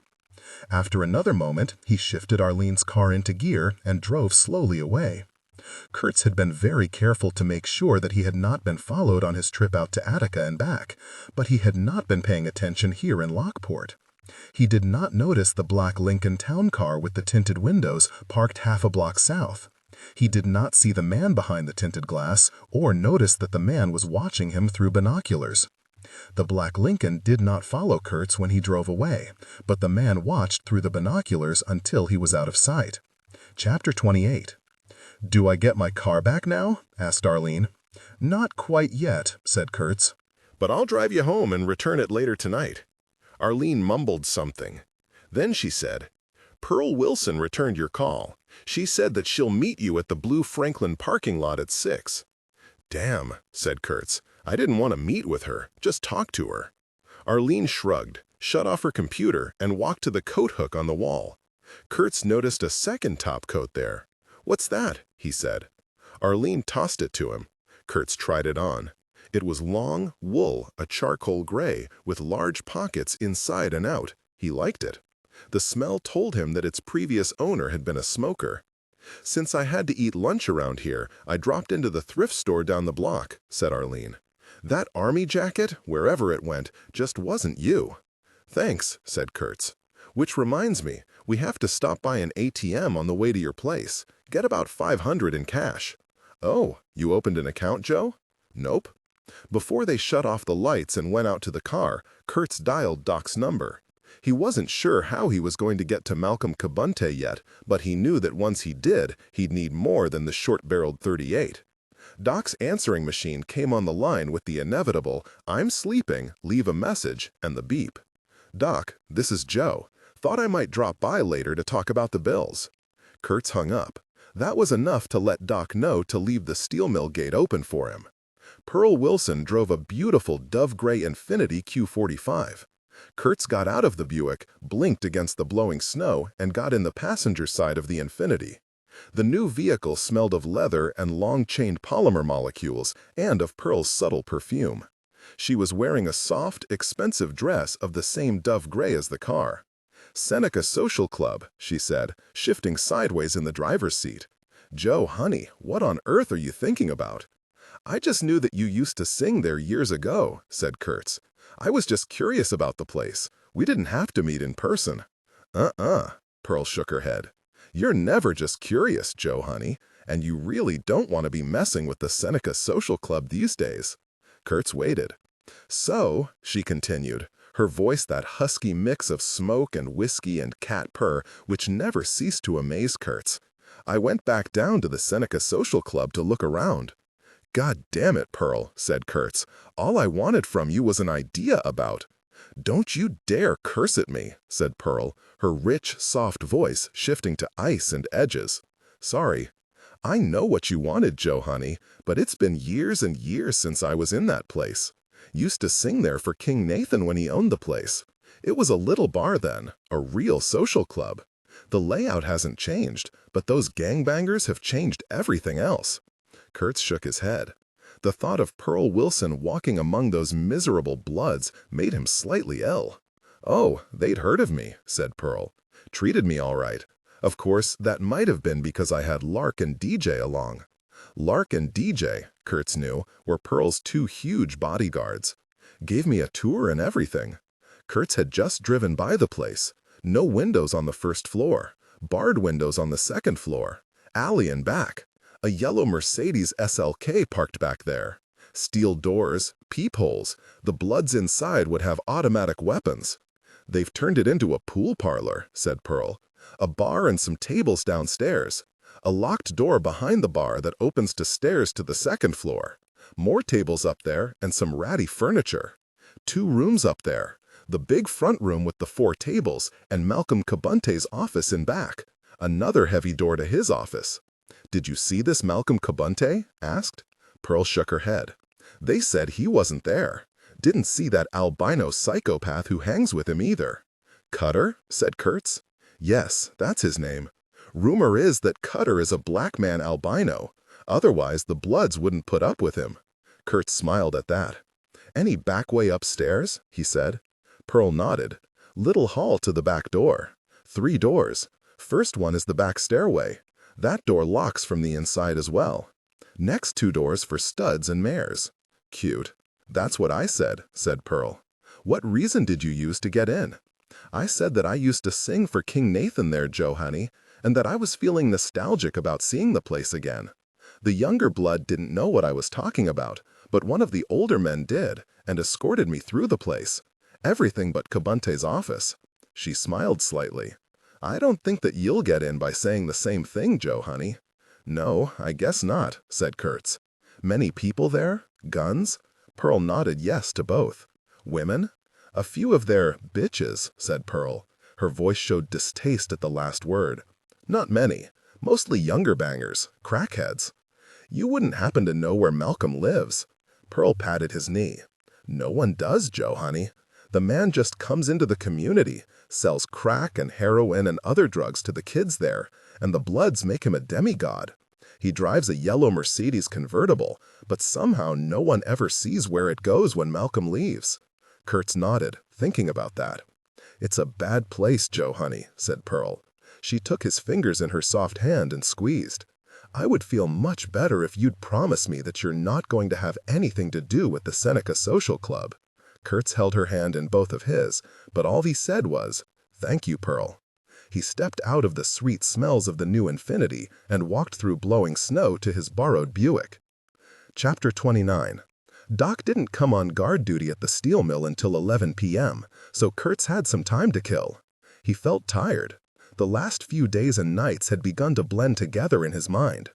Using some of the $500 in cash that Arlene had retrieved from the ATM, Kurtz had promised to pay her back by the end of the month. He filled the Buick's gas tank for her. He then went into the Texaco convenience store and bought a Bic cigarette lighter, 25 feet of clothesline, and 4 half-liter Cokes, the only drinks which came in glass bottles. Kurtz emptied the Coke and filled the bottles with gasoline, keeping out of sight of the attendant as he did so. He had gone into the restroom, removed his boxer shorts, and torn them into rags. Now he stuffed those rags into the mouths of the gasoline-filled bottles and carefully set the 4 bottles into the spare tire niche in the Buick's trunk. He did not have a real plan yet, but he thought that these things might come in handy when and if he visited the Seneca Social Club. It was definitely colder without underpants. The snow was trying to become Buffalo's first November snowstorm, but little was sticking to the streets. Kurtz drove down to the expressway overpass, parked on a side street, and climbed the concrete grade to Pruno's niche. The cold concrete cubicle was empty. Kurtz remembered another place where the old man used to hang out, so he drove to the main switching yard. It was on his way. Here, part of the highway was elevated over 20 rails, and in the slight shelter of the bridge rose a ramshackle city of packing crates, tin roofs, open fires, and a few lanterns. Diesel locomotives growled and clanked in the wide yards a quarter of a mile beyond the squatter's city. What little skyline Buffalo offered rose beyond the rail yards. Kurtz walked down the concrete incline and went from shack to shack. Pruno was playing chess with Soledad. Pruno's gaze was unfocused. He was very high on something, but it did not seem to hurt his game. Soledad gestured him in. Kurtz had to duck low to get under the 2x4 girded construction plastic threshold. "Joseph," said Soledad, extending his hand. "It is good to see you again." Kurtz shook the bald black man's strong hand. Soledad was about Pruno's age, but in much better physical shape. He was one of the few homeless whom Kurtz had met who was not an addict or a schizophrenic. Solid, bald, bearded, given to wearing cast-off tweed jackets with a sweater vest over 2 or 3 shirts during the winter, Soledad had a mellifluous voice, a scholar's wisdom, and, Kurtz had always thought, the saddest eyes on earth. Pruno looked at him as if Kurtz were an alien life form that had just teleported into their midst. Joseph? The scrawny man looked warmer in the insulated bomber jacket Kurtz had given him. Sophia Farino's gift to the homeless, thought Kurtz, and then smiled when he realized that it had been a gift to the homeless when she'd given it to him. "Pull up a crate, Joseph," rumbled Soledad. "We were just approaching the end game." "I'll just watch for a while," said Kurtz. "Nonsense," said Soledad. "This game will go on for another day or so. Would you like some coffee?" As the older man hunkered over a battered hot plate in the rear of the shack, Kurtz noticed how powerful Soledad's back and shoulders and upper arms were under his thin jacket. Kurtz had no idea where they pirated the electricity for the shack, but the hot plate worked, and Soledad had a refurbished laptop computer in the corner near his sleeping bag. Some form of chaos-driven fractal imagery, almost certainly home-programmed, was acting as a screensaver, adding to the glow of the lantern light in the little space. Soledad and Kurtz sipped coffee while Pruno rocked, closing his eyes occasionally, the better to appreciate some interior light show. Soledad asked polite questions about Kurtz's last 11.5 years, and Kurtz tried to answer with some humor. There must have been some wit in his answers, since Soledad's deep laugh was loud enough to bring Pruno out of his reveries. "Well, to what do we owe the pleasure of this nocturnal visit, Joseph?" Soledad asked at last. Pruno answered for him. "Joseph is tilting against windmills, a windmill named Malcolm Kibunte, to be precise." Soledad's thick eyebrows rose. "Malcolm Kibunte is no windmill," he said softly. "More a murderous son of a bitch," said Kurtz. Soledad nodded. "That and more." "Satan," said Pruno. "Kibunte is Satan incarnate." Pruno's rheumy eyes tried to focus on Soledad. "You're the theologian here. What's the origin of the name Satan? I've forgotten." "From the Hebrew," said Soledad, rooting around in a crate, taking out some bread and fruit. "It means one who opposes, obstructs, or acts as adversary. Thus, the adversary." He moved the chessboard and set some of the food in front of Kurtz. "Take thou also unto thee wheat, and barley, and beans, and lentils, and millet, and fitches, and put them in one vessel, and make thee bread thereof," he intoned in his resonant growl. Ezekiel 4:9. He broke the bread in a ceremonial manner and handed a piece to Kurtz. Kurtz knew that twice a week the nearby Buffalo Bakery left an abandoned pickup truck in its park lot filled with 3-day-old bread. The homeless knew the schedule. Kurtz's belly rumbled. He had not eaten all day. He held the battered, steaming tin coffee cup in one hand and accepted the bread. "Song of Solomon 2:5, continued Soledad, setting 2 overripe apples on the crate in front of Kurtz. "Comfort me with apples." Kurtz had to smile. "The Bible actually has recipes and recommends apples?" "Absolutely," said Soledad. "Leviticus 7:23 is even so modern as to advise, 'Eat no manner of fat,' although if I had some bacon, I'd fry it up for us." Kurtz ate the bread, took a bite of apple, and sipped his scalding coffee. It was one of the best meals he'd ever tasted. Pruno blinked and said, "Leviticus also advises, 'Ye shall eat no manner of blood,' but I think that is what Joseph has in mind when it comes to this Satan, Malcolm." Soledad shook his head. "Malcolm Kibunte is no Satan. The white man who provides him with the poison is Satan. Kibunte is Mostema from the lost book Jubilees." Kurtz looked blank. Pruno cleared his phlegmy throat.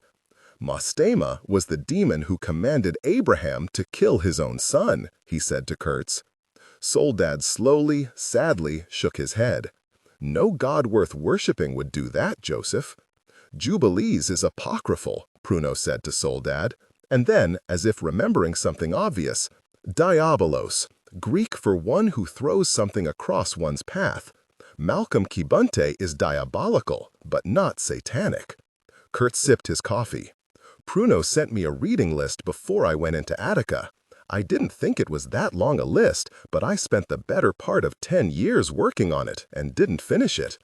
"Sapientia prima est stultitia caruisse," said Pruno. "Horace, to have shed stupidity is the beginning of wisdom." "Frederick was always good for self-improvement lists," said Soledad. "Who's Frederick?" said Kurtz. "I used to be," said Pruno, and closed his eyes again. Soledad was looking at Kurtz. "Joseph, do you know why Malcolm Kibunte is an agent of Satan, and why the white man behind Kibunte is Satan himself?" Kurtz shook his head and took another bite of apple. "Yaba," said Soledad. The word rang a faint bell for Kurtz, but only a very faint bell. "Is that Hebrew?" he asked. "No," said Soledad. "It's a form of methamphetamine, like speed, only with the punch and addictiveness of heroin. Yaba can be smoked, ingested, or injected. Every orifice becomes a portal to heaven." "Portal to heaven," repeated Pruno, but it was obvious that he was no longer a part of the conversation. "A devil drug," said Soledad. "A true generation killer." Yaba, shooting Yaba. That's where Kurtz had heard the name. Some of the younger cons used it. Kurtz had never had much interest in other people's addictions, and there were so many drugs available in prison. "So Kibunte is dealing Yaba?" said Kurtz.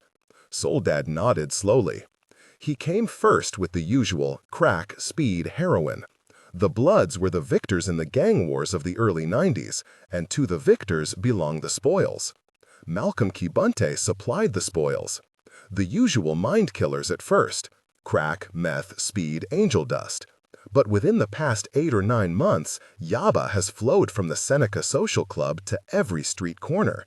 The bangers buy it cheap, but then need it soon and often. The price goes up quickly, until within a year or less, the price is death. "Where does yaba come from?" said Kurtz. "That's the fascinating part," said Soledad. "It flows in from Asia, from the Golden Triangle, but its use has been limited in the United States. Suddenly, here it is in great quantities in Buffalo, of all places." "The New York families?" said Kurtz. Soledad opened his large hands. "I think not. The Colombians controlled the drug trade here for decades, but in recent years, the families have come back onto the scene, working with the Colombians to regulate much of the flow of opium products. The sudden introduction of yaba, although terribly profitable, does not appear to be part of the plan of organized crime." Kurtz finished the last of his coffee and set the tin cup down. "The Farino family," he said. "Someone in the family is supplying Malcolm.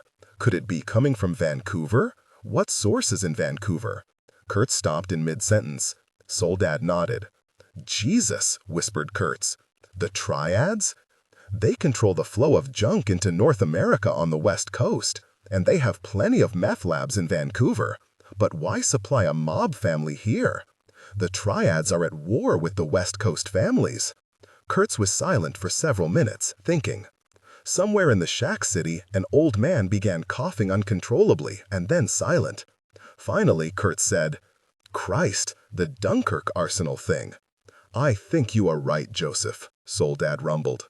Closing his eyes, he intoned, "Our contest is not against flesh and blood, but against powers, against principalities, against the world rulers of this present darkness, against spiritual forces of evil in heavenly places."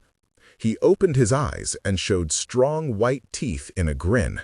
Ephesians 6:12. Kurtz was still distracted. "I'm afraid my contest is going to be against flesh and blood, as well as against powers and principalities." "Ah," said Soledad, "you're going up against the shit-eating Seneca Social Club." "And I don't have a clue as to how to get to Malcolm Kibunte," said Kurtz. Pruno opened his eyes. "Which book on my list did you like the most and understand the least, Joseph?" Kurtz thought a moment.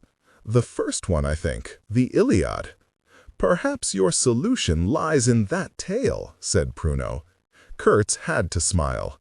"So if I build a big horse for Malcolm and his boys and seal myself in, they'll wheel me into the social club?"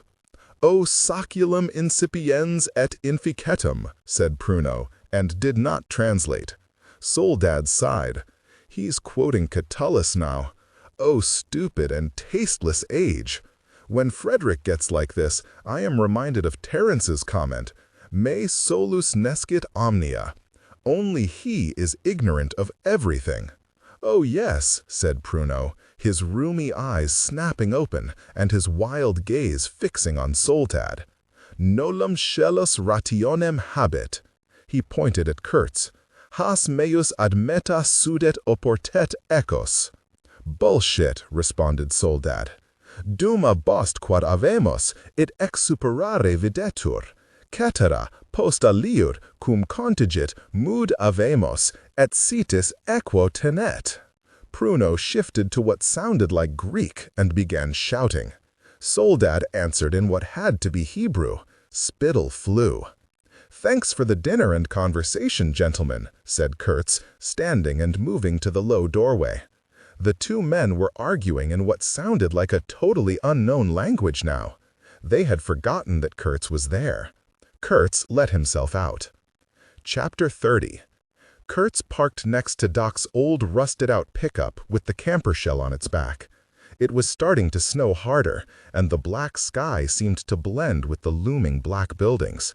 Kurtz put the little .38 in his coat pocket, made sure he had extra boxes of shells in the other outside pocket, and walked across the dark and slippery parking lot into the open maw of the abandoned steel mill. As soon as Kurtz stepped through the open doors, he felt that something was wrong. Everything looked and smelled the same. Cold metal, cold open hearths, huge crucibles hanging like looming soup ladles high above, towering heaps of slag and lime rock, a few pools of light from hanging lamps, and the distant glow of Doc's control room 30 feet above everything. But something was definitely wrong. Kurtz's neck prickled, and cold currents rippled across his skin. Instead of walking across the open area between heaps of coal-black rock, Kurtz ducked and ran toward a maze of rusted machinery to his right. He slid to a stop behind a low wall of iron, the .38 in his hand. Nothing. No movement. No sound. Not even a flicker of motion.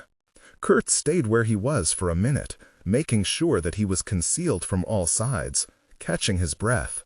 He had no idea what had spooked him, but paying attention to such nothings had kept him alive for more than 11 years of prison life, much of that time with a price on his head. Staying to the shadows, Kurtz began working his way toward the control room. He had briefly considered making a break for the door and then sprinting back to the Buick, but it involved too much open space. If everything was all right, and Doc was up there waiting for him, Kurtz might be slightly embarrassed by this melodramatic approach, but he always preferred embarrassment to a bullet in the brain. Kurtz moved around the edge of the huge space, advancing toward the control room in short sprints of 5 yards or less, always keeping to cover behind pipes or mazes of I-beams or half-removed machines. He stayed to the ink-black shadows and never exposed himself to fire from darker areas. He made very little noise. This worked for 2/3 of the distance, but when he came to the end of the machinery, he still had 60 or 70 feet of open space between himself and the steel ladder to Doc's control tower. Kurtz considered shouting for Doc, but quickly decided against it. Even if someone had watched him enter, they probably did not know precisely where he was at the moment. Unless they have long guns and night vision goggles like the good old boys in the ice house. Kurtz shook that thought out of his head. If they had rifles and scopes, they almost certainly would have taken him when he came through the main doors, still a couple of 100 feet from the control tower. Who the hell is they? Thought Kurtz, and then tabled that question for later. He moved backward, crawling under a latticework of pipes that were each at least a yard across. The metal was inert and empty. Cold seeped up from the concrete floor and made his feet and legs ache. Kurtz ignored it. Here, Doc's control room was connected to every corner of the huge space by catwalks, and here, against this brick wall, far from any light, a man ladder ran up to the maze of catwalks. Kurtz crouched next to the ladder. This part of the ladder was cloaked in darkness and shielded from the main space by vertical beams and pipes. But what if the intruders were up on the catwalks, hiding in that very darkness? Or even if they were on the main floor, Kurtz would have to move through relatively lighted areas up there to get to the control room. Despite all the James Bond movies where the secret agent ran across endless catwalks with automatic weapons just kicking up sparks around him, Kurtz knew that there was very little cover on any exposed steel. One aimed slug would probably do the job. No guts, no glory, said part of his mind.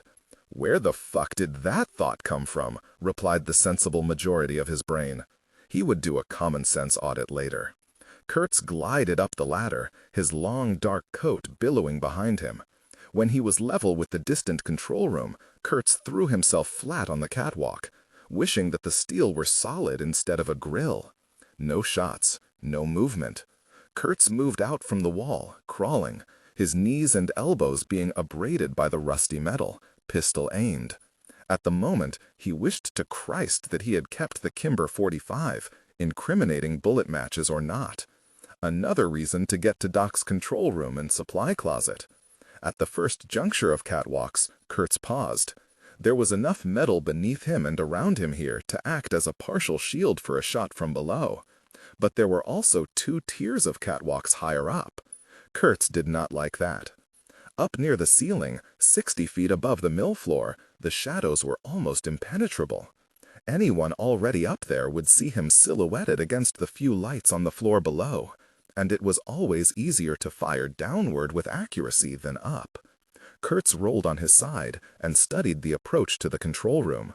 3 catwalks on this level connected to Doc's glass and steel box, but all 3 were illuminated from trouble lights below and the glow from Doc's lighted shack. One catwalk ran east and west a dozen or so feet above the control room and connected to this level with a ladder. 20 feet above that second catwalk, 3 higher catwalks, and very thin ones at that, as far as Kurtz would tell peering up at the shadows, ran out from the walls to various old crane beams and girders. The highest catwalks crisscrossed above the control tower. This would be the most concealed avenue of approach, and the height, at least 60 feet, might hinder a shot from a handgun. The only problem was that no ladder or stairway ran down from these highest crane maintenance catwalks to the second level above the control tower. There were a few steel support cables running down, but these looked very thin from this distance. Fuck it, thought Kurtz, and began climbing again. The high catwalk was half the width of the one he had climbed from. Kurtz's elbows almost slipped over the side as he began crawling out toward the center of the open space. He could feel the narrow catwalk sway to his movement, so he kept his motion as fluid as possible. It was so damned dark up here that someone could be sitting on the same catwalk 10 feet in front of him and he wouldn't see him. Kurtz thumbed the hammer of the .38 back as he crawled, pistol extended. "Don't be an asshole," came the condescending thought. Nobody else would be stupid enough to come up this high. It was high. Kurtz tried not to look down, but it was impossible not to see through the open metal grate of the catwalk. He could see the filthy, littered tops of the floor-level office roofs to his right, the mounds of dark rock heaped like sandbox piles littering the main floor, and the black spiderweb of catwalks and cables below. Kurtz felt a pang of sympathy for the mill workers who would have to crawl out on this exposed, wobbly catwalk to work on the high cranes. Fuck them. They were probably paid hazardous duty pay. Halfway out, Kurtz noticed that the catwalk was so unstable primarily because the company had ripped out the crane itself, obviously selling it and its motors and primary support equipment. The catwalks ended 30 feet above and 20 feet beyond the control tower in nothing. How much support did the crane and its superstructure provide? Kurtz paused and tilted his neck, looking up at where the pitifully few and thin steel cables ended in the ceiling just 10 feet or so above him. It was too dark to see cracks or missing bolts, but it was obvious that the cables alone had not been designed to support this catwalk system. He kept crawling. Just above the control tower, and despite the shadows, Kurtz began doubting just how invisible he was here. Everything felt exposed and tenuous. The roof of Doc's control shack was flat and black. The catwalk below looked thin and shaky, and the 3 catwalks below that were obviously impossibly distant. The only good thing Kurtz could find to think about his present position was that it provided a good vantage point. Nothing moved in the cold, empty space, but much of his field of vision and fire, if he had been carrying a better pistol or a rifle, was blocked by lime rock heaps and hidden by shadows. Kurtz lay on his side to give his elbows a rest and found that he could feel his heart pounding. Close up, the steel cables he had seen from far away looked even thinner and less substantial than they had from a distance. Each cable was thinner than his little finger, almost certainly was saw-toothed with steel burrs and razor-sharp loose strands, and was attached to the outside of the lower catwalk, making it difficult for him to see how he could even swing over the handrail down there without exposing himself for lethal lengths of time. "I'm wearing gloves," he thought.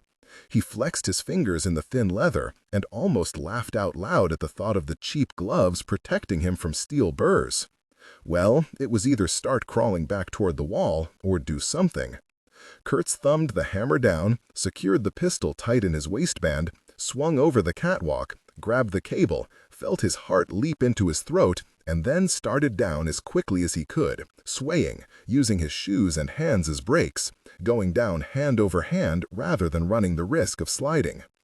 The control room was 30 feet below and 10 feet to his right. There was nothing beneath him except for empty air and cold stone 60 feet down. Kurtz reached the lower layer of catwalks, swung, missed his first try, and then swung again. He dropped onto the wider catwalk. It swayed, but not as violently as the higher one had. Not resting for a second, Kurtz loped to the intersection of the 3 walkways, swung over the side to the man ladder, ignored the rungs, and slid down the outside rails in pure U.S. Navy fashion. He hit the lowest catwalk hard, illuminated now by the glow through the dirty control room windows just 15 feet away. Kurtz rolled, crouched, and moved in a fast duck walk to the wall of the control room. Panting, he moved fast, kicking the unlocked door open and throwing himself into the room. Doc's gonna laugh his ass off, was his final thought before hitting and rolling. Doc was beyond laughing. The old man was lying in front of the padlocked supply closet. There were at least 4 large-caliber entry wounds visible, 3 on his chest and 1 in his throat. Doc had bled out, and the pool of blood had covered a third of the floor space. Kurtz swung his little .38, left, right, and left again, but other than the corpse and him, the control room was empty. Chapter 31. Kurtz duck-walked closer to Doc's body, keeping his head below the level of the windows, ignoring the blood on his shoes and knees. The padlock to the back room was still secure. Pistol still covering the doorway, Kurtz patted down Doc's old leather jacket and his bloody trousers. No keys. Doc kept the padlock keys on a large ring with his other security guard keys. The key ring was gone. Kurtz crawled over and checked the desk drawers and even the low filing cabinets, but the keys were gone. He considered shooting off the padlock, but even as he weighed the pros and cons, he heard footsteps on the floor below. 1 man. Running. Shit. Kurtz reached up and turned off the single desk lamp. His eyes adapted quickly, and soon the rectangles of windows and doors seemed very bright. There was no more sound. Kurtz grabbed Doc by his jacket collar and dragged the old man across the smeared floor. His old acquaintance felt very, very light, and Kurtz wondered idly if it was a result of having bled out. "I'm sorry, Doc," he thought, and wrestled the old man to his knees and then upright in the open doorway, using his left arm around the body while he kept to the side of the door, peering around the doorframe. The first bullet hit Doc high in the chest again. The second took off the top of the old man's skull just at the hairline. Kurtz let the body drop, raised the .38, and squeezed off 3 shots toward the point of muzzle flash at a bank of machinery about 50 feet away. Bullets whined off steel. Kurtz threw himself back, just as 4 more shots blew out the window on his right and slammed against the open door to his left. 1 gun, thought Kurtz, probably 9mm semi-auto. He knew that did not mean that there was only 1 shooter down there. He doubted if he could be so lucky. 3 more shots, very close together. 1 came in the open door, ricocheted off the steel ceiling, and struck sparks on the floor and 2 walls before embedding itself in the desk. A couple of seconds of silence as the shooter slapped in a new magazine. Kurtz used the intermission to reload the 3 bullets he'd fired. His spent brass rolled into the black pool of blood behind him and stopped rolling. 5 more shots from below, in immediate succession, the loud 9mm blast echoing. 4 of the slugs ricocheted around Kurtz's small place. One of the ricochets slammed into Doc's upturned face with the sound of a hammer striking a melon. Another ripped the shoulder padding on Kurtz's topcoat. This is not a good place, he thought. The shots were still coming from the heap of girders and dismantled machinery to the right of the control tower. It was quite possible, even probable, that a second and third shooter were waiting somewhere to his left, like duck hunters in a blind. But Kurtz had little choice. Swinging into the doorway, he fired all 5 shots toward the darkness to his right. The shooter returned fire, 4 more shots, the last 2 ripping the air where Kurtz had stood only a second earlier. He ran in the opposite direction along the catwalk, shaking the spent brass out of the .38 cylinder and trying to reload as he ran. He dropped a bullet, fumbled out another, 5 in. He snapped the cylinder shut even as he ran full tilt. Footsteps pounding below him. The shooter had run from cover and was running under the control room, firing as he went. A flashlight beam played along the catwalk. Sparks leaped and bullets whined ahead of and behind Kurtz. Could it be just the 1 shooter? I couldn't be that lucky. Kurtz knew that he could never make the extra 100 feet or so to the wall without being hit. Even if he could, he would be an easy target as he crawled down the ladder. Kurtz had no intention of running all the way to the wall. Grabbing a suspension cable with his left hand, clinging tight to the .38 with his right, Kurtz swung up and over the handrail and dropped. It was still a bone-smashing 30 feet to the mill floor, but Kurtz had jumped above the first pile of lime rock he had reached, and the heap was at least 15 feet high. Kurtz hit on the side away from the shooters, smashing into the sharp rock and rolling in a cascade of cinders and stones. But the slope helped break his fall without breaking his neck. Kurtz rolled out in a landslide of black stone and was on his feet running again before the shooter came around the heap. 2 shots from behind, but Kurtz was already running full speed around the third pile. He slid to a stop and dropped prone, bracing the short-barreled revolver with his left hand, clamping his right wrist. The shooter wasn't coming. Kurtz opened his mouth wide, trying to calm his panting, listening hard. Lime rock slid and scraped behind him and to the right. Either the shooter or an accomplice was flanking him, climbing over the lime rock heap or climbing around it. Kurtz shifted the .38 to his left hand and rolled right, sweeping black pebbles over him like a man attending to his own burial. He dug his feet into the heap, letting the small, smooth stones slide over him. He butted his head into a depression in the heap and let the black rock cover everything but his eyes. As the stones settled, Kurtz shifted the pistol to his shooting hand but buried the hand in rock. He knew that he was only partially covered, quite visible in all but the dimmest light. But the light here was very dim indeed. Kurtz aimed the .38 in the direction of the earlier sound and waited. Another sliding sound. There was just enough light for Kurtz's eyes to see the silhouette of his attacker's gun arm as it came around the edge of the mound of lime rock 20 feet or so away. Kurtz waited. A man's head and shoulder appeared and then jerked back out of sight. Kurtz waited. The light was stronger behind Kurtz. That meant that the shooter could see silhouettes on the floor or rock pile better than Kurtz could. Kurtz could only wait and hope that he was not presenting a silhouette to view. The man moved with real speed, coming around the side of the pile and sliding to floor level, weapon raised and braced in the approved style. There was a bulk to the upper body which suggested body armor. Knowing that any movement would draw fire, but also knowing that he had to change his aim or miss, and thus die in a very few seconds, Kurtz shifted the snub-nosed .38 a bit to the left. Stones slid. The man wheeled at the first sound and fired 3 times. One of the slugs hit a foot or so above Kurtz's right hand and threw stone chips into his face. The second bullet slammed into rock between Kurtz's buried right arm and his body. The third nicked Kurtz's left ear. Kurtz fired twice, aiming for the man's groin and left leg. The shooter went down. Kurtz was up and running toward him, shaking off stones, sliding and almost falling in the resulting rock slide, reaching the shooter just as the groaning man started to raise his weapon again. Kurtz kicked the 9mm Glock out of Detective Hathaway's right hand, and it went skittering away on cold stone. The cop was fumbling for something with his left hand, and Kurtz almost shot him in the head before he realized that Hathaway was holding up a leather wallet section with his badge catching the dim light. A shield, the cops called it. Hathaway moaned again and clutched at his left leg with his empty hand. Even in the darkness, Kurtz could see blood pumping from the wound. Must have nicked the femoral artery. If he'd hit it full on, Hathaway would be dead by now. "A tourniquet, my belt, make a tourniquet," Hathaway was moaning.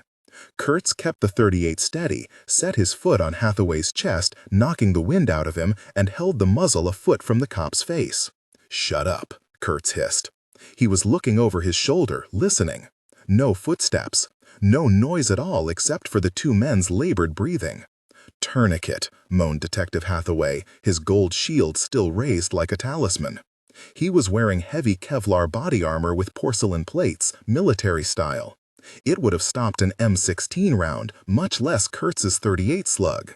But Kurtz's bullet had gone into the cop's leg about 4 inches below the hem of the vest. "You can't kill a cop, Kurtz," gasped the homicide detective. "Even you aren't that fucking stupid. Tie off my leg." "All right," said Kurtz, putting more weight on his right foot on Hathaway's chest, but not enough to shut off all breathing. "Just tell me if you're alone." "Tourniquet," gasped the cop. and then gasped again as Kurtz dug his heel in. Yeah, fuck, yeah, alone. Let me tie this off. I'm fucking bleeding to death, you miserable fuck. Kurtz nodded agreement. I'll help you tie it off, as soon as you tell me why you're doing this. Who are you working for, and how did you know I'd be here? Hathaway shook his head. The precinct knows I'm here. This place will be crawling with cops 5 minutes. Give me your belt. He held his detective shield higher, his hand shaking. Kurtz realized that he wasn't going to get an explanation from the wounded man. He took his foot off Hathaway's chest and took a step to the side, aiming the .38 at the detective's forehead. Hathaway's mouth dropped open, he was breathing raggedly and loudly, and he swung the shield up in front of his face again, holding it in both hands the way someone would hold a crucifix to drive off a vampire. He was gasping, but his voice was very loud in the empty mill, as was the sound of Kurtz clicking the hammer back on the .38. Kurtz, you fucking don't kill a cop.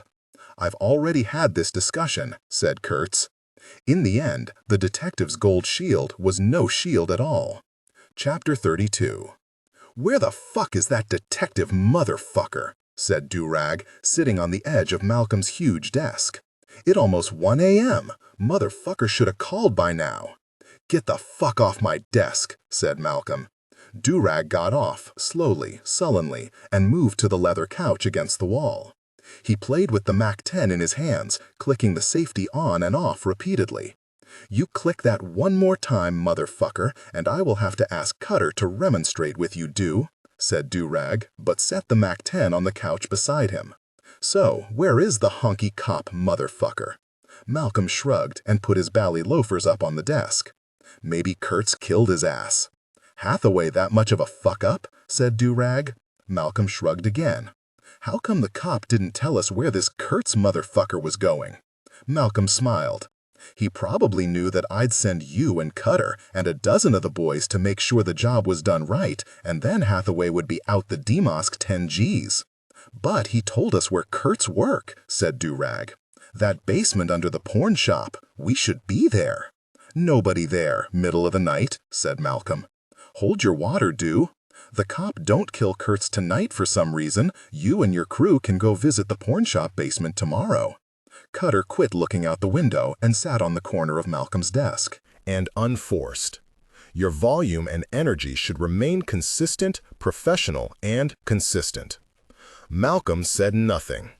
Durag glared at Cutter, then at Malcolm, then at Cutter again.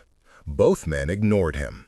You really gonna let the honky cop collect the DMOSC's 10 grand? Durag said after a minute. Malcolm shrugged. That's why Hathaway ran the tap on some gun dealer we don't know and didn't tell his cop pals. That's why he went to bust a cap on Kurtz by himself tonight. Nothing I can do if he wants all the money. Durag smirked. You could pop a cap up Hathaway's ass. Malcolm looked at Cutter and then frowned. You don't kill a cop, Only a crazy man would do that. The three of them were in Malcolm's rear second-floor office. Outside the closed door, in the upstairs pool hall, 8 more bloods were shooting pool or sleeping on couches. Downstairs, there were about 20 more, half of them awake. Everyone was armed. Malcolm dropped his feet off the desk and walked over to the window. Durag left his MAC-10 on the couch and came over to stand near him. They were a study in contrasts.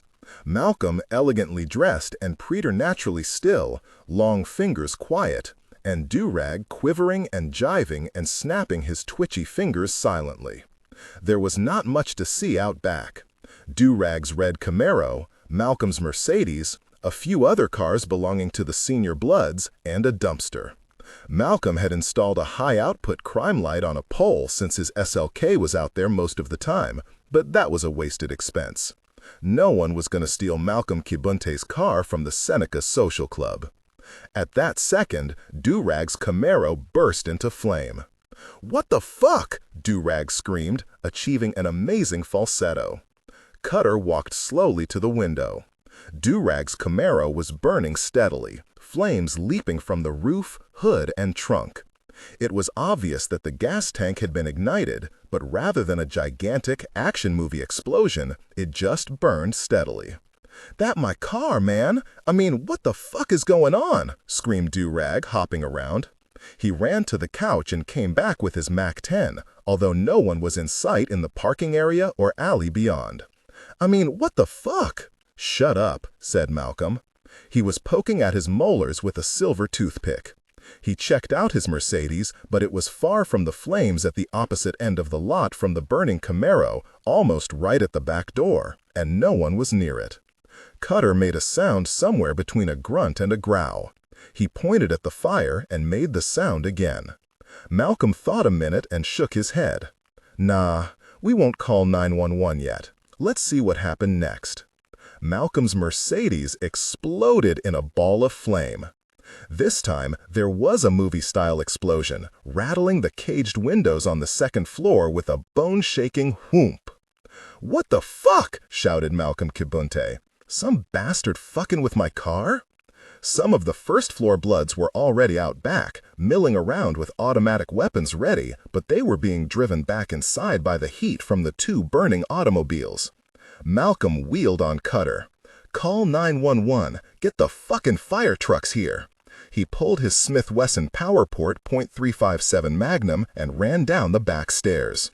2 fire engines and a fire chief's car arrived less than 2 minutes later.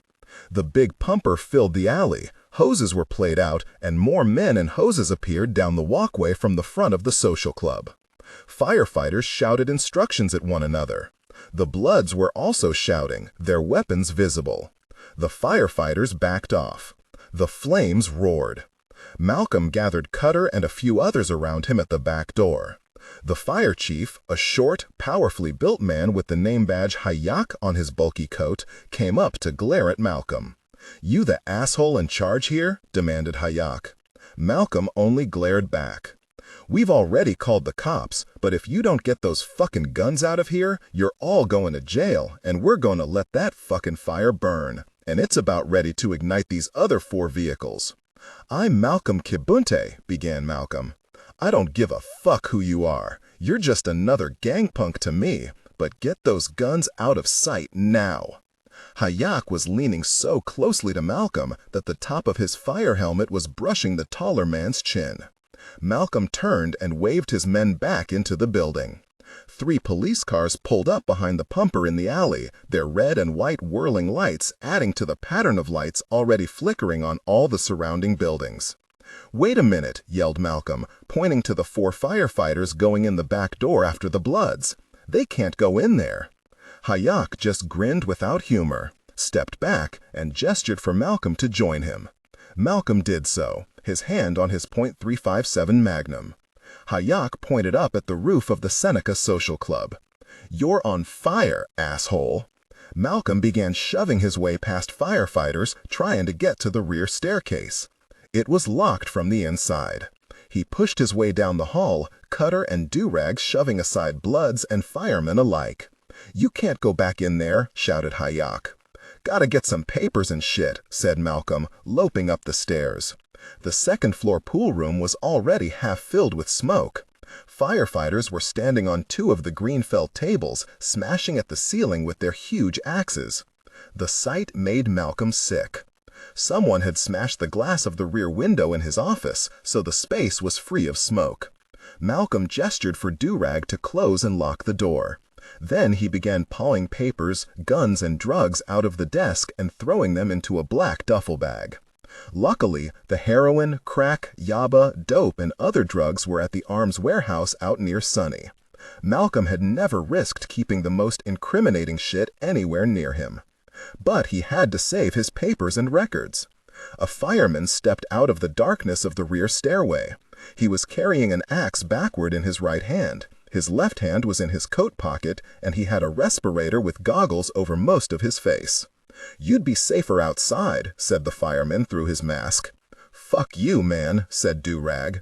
The fireman shrugged, took a step forward, and clubbed Malcolm over the head with the dull end of the axe. The big man went down heavily.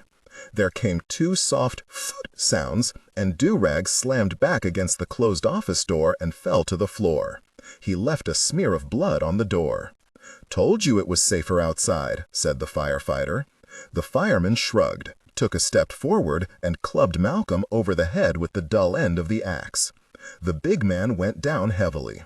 There came two soft "ft" sounds, and Do-Rag slammed back against the closed office door and fell to the floor. He left a smear of blood on the door. "Told you it was safer outside," said the firefighter. Cutter began to move and then froze. A black polymer HK-USP 45 Tactical with a silencer was now visible in the firefighter's left hand. Chapter 33. Suddenly, someone began pounding on the locked door. A section of ceiling actually collapsed above Malcolm's desk. Kurtz's gaze shifted for only a second, but the distraction gave Cutter time to flick open a switchblade and lunge for Kurtz's heart. Kurtz had to swing the pistol out of line of fire as he jumped back. Cutter leaped closer. Kurtz brought down the axe while he jumped away, but the axe was heavy and it was clumsy handling it with just one hand. It only deflected the blow. Cutter had the blade swinging again, and he came in fast. Kurtz dropped the axe, tossed the pistol into his right hand, and tried to bring the HK to bear, but Cutter had grabbed his right wrist. Kurtz kneed the stocky man in the balls. It didn't seem to have any effect, and then Cutter's blade was ripping through the left side of Kurtz's heavy coat. Asbestos and metal fibers sewed into the coat slowed the blade and gave Kurtz a chance to bat away Cutter's right wrist before the knife cut through anything but shirt and skin. Cutter slashed again. Kurtz and Cutter staggered around the room in a clumsy dance, both men breathing hard, Kurtz's plastic mask fogging up. The blade rose and came up fast enough to slash Kurtz's face, but the heavy respirator plastic took the cut. Kurtz tried desperately to free his right hand and the pistol, but the simple truth was that Cutter was stronger than he was. Cutter's feet came down on Do-Rag's face. He just dug his boots in for traction. Kurtz slammed into the edge of Malcolm's desk, numbing his thigh. He couldn't see well through the respirator mask, and he didn't have any way to get it off with both hands engaged. Cutter was forcing him back over the desk. Cutter lunged, trying to gain more leverage for the blade. Instead of fighting the attack, Kurtz went with it. Both men went sprawling, the heavy oxygen tank on Kurtz's back ringing hollowly. The HK-45 went bouncing across the floor, ending up against Malcolm's arm. Malcolm groaned but did not stir. Smoke was beginning to fill the room, and firefighters were shouting in the room next door. The pounding had stopped, but someone was chopping at the reinforced door with an axe. Cutter pivoted the switchblade and slashed the blade across Kurtz's left wrist through the jacket, sending blood spraying. Kurtz gritted his teeth and threw himself on his back, the oxygen tank ripping at his spine. Cutter lunged, blade swinging. Kurtz let his heavy firefighter boots take the blows. Cutter pulled the blade back just as Kurtz picked out once hard, catching Cutter on the chest and sending him tumbling down the rear stairway and slamming into the door at the bottom. Kurtz had locked the door behind him as he came up the stairs. Kurtz ripped the mask off. Instead of lunging after the gun and turning his back on the stairway, he pulled the half-liter bottle of gasoline from his coat pocket and lit the short fuse with the cheap Bic lighter. Cutter was already pounding back up the steps. The Molotov cocktail exploded against Cutter's chest, filling a bland enclosed stairway with flame and driving Kurtz back from the heat. The office door splintered and gave way. A firefighter's arm appeared, the hand releasing the bolt and turning the knob. Cutter screamed and tumbled down the steps again, battering at the closed door, trying to get out, but men began climbing the steps again, slowly, inexorably. When the flaming human figure reached the top of the stairs, Kurtz tugged the heavy oxygen tank off his back, handed it to Cutter, and kicked him back down the stairs. Kurtz stepped aside a second before the explosion. Kurtz picked up the 45, stuck it in his pocket, set his old .38 snub-nose into Do-Rag's dead hand. It wouldn't pass a paraffin test, but fuck it. Swung Malcolm up over his shoulder in a fireman's carry and got to the doorway just as a real firefighter came into the smoke and confusion. Kurtz pulled the useless respirator back up over his face as more firefighters and cops rushed into the little room. "2 men down," Kurtz shouted, pointing to Do-Rag's corpse and to the flaming rear stairway. The firefighters rushed toward the flame, while the two cops knelt next to Durag. Kurtz carried Malcolm through the smoky outer room, down the stairs against a tide of shouting firefighters coming up, through the pool room, out the front door, and past the fire engines and gawking crowd. He avoided the ambulance and the clumps of bloods being corralled by cops and went down the alley on the opposite side of the street. When he got to the Buick's, its trunk already open and waiting, he dropped Malcolm in, took the man's magnum, and frisked him quickly. Kurtz slammed the trunk shut and looked around. The Seneca Social Club was in full blaze now, and all attention was focused on it. Kurtz found his .45 and tossed it onto the front seat, and then threw the respirator, coat, boots, .357 Magnum, and coveralls into the bushes. Then he got into Arlene's car and drove the opposite way down the alley, coming out on the next boulevard and swinging north. They had probably already discovered that Durag had been shot. They would eventually discover one of the responding firefighters tied up and unconscious in the shrubbery near the back alley. It had been Kurtz, of course, who had called 911 a few minutes before he lit the gas-doused rags running into the two cars' fuel tanks. Kurtz noted that, despite his dislike of German guns, polymer guns, and silencers, the HK-45 had worked just fine. It had taken Kurtz just a few minutes after dealing with Hathaway to return to Doc's back room, shoot the lock off, and help himself to the weapons he knew were untraceable. Kurtz had not gotten the idea for the diversion from the Iliad, but Pruno's suggestion of referring to books had reminded Kurtz of a trashy espionage paperback that had made the cell block rounds at Attica. Something about Ernest Hemingway running around playing spy in Cuba during World War II. There had been a false alarm fire ploy in that book. Kurtz wasn't proud. He'd steal from the classics some other day. Wrapping a rag around the bloody but shallow cut on the back of his left wrist, Kurtz drove north. Chapter 34. Niagara Falls is most beautiful in the winter, at night, in a snowstorm. All of these criteria were met as Kurtz parked the Buick on a side street a few hundred feet away from the American Falls parking lot, retrieved the 25-foot length of clothesline and Malcolm from the trunk, and carried him through a forest of ice-limbed trees and snowy fields. After midnight, it was almost 2 a.m. The powerful searchlights were turned off, and both the American and Canadian falls seemed to roar louder in the darkness. Mist from various cascades drifted across the American side parks, garnered as ice on the waterfall side of the trees, and occasionally snapped off branches. Goat Island divided the American falls from the Canadian, and someone had long since run bridges out to this island and the smaller islands on the Niagara River. The tourist bridges were closed to traffic this night, but Kurtz knew his way through the trees to the bridge and walked out along it, staying near the concrete rail so that his footsteps in the snow would be less visible. At least the heavier snow now would hide his footprints in a few minutes. Kurtz paused to rest several times. Malcolm was a big man, and nothing is as cumbersome as dead weight. The night was dark, except for reflected light from the low clouds, but the white ripples on the rapids and the blue-white glow at the edge of the American Falls, just 100 yards downstream, were quite visible. Malcolm began to stir and moan, but the roar of water masked any noise. Kurtz slogged on, adjusting Malcolm on his shoulder as he got onto the icy walkways of Goat Island and turned toward the observation point near the brink of the smaller Luna Island. The small bridge here rose just a few feet above the raging waters, and Kurtz had to watch his step on the ice. Wooden barriers were set out to keep people away from this point in winter, but Kurtz went around these barriers, coming out from the trees onto the small, icy promontory that separated the broad sweep of the American Falls from the even wider curve of the Horseshoe or Canadian Falls. Malcolm stirred as Kurtz dumped him at the end of the promontory, less than 15 feet from the precipice of the falls on both sides. Kurtz removed Malcolm's billfold, about $6,000 in cash. Kurtz took the money and tossed the wallet in the river. Kurtz was no thief, but he also had no doubt that Malcolm had been paid more than this up front to kill him, so he had little compunction about keeping the money.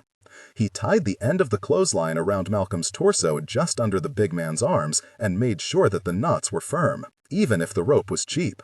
He ran a loop of rope around the icy railing to help act as a brake.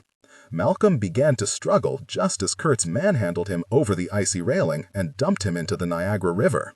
The water revived him, and Malcolm began screaming and cursing at the top of his lungs. Kurtz let that go on for a short while. The roar of the falls drowned out the screams. But, not wanting the man to freeze to death or go over the falls before they talked, he finally said, "Shut up, Kabunte." "Kurtz, fuck you, asshole! Fuck you, Kurtz, you hunky motherfucker, goddamn!"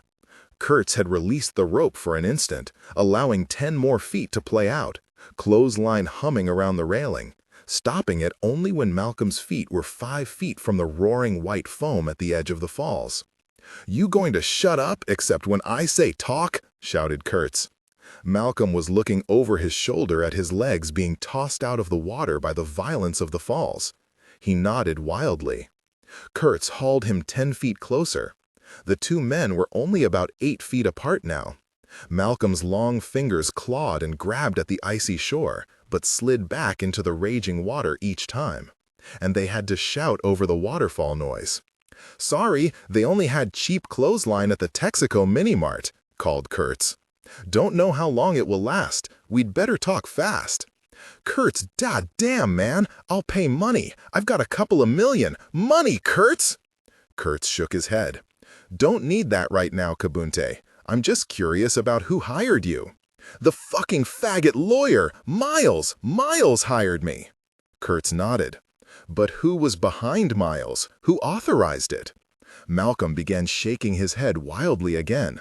"I don't know, Kurtz. I swear to Christ I don't know. Jesus, it's cold. Pull me in. Money. Cash. I'll take you to it, Kurtz." "How much did they pay you for taking me out?" "40K!" screamed Malcolm. "God damn, it's cold. Pull me in, Kurtz. Swear to Christ, money's yours. All of it." Kurtz leaned back, holding the terrible weight of the man and the rushing water. The clothesline creaked and stretched. Malcolm shot glances over his shoulder at the blue-white precipice at his heels. Downriver, impossibly far away, car headlights glowed on the arch of the Rainbow Bridge. "Yaba!" Kurtz shouted. "Why Yaba?" "Triad sends it," Malcolm screamed. "Sell on the side. I get 10%. Jesus Christ almighty, Kurtz!" 90% to the Ferinos through the lawyer?" Kurtz shouted over the roar of water. "Yeah, please, my man. Jesus Christ, please. I can't feel my legs. So fucking cold, man. I'll give you all the money." "And you give the Triad guns from the Arsenal raid?" Kurtz called. "What? Huh? Please, man." "The guns," Kurtz shouted again. "Triad sends you Yaba. You send guns back to Vancouver?" Yeah, Jesus, fuck." Malcolm clawed at ice. The current flipped him over and drove him underwater. Kurtz pulled hard, and Malcolm's bald head broke through the water again. His collar and chin were crusted with ice. "How did you kill the accountant?" Kurtz yelled. "Buell Richardson?" "Who?" Malcolm was screaming now, teeth chattering. Kurtz let the rope slip 3 feet. Malcolm clawed at the steep icy shore. His face went under again, and he came up spluttering. "Cutter! Slit his throat!" "Why?" "Miles said do it." "Why?" "Richardson found the Ferrino money Miles was laundering." "Oh, shit!" The current had tugged him another 3 feet toward the edge. "Richardson wanted a cut?" Kurtz shouted. Malcolm was too busy looking at the roaring edge of nothing behind him to answer. The big man's teeth were chattering wildly. He looked back at Kurtz. "Fuck it, you can let me die anyway," he shouted. Kurtz shrugged. The rope was cutting into his hands and wrist. "There's always the long shot I'll let you live. Tell me what you know about—" Suddenly there was a short switchblade in Malcolm's hands. He began cutting through the rope. "No!" Kurtz shouted. He began pulling. Malcolm cut the rope, dropped the blade, and began swimming hard. He was a strong, powerful man filled with adrenaline, and for 10 seconds or so, it seemed that he was making headway against the wild current, aiming for a point 15 or 20 feet upriver from Kurtz, where he might make a grab for the icy railing. Then the river reasserted itself, and Malcolm was swept backward, as if slapped by the invisible hand of God. He reached the blue-white rim and was swept back and over in an instant, shark attack fast. It was as if the falls had swallowed him. The last image Kurtz had of Malcolm was of the man trying to swim into the air, grinning insanely, the diamond stud in his front tooth gleaming in the blue-white glow. And then there was no one there. Kurtz pulled the loop of rope free from his bloodless hand and wrist and tossed the remaining length of clothesline into the river. He stood there for only a second longer, listening to the roar of water in the night. "Should have gone with the long shot," he said softly, and turned to leave. Chapter 35. Arlene woke at her usual time, shortly before the gray buffalo night brightened into gray buffalo dawn, and was halfway through her morning paper and cup of coffee before she looked out her kitchen window and noticed that her Buick was in the driveway. She went outside in her bathrobe. The car was locked and the keys were in the mailbox. There was no sign of Joe. Later, after parking her car and going in through the alley entrance to their basement office, she noticed the white envelope on her tidy desk. $3,000 in cash, November's pay. Joe came in the back door around noon. His hair had been stylishly razor-cut. He had shaved closely and smelled slightly of an outdoorsy cologne. He was wearing a gray Perry Ellis suit, double-breasted, a white shirt, a conservative green and gold patterned tie, and soft, highly polished new brown dress shoes. Joe had always liked the Prince of Wales combination of gray suit and brown shoes, Arlene knew. "Someone die and leave you money?" she said. Kurtz smiled. "You might say that. How did you get into town from my place this morning?" "They have these things called taxi cabs," said Kurtz. "You don't see them much in Cheektowaga," said Arlene. "It's more a bus kind of town. There are a lot of things one doesn't see much of in Cheektowaga, but I drove to the office just now." Arlene raised one penciled eyebrow. "Drove? You're driving your own vehicle now?" "It's a beater," said Kurtz. "An '88 Volvo sedan from Cheaper Charlie's out in Amherst, but it runs." Arlene had to smile. "I'll never understand your affection for Volvos." "They're safe," said Kurtz. "Unlike everything else in your life." He made a face. "They're boring and ubiquitous. No one ever paid attention to a Volvo that was following them. They're like Chinamen, they all look alike." Arlene could not argue with that. She stayed silent while Kurtz carefully removed his jacket and trousers, hung them on hangers on the wall rack, loosened his tie, and lay down on the sprung sofa against the wall. "Wake me about 3, would you?" he said. "I've got an important business meeting at 4. Kurtz folded his hands on his chest and was snoring softly within a minute. Arlene tapped the keys and opened file drawers softly, careful not to wake Joe, but he slept on. She knew that he would not need the wake-up call. He always awakened exactly when he wanted to, and, sure enough, a few minutes before 3, his eyes snapped open, and he looked around with that instant comprehension upon awakening, which had always amazed and mystified Arlene. He dressed quickly, adjusting the suit jacket just so, buttoning his collar button, and making sure that his tie was knotted perfectly and that his cuffs shot properly. "You need a snap-brim fedora," said Arlene, as Joe headed for the back door. She did not ask him about the meeting, and he did not offer any information before he left. Arlene knew from experience that it might be something as mundane as a request for a bank loan, or something else altogether, something that Joe might not return from. She never asked. He almost never told. Arlene finished a few emails to clients and wondered if she should tell Joe that their sweetheart search business looked as if it was going to show a profit of $8,000 or $10,000 by the end of the first month. She decided to wait. It was almost 5 p.m. She was finished with the day's web searches and notices, and she was about ready to call it a day when unusual movement on the small security monitor caught her eye. A monster had come in the front door of the porn store. The man's face was half burned away. One eye was swollen shut under inflamed tissue, and only a few white clumps of hair remained on a skull that had been cracked and cooked. The man wore a raincoat open, and even through the black and white monitor, Arlene could see that his chest was covered with makeshift bandages and raw burns. The clerk, Tommy, went for the shotgun he kept on the lowest shelf behind the counter. The monster grabbed Tommy by his ponytail, pulled his head back, and cut his throat from ear to ear with one vicious sweep of his arm.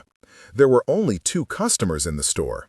One ran for the front door, trying to squeeze past the monster, but the burned man spun quickly and ripped the man from his pubic bone to his throat. The man went down in the entrance and collapsed against the glass counter. The other customer clutched his dirty magazines to his chest and ran between shelves to hide. The monster followed in 3 huge steps. The camera showed the mirror in the corner, reflecting the monster stabbing downward 3, 4, 5 times. Arlene's breath had frozen in her chest. Now she lifted the telephone and dialed 911. A voice answered, but Arlene could not speak. She could not tear her eyes from the security camera monitor. The monster, raincoat open and bandages flying like a mummy's wrappings, burned face distorted into a snarl, was rushing down the short corridor toward the door to the basement, toward her. Chapter 36. Don Farino assembled everyone in the mansion's drawing room. Kurtz had never been in a drawing room. He'd always been amused when he encountered the phrase in books and was curious about exactly what a drawing room was. After being seated in it, he still didn't know. The room was huge and dark, heavy drapes drawn over deep-set bay windows so that it could have been night for all one could tell from inside, and there were some bookshelves, 2 large fireplaces, no fires burning, and multiple seating areas scattered around like those in an old hotel lobby. There were 6 of them in the room, counting the 2 bodyguards in blazers. Don Farino in his wheelchair next to the black-shaded lamp, Sophia sitting in a plush chair to the Don's right, Kurtz on a deep-tufted but uncomfortable leather sofa, and the lawyer, Leonard Miles, sitting opposite everyone in a straight-backed chair. The 2 bodyguards stood with their meaty hands clasped over their crotches immediately behind Miles. Kurtz had been met at the gate and ordered to leave his Volvo parked outside the compound. He wondered if they were afraid of car bombs. The 2 security goons frisked him very carefully. He'd left the polymer HK pistol under the front seat, and then drove him up to the big house in a golf cart. The day was cold and gray, and it was getting dark by 4 p.m. The old Don greeted Kurtz with a curt nod and waved him to his place on the sofa. Sophia was lovely, wearing a soft blue dress and a smile that was almost, not quite, a smirk. The lawyer Miles seemed nervous. The 4 sat in silence for what seemed like a long moment. Kurtz brushed a speck of lint from the crease in his gray trousers. No one offered drinks. "Have you seen or heard the news today, Mr. Kurtz?" the old man said at last. Kurtz shook his head. "It seems that the city's black street gangs and some religious white supremacist group are at war," Don Farino continued. Kurtz waited. "Some anonymous caller informed the white supremacists that 4 of their members had been killed by some Bloods," continued the old man. "Someone, perhaps the same caller, informed the Bloods that a rival street gang had started a fire at one of their gathering places. Also this morning, it seems that the police received an anonymous call connecting the death of one of their homicide detectives with the same group of Bloods. So, as the day ends, we have blacks shooting blacks, cops rousting gangbangers, and idiot white supremacists fighting everyone." After a spell of silence, Kurtz said, "It sounds as if Anonymous has been busy." "Indeed," said Don Farino. "Do you give a rat's ass about blacks killing blacks, or the Aryan Nation types live or die?" "No," said Don Farino. Kurtz nodded and waited. The Mafia patriarch reached down beside his wheelchair and lifted a small leather valise. When he opened it, Kurtz could see stacks of $100 bills. $50,000, said Don Farino, as we agreed. Plus expenses, said Kurtz. Expenses as well. The Don closed the bag and set it down. If you have brought us any useful information, Kurtz gestured with his hand. What would you like to know? The old man's roomy gray eyes seemed very cold as he squinted at Kurtz. Who killed our accountant, Buell Richardson, Mr. Kurtz?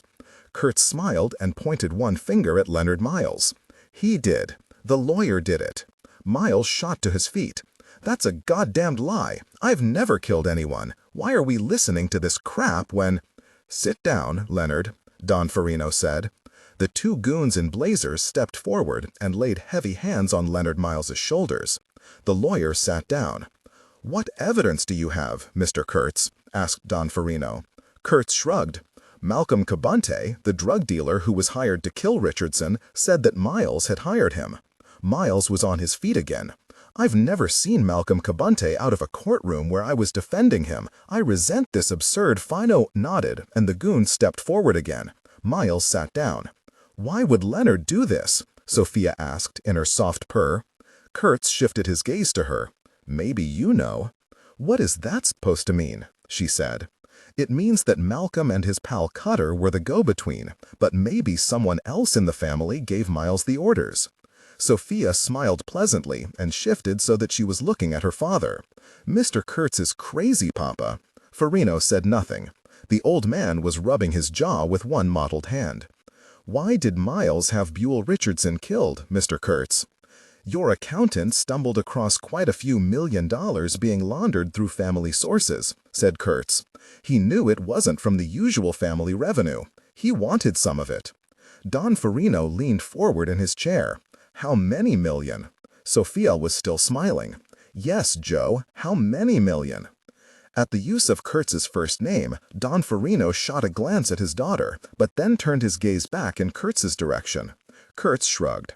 "How the hell should I know? Little Skag knew that something weird was going on. That's why he suggested I get in touch with you, Don Farino. He doesn't give a shit about a missing accountant." Farino blinked.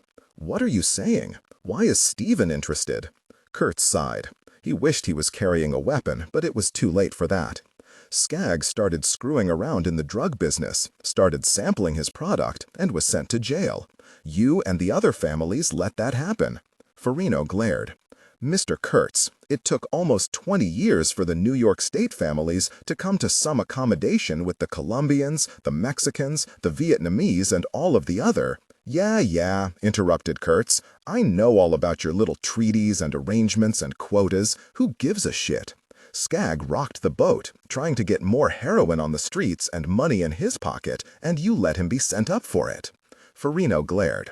"Mr. Kurtz, it took almost 20 years for the New York State families to come to some accommodation with the Colombians, the Mexicans, the Vietnamese, and all of the other—" Yeah, interrupted Kurtz. "I know all about your little treaties and arrangements and quotas. Who gives a shit? Skag rocked the boat, trying to get more heroin on the streets and money in his pocket, and you let him be sent up for it." But someone using the family contacts opened those floodgates again just a few months ago. Little Skag thinks it's an end run around you, Don Farino. "He's crazy," shouted Miles, and got to his feet again. Kurtz looked at the lawyer. "Malcolm Kibunte's gangbangers knocked over the Dunkirk military arsenal last August. What has that got to do with anything?" Sophia snapped. "And Miles, and whoever's sponsoring Miles, has been trading the weapons for Yaba and China White and advanced methamphetamine recipes with Vancouver." "Vancouver?" Don Farino repeated, his tone sincerely puzzled. "Who's in Vancouver?" "The Triads," said Kurtz. "Malcolm was shipping the guns overland. The drugs came in through the Niagara border checkpoints along with the electronic hand-me-downs from the Vancouver families. Malcolm and his boys knocked over some of the other truck shipments from Florida and New York just to hide what they were really doing. They were just using your family contacts to get the heroin and Yaba here, then dumping the junk on the street market, creating a new generation of addicts." There was a silence. Finally, Don Farino stared hard at Leonard Miles. "You traded weapons for drugs with our deadliest enemies? It's a lie." Miles's tone was no longer frightened. "William," Don Farino addressed one of the guards. "Charles," to the other man. The two bodyguards stepped forward and pulled long-barreled .38 revolvers from their shoulder holsters. "Take Mr. Miles outside and make him talk." The old man sounded very tired. "Then take him somewhere and kill him." William and Charles stood there, but they did not aim their guns at Leonard Miles. One of the muzzles was pointed at Don Farino and the other at Kurtz. Leonard Miles had now dropped all of his act of fear and desperation. He showed a particularly nasty grin as he stood between the two guards. "More than $120 million, he said in conversational tones. "Right under your nose, old man. Do you think I wouldn't use some of it to buy off everyone on your family payroll?"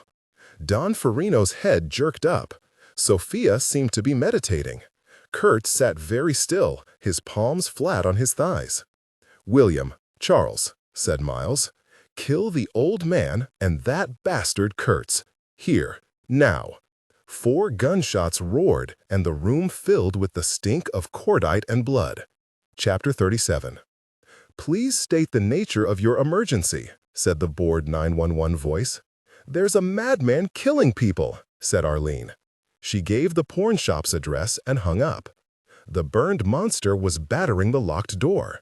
While the rear door was reinforced by metal, this inner door was just wood.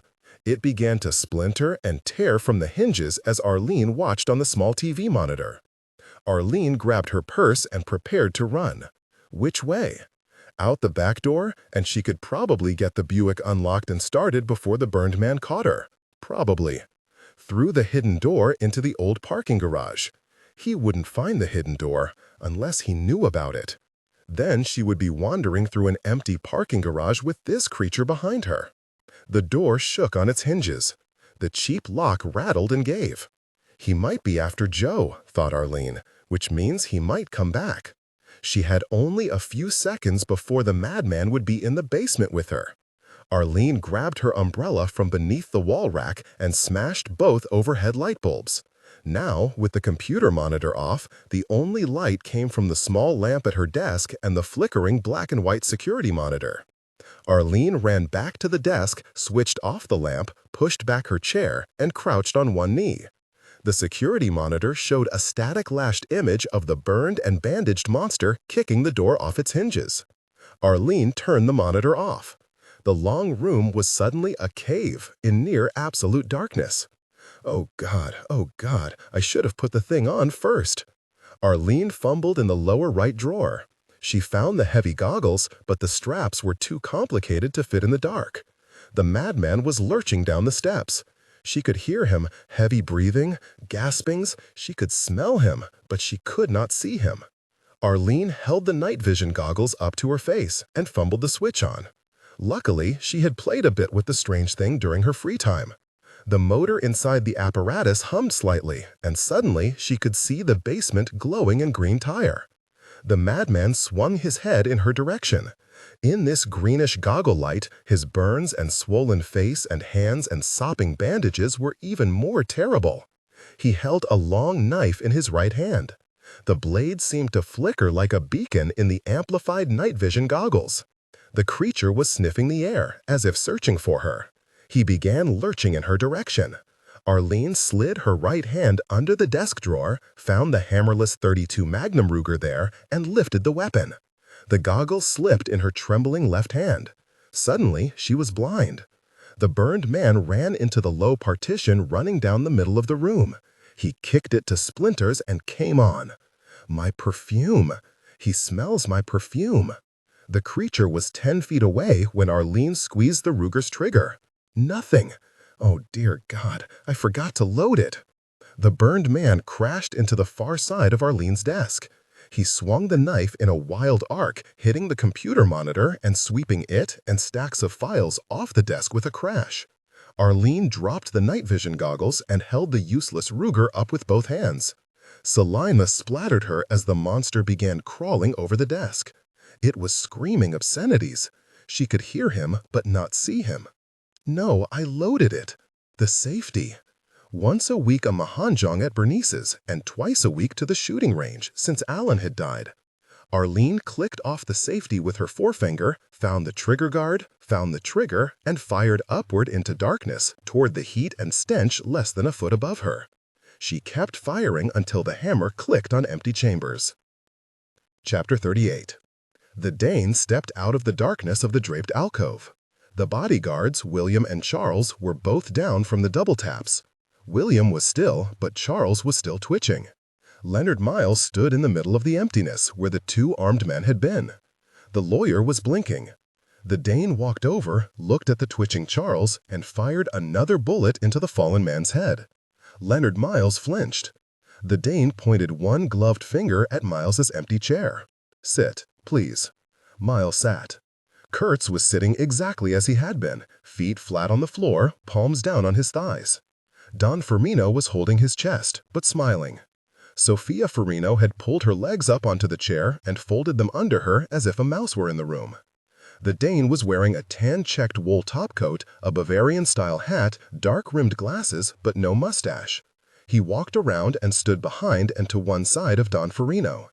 The semi-automatic 9mm Beretta was not precisely aimed at anyone, but the muzzle pointed in the general direction of Leonard Miles. "Thank you, my friend," said Don Farino. The Dane nodded. The Don turned his heavy gaze on Miles.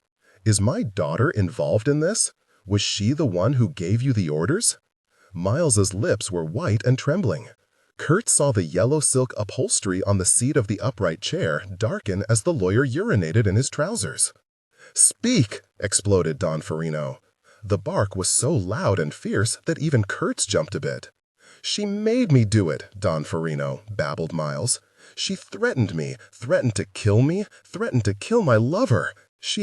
He fell into silence the instant that Don Farino made an impatient gesture with his fingers. The Don looked at his daughter. "You traded weapons to the triads, brought these new drugs into the community?" "Answer me, you miserable putana!" screamed the Don. His face was mottled red and white. Sophia said nothing. "I swear to you, Don Farino," Miles babbled, "I didn't want to be involved with this. Sophia was the one who dropped the dime on Stephen. She was the one who ordered Richardson killed. She was—" Don Farino's gaze never moved from his daughter. "You are the one who turned Stephen in?" "Sure," Sophia said. "Stevie's a fag and a junkie, Papa. He would have dragged the family down with him." Don Farino gripped the arms of his wheelchair until his fingers went white. "Sophia, you would have had everything. You would have been my heir." Sophia threw her head back and laughed easily. "Had everything, Papa? What is everything? The family is a joke. Its power gone. Its people spread to the wind. I would have had nothing. I was only a woman. But I want to be Don." Don Farino shook his head sadly. Leonard Miles took the moment to jump to his feet and run for the door, leaping over the body of William as he ran. Without raising the Beretta, the Dane shot Miles in the back of the head. Don Farino had not even looked up. Without raising his head, he said, "You know the price for such betrayal, Sophia." "I went to Wellesley, Papa," she said. Her legs were still pulled up under her like a little girl's.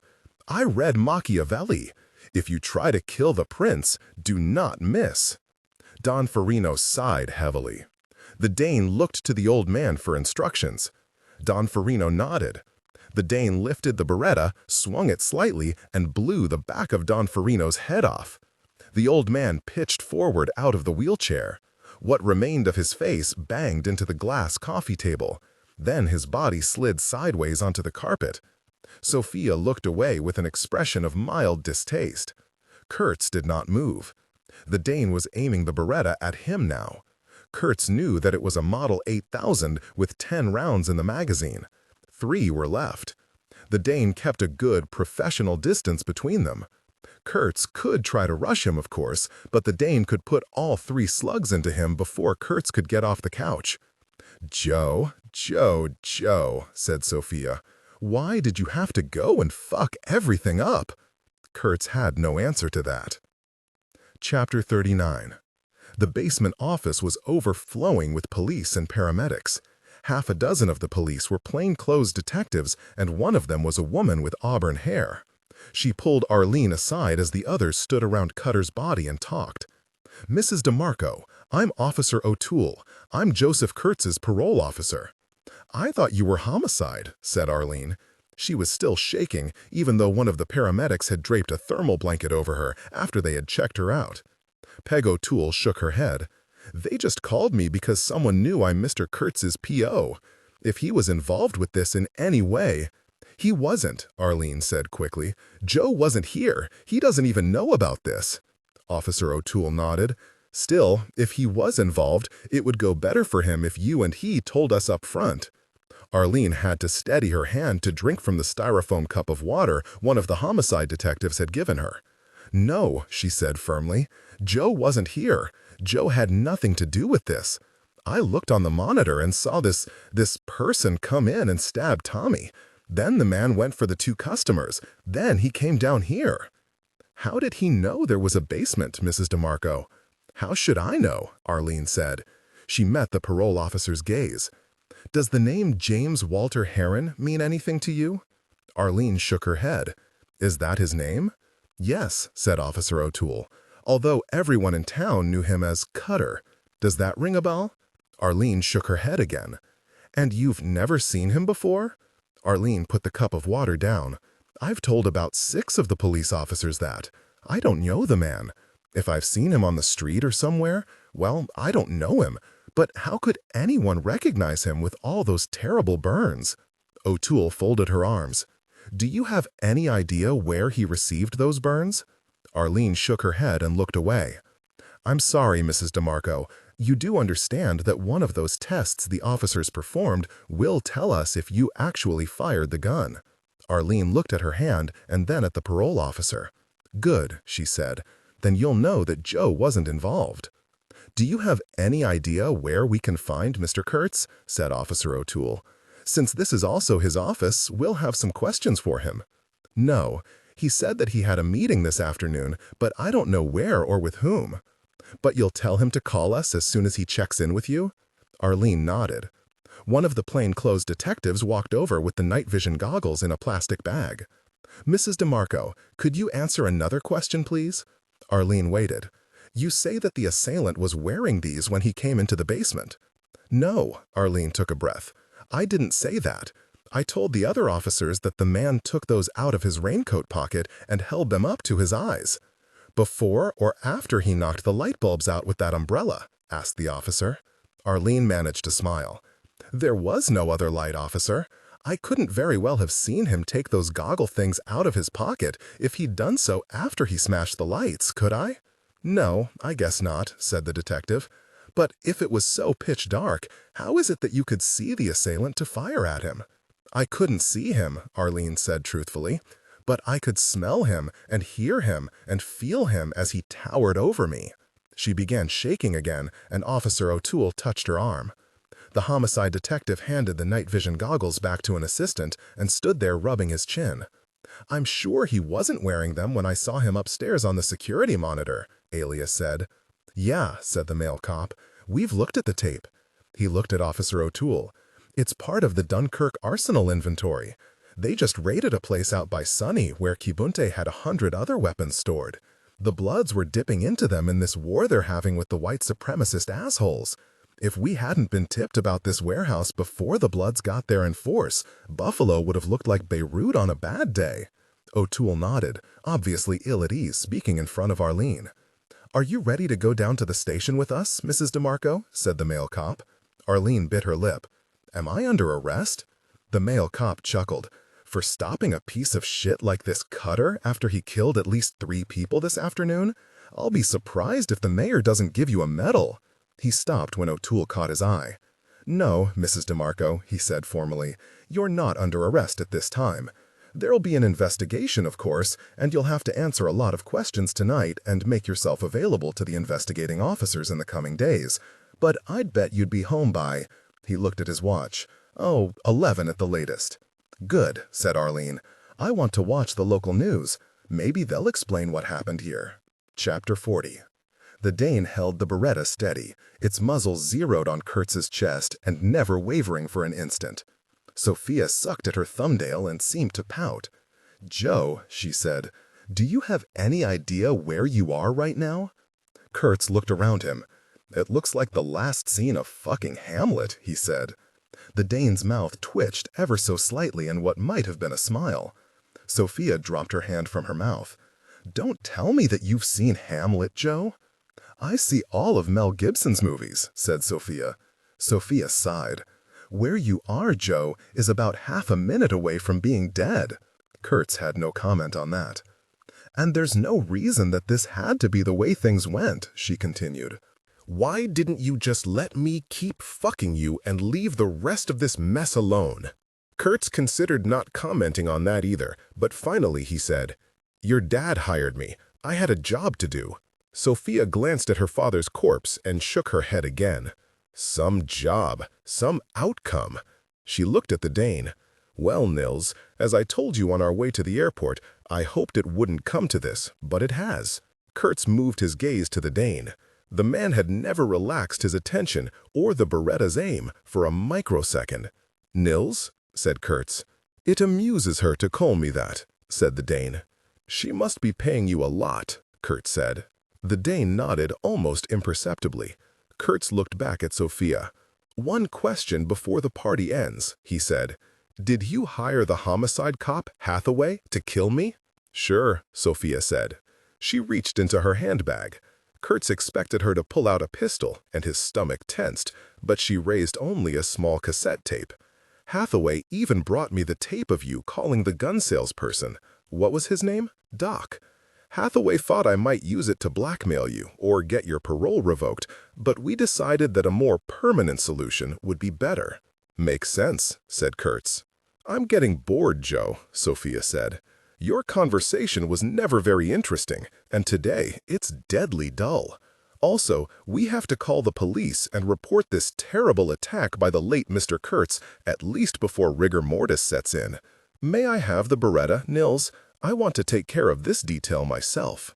Kurtz continued sitting the way he had been, but he was very observant. If there was to be a moment in which he could act, it would come here. There was no such moment. The Dane was the consummate professional, the muzzle of the Beretta never wavering, even as the Dane moved sideways and moved the pistol to where Sophia could grasp it with both hands. When she had it, still aimed at Kurtz's chest, her finger on the trigger, the Dane took a step back out of the lamplight and out of any line of fire. "Any last words, Joe?" said Sophia. Joe thought for a second. "You weren't all that great in the sack, baby. I've had sexier encounters with a Hustler magazine and some hand lotion." The sound of the unsilenced pistol was very loud. 2 shots. Sophia smirked. Then she dropped the Beretta and fell forward onto her father's body on the floor. The Dane pocketed the .22 caliber Beretta Model 21 Bobcat and stepped forward to retrieve the 9mm Beretta from Sophia's limp hand. Kurtz allowed himself to breathe again when the Dane slipped the larger Beretta into his pocket as well. Kurtz stood up. The Dane lifted the valise of cash from its place by Don Farino's wheelchair and then picked up the small audio cassette from Sophia's empty chair. "These are both yours, I believe," said the Dane. "Are they?" Kurtz asked. The Dane dropped the cassette into the valise and handed the valise to Kurtz. "Yes, I am a hired assassin, not a thief." Kurtz took the bag, and the 2 men walked out of the drawing room, Kurtz pausing at the door a second to look back at the 5 bodies on the floor. "The last scene of Hamlet," said the Dane. "I rather liked that." The 2 talked shop as they walked out of the quiet mansion and down the driveway to Kurtz's car. "You like Berettas?" asked Kurtz. "They have never disappointed me," said the Dane. Kurtz nodded. Probably the silliest and most sentimental thing he'd ever done had involved his old Beretta many years earlier. They had passed the bodies of 2 guards in the foyer, and another, dressed in black tactical gear, was lying outside near the drive. "Extra work for you?" asked Kurtz. "I thought it wiser on my way in to see to any possible problems that might hinder our way out," said the Dane. They passed a bush from which 2 dark legs and a polished pair of loafers protruded. "3, Kurtz said. 7 counting the night maid and the butler. Paid for by someone?" The Dane shook his head. "I count it as part of overhead, although the Gonzaga contribution could be prorated toward them." "I'm glad the Gonzagas came through," said Kurtz. "I am sure you are." They came to the gate. It had been left open. The Dane put his hand in his topcoat pocket, and Kurtz tensed. The Dane removed his gloved hand and shook his head. "You have nothing to worry about from me, Mr. Kurtz. Our arrangement was explicit. Despite rumors to the contrary, $1 million is quite generous, even in this profession. And even this profession has its code of ethics." "You know the money came from Little Skag," said Kurtz. "Of course I do. It makes no difference. You were the one who contacted me on the telephone. The contract is between us." Kurtz looked around. "I was a little worried that one of the Faranos might have outbid me." The Dane shook his head again. They were notoriously cheap. He lifted his face to the evening air. It was quite dark now and raining very softly. "I know what you're thinking, Mr. Kurtz," said the Dane. "I've seen his face. You haven't. This face is no more mine than Nils is my name." "Actually," said Kurtz, hefting the valise higher, "I was thinking about this money and what I was going to do with it. The Dane smiled very slightly. $50,000. Was it worth all of your aggravation, Mr. Kurtz? Yeah, said Kurtz. It was. They walked out through the gate, and Kurtz hesitated by the Volvo, jingling the keys in his free hand. He would feel better when he had the HK in his hand. One question, he said, or maybe it isn't a question. The Dane waited. Little skag Stevie Farino, he's going to get out and take over this mess. It was my understanding, said the Dane, that this was what the $1 million was all about. Yeah, said Kurtz. Little Skag is as penny-pinching as the rest of the family, but this was his one shot at getting back in the driver's seat. But what I meant was that Skag will probably want to tidy up all the loose ends. The Dane nodded. Hell, said Kurtz. Never mind. If we meet again, we meet again. He got into the Volvo. The Dane remained standing near the car. No bomb. Kurtz started the engine, backed into the empty road, and glanced into his rearview mirror. The Dane was gone. Kurtz pulled his pistol out from under the seat and set it on his lap anyway. He put the car in gear and drove away with one hand touching the valise on the passenger seat. Kurtz drove at or under the speed limit. He had no driver's license, and this would be a bad time to be stopped by the Orchard Park sheriff. He'd driven less than 2 miles when a cell phone rang in his back seat. Chapter 41. Kurtz slid the Volvo to a stop on a grassy berm and was out the door, rolling in the grass. He didn't own a cell phone. The phone kept ringing. Semtex, thought Kurtz, C4. The Israelis and Palestinians had specialized in telephone bombs. Fuck, thought Kurtz, the money. He went back to the car, removed the valise, and set it a safe distance from the vehicle. The phone kept ringing. Kurtz realized that he was pointing his HK-45 at a cell phone. What the hell is wrong with me? He retrieved the valise, slid the pistol into his suit pocket, picked up the phone, and hit the answer button. Kurtz? A man's voice. He didn't recognize it. Kurtz? He listened.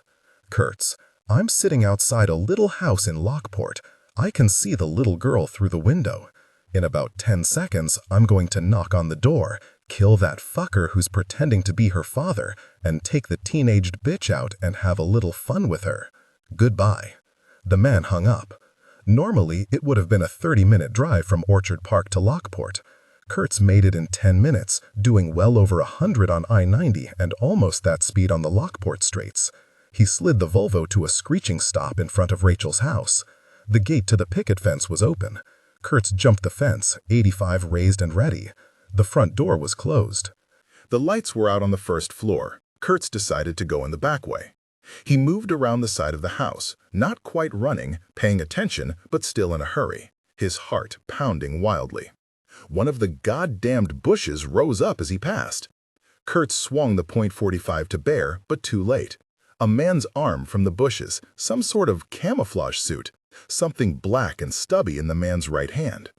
A great hot force exploded against Kurtz's chest, and God's flashbulbs went off in his skull. Chapter 42. Pain. Good. He was alive. Kurtz came back to consciousness slowly, very painfully, muscle by muscle. His eyes were open and there was no blindfold, but he could see nothing. He was in great pain. His body did not respond to commands. He was having problems breathing. It's all right. I may be hurt bad, but I'm alive. I'll kill the fucker and get Rachel free before I die. Kurtz concentrated on forcing breath into his lungs and calming his pounding heart and screaming muscles. Minutes passed. More minutes. Kurtz slowly became oriented in his body and around it. He was in the trunk of a car. Big trunk, big car. Lincoln or Cadillac. The car was moving. Kurtz's body wasn't moving. His muscles were alternating between cramps and involuntary spasms. His chest was on fire, he was nauseated, and his skull rang like a Buddhist gong.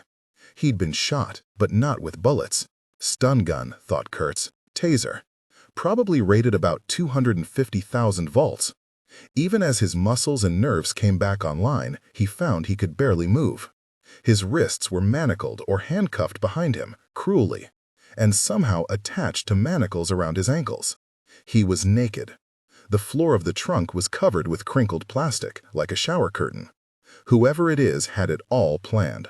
Followed me to Farino's. Put the phone in the Volvo. Wanted me, not Rachel.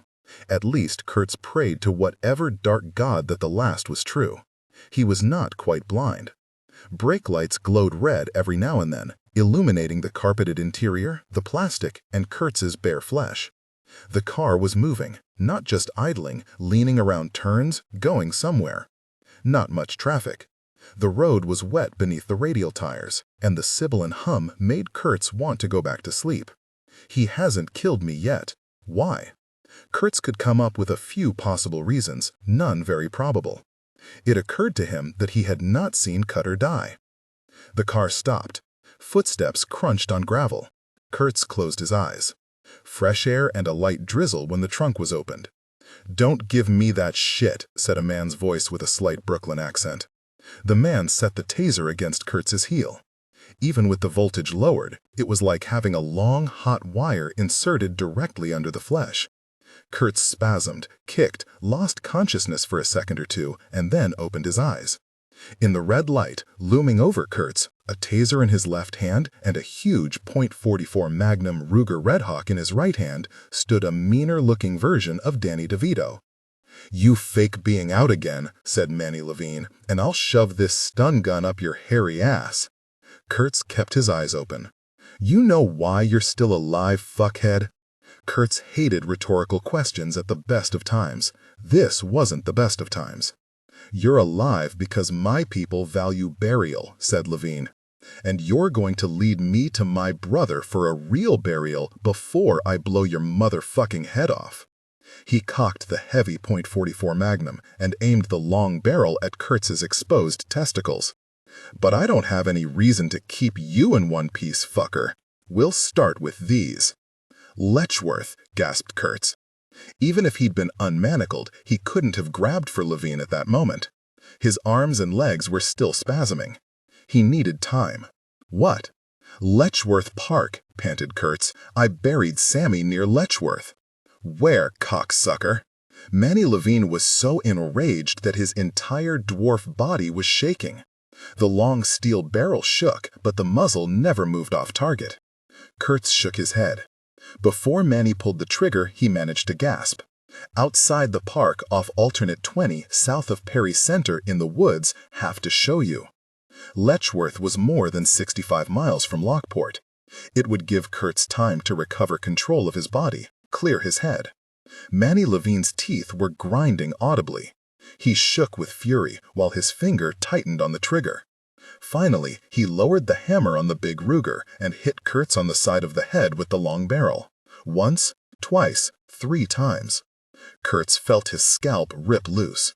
Blood ran salty into his eyes and pattered on the plastic liner. Good, nothing serious. Probably looks worse than it is. Maybe it'll satisfy him for now. Levine slammed the trunk shut, made a U-turn, and drove away with Kurtz rocking and bleeding heavily in back. Chapter 43. Kurtz had little sense of time other than the slight ebbing of pain and the even slighter return of muscle control. But it might have been about an hour later when the big car pulled over. The trunk opened and Kurtz breathed deeply of the cold night air, even though he had been shivering almost uncontrollably during the ride. "All right," said Manny Levine. "We're south of Perry Center. It's all county roads and gravel roads around here. Where the fuck do we go next?" "I'll have to sit up front and guide you," said Kurtz. The dwarf laughed. He had small yellow teeth. "No fucking way, Houdini." "You want to give your brother a decent burial?" "Yeah," said Levine. "But that's job 2. Job 1 is killing your ass, and I'm not going to let sentiment get in the way of that. Where do we go next?" Kurtz took a second to think and try to flex his arms.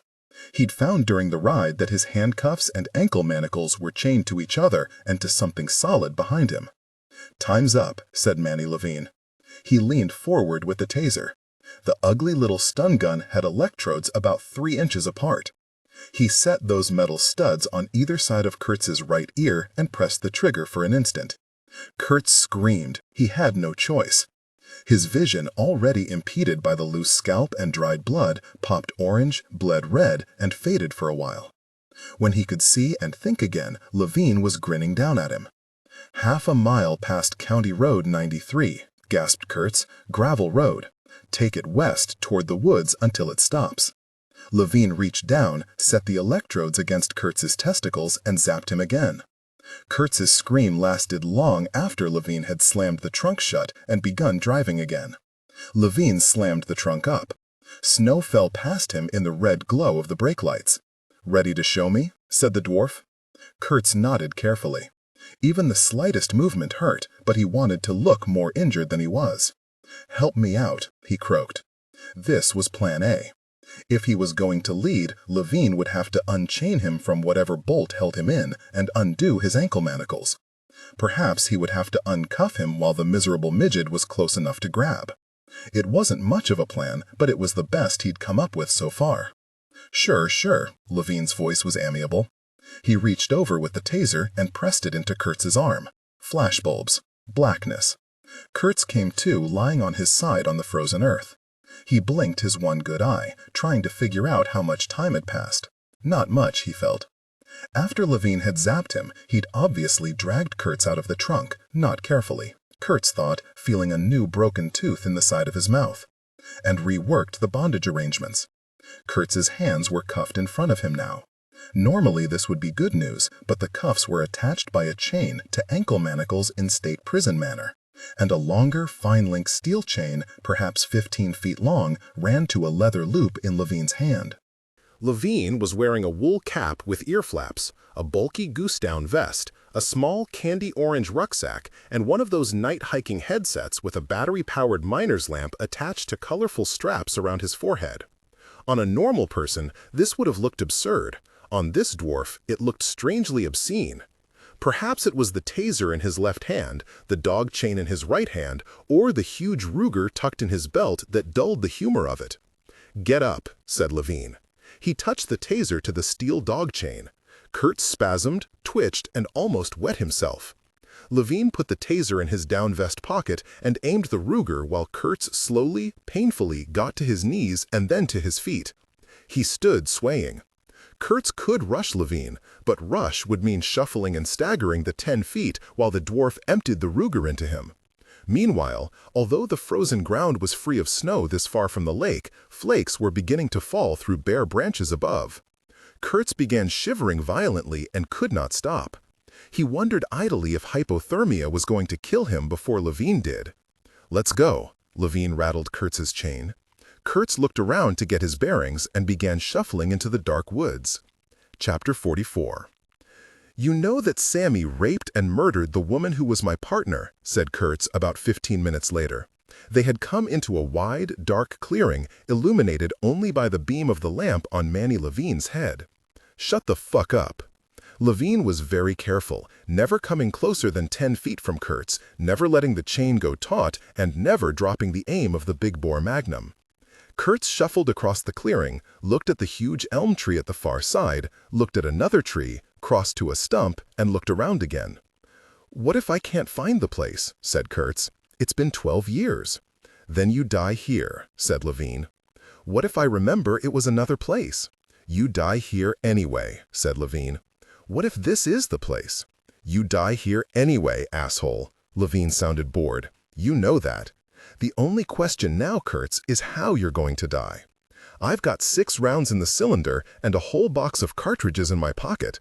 I can use one, or I can use a dozen. Your choice." Kurtz nodded and crossed to a big tree, looking up at a twisted branch for orientation. "Where's the little girl Rachel?" he said. Levine showed his teeth. "She's upstairs in her house, all tucked in," said the little man. "She's warm enough, but her legal daddy's pretty cold, lying face down drunk in that fancy-schmancy kitchen of theirs. But not nearly as cold as her real daddy's going to be in about 10 seconds if he doesn't shut the fuck up." Kurtz shuffled 10 paces out from the tree. "Here," he said. Keeping the Ruger Red Hawk leveled, Levine took off his backpack, unzipped it, and tossed Kurtz a stubby but heavy metal object. Kurtz's frozen fingers fumbled unfolding the dung. A folding shovel, an entrenching tool, the army called it. It was the closest Kurtz would come to having a weapon in his hand. But it couldn't be used as a weapon in Kurtz's condition unless Manny Levine decided to walk 5 steps closer and offer his head as a target. Even then, Kurtz knew he might not have the strength to hurt Levine. and chained and manacled as he was, there was absolutely no chance of throwing the shovel at the dwarf. "Dig," said Levine.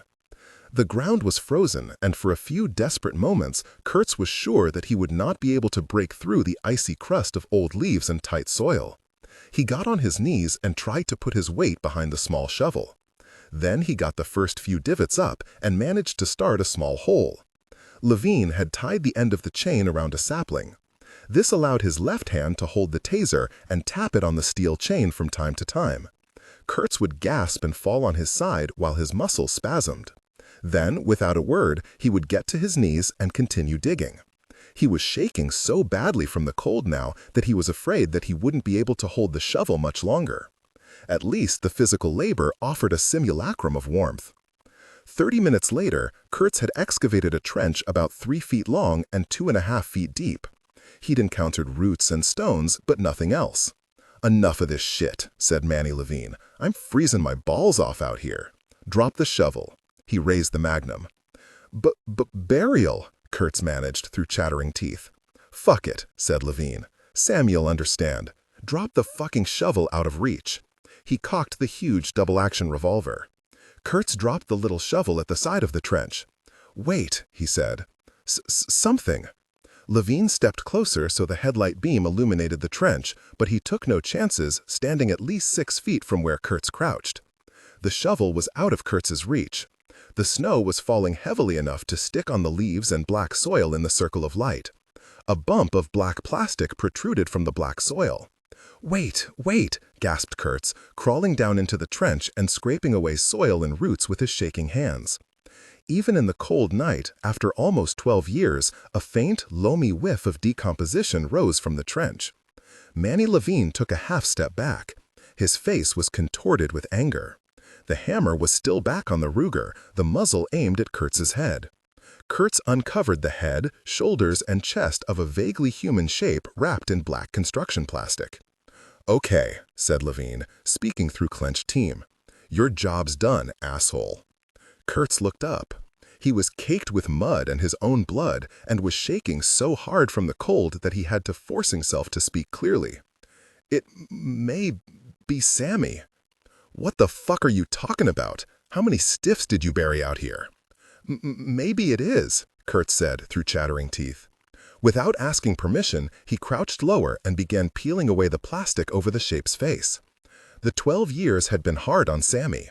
His eyes were gone, skin and muscle turned into a blackened leather, lips pulled back far over the teeth, and frozen maggots filled the mouth where his tongue had been.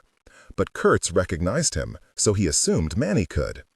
Kurtz's left hand continued peeling away black plastic around the skull, while his right hand went lower, tearing rotted plastic around the chest. "Fucking enough," said Manny Levine.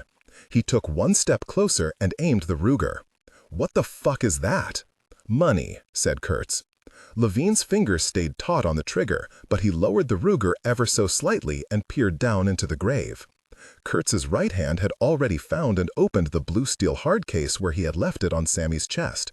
And now he pulled the bundle out, still wrapped in oily rags, clicked off the butterfly safety with his thumb, and squeezed the trigger of his old Beretta 5 times. The weapon fired 5 times. Manny Levine spun, the magnum and taser flew off into the darkness, and the dwarf went down. The headlight illuminated frozen leaves on the forest floor. Goose feathers floated in the cold air. Still holding the rag-wrapped Beretta, Kurtz grabbed the shovel and crawled over to Levine. He'd missed once, but 2 of the 9mm slugs had punched into the dwarf's chest. One had caught him in the throat, and one had gone in just under Levine's left cheekbone and taken his ear off on the way out. The little man's eyes were wide and staring in shock, and he was trying to talk, spitting blood. "Yeah, I'm surprised too," said Kurtz. Strengthened by the adrenaline rush he had counted on, Kurtz used the entrenching tool to finish him off, and then went through the dwarf's shirt pockets. Good. The cell phone was in his shirt pocket and hadn't been hit. Shaking wildly now, he concentrated on punching out the phone number he'd memorized in Attica. "Hello? Hello?" Rachel's voice was soft, clear, untroubled, and beautiful. Kurtz disconnected and dialed Arlene's number. "Joe," she said, "where are you? The most amazing thing happened at the office today." "You all right?" managed Kurtz. Yes, but... Then shut up and listen. Meet me in Warsaw, the Texaco at the intersection, as soon as you can. Warsaw? The little town on alternate Route 20? Why, bring a blanket, a first aid kit, and a sewing kit, and hurry. Kurtz disconnected. It took a minute of pawing around the corpse to find the handcuff and manacle keys and the car keys. Even the goddamned perforated bloody goose-down vest was too small for Kurtz. He could barely pull it on, and there was no chance of buttoning it. But he wore it as he dumped Levine, the Magnum, the phone, the backpack, the taser, and his own Beretta back in its blue steel hard case, back into Sammy's shallow grave, and began the cold job of filling in the frozen dirt. He kept the miner's lamp to see by. Chapter 45. Arlene pulled into the closed and empty Texaco station 40 minutes after she'd gotten the phone call. Warsaw was literally a crossroads community, and it was dark this night. Arlene had expected to see Joe's Volvo, but there was only a large, dark Lincoln town car parked in the side lot of the Texaco. Joe Kurtz got out of the Lincoln carrying a dashboard cigarette lighter, fooled around by the big car's gas tank for a few seconds, and began walking toward her in the beams of her Buick's headlights. He was naked, bloody, limping, and smeared with mud. The right side of his scalp hung down in a bloody flap, and one eye was swollen and crusted shut. Arlene started to get out of the Buick, but at that second the Lincoln town car exploded behind Kurtz and began burning wildly. Kurtz did not look back. He opened the passenger side door and said, "Blanket." "What?" said Arlene, staring. He looked even worse with the overhead light of the Buick on him. Kurtz gestured at the passenger seat. "Spread the blanket. Don't want to get blood on everything." She unfolded the red plaid blanket she'd grabbed from her window seat, and Kurtz collapsed onto the seat. "Drive," he said. He turned the car's heater on high. They were a mile or so outside of Warsaw, the burning car still an orange glow in the mirror, when Arlene said, "We've got to get you to a hospital." Kurtz shook his head. The bloody flap of skin and hair on the side of his head bobbled. "It looks worse than it is. We'll sew it up when we get back to your place." "We'll sew it up?" "All right," said Kurtz, and actually grinned at her through the streaks of blood and mud. "You'll sew it up, and I'll drink some of Alan's whiskey." Arlene drove for a moment in silence. "So we're going to my place?" she said, knowing that Joe would never tell her what had happened this night. "No," he said. "First we go up to Lockport. My car's there, and, I hope, my clothes and a certain leather bag." "Lockport," Arlene repeated, glancing at him. He was a mess, but seemed calm. Kurtz nodded, pulled the red plaid blanket around his shoulders, and held the flap of scalp in place with one hand while he turned the car radio on with his other hand. He tuned it to an all-night blues station. "So, all right," he said when he had Muddy Waters playing. "Tell me about this amazing thing that happened at the office today." Arlene glanced at him again. "It doesn't seem that important right now, Joe." "Tell me anyway," said Kurtz. "We've got a long drive ahead of us." Arlene shook her head, but then began telling him about her afternoon as they drove west toward Buffalo, the blues playing hard and sad on the radio, and the snow falling softly in their headlight beams. Since his first published short story won the Rod Serling Memorial Award in the 1982 Twilight Zone magazine short fiction contest, Dan Simmons has won some of the top awards for the science fiction, horror, fantasy, and thriller genres, as well as honors for his mainstream fiction. He lives along the Front Range of Colorado, where he is currently at work on a new Joe Kurtz novel.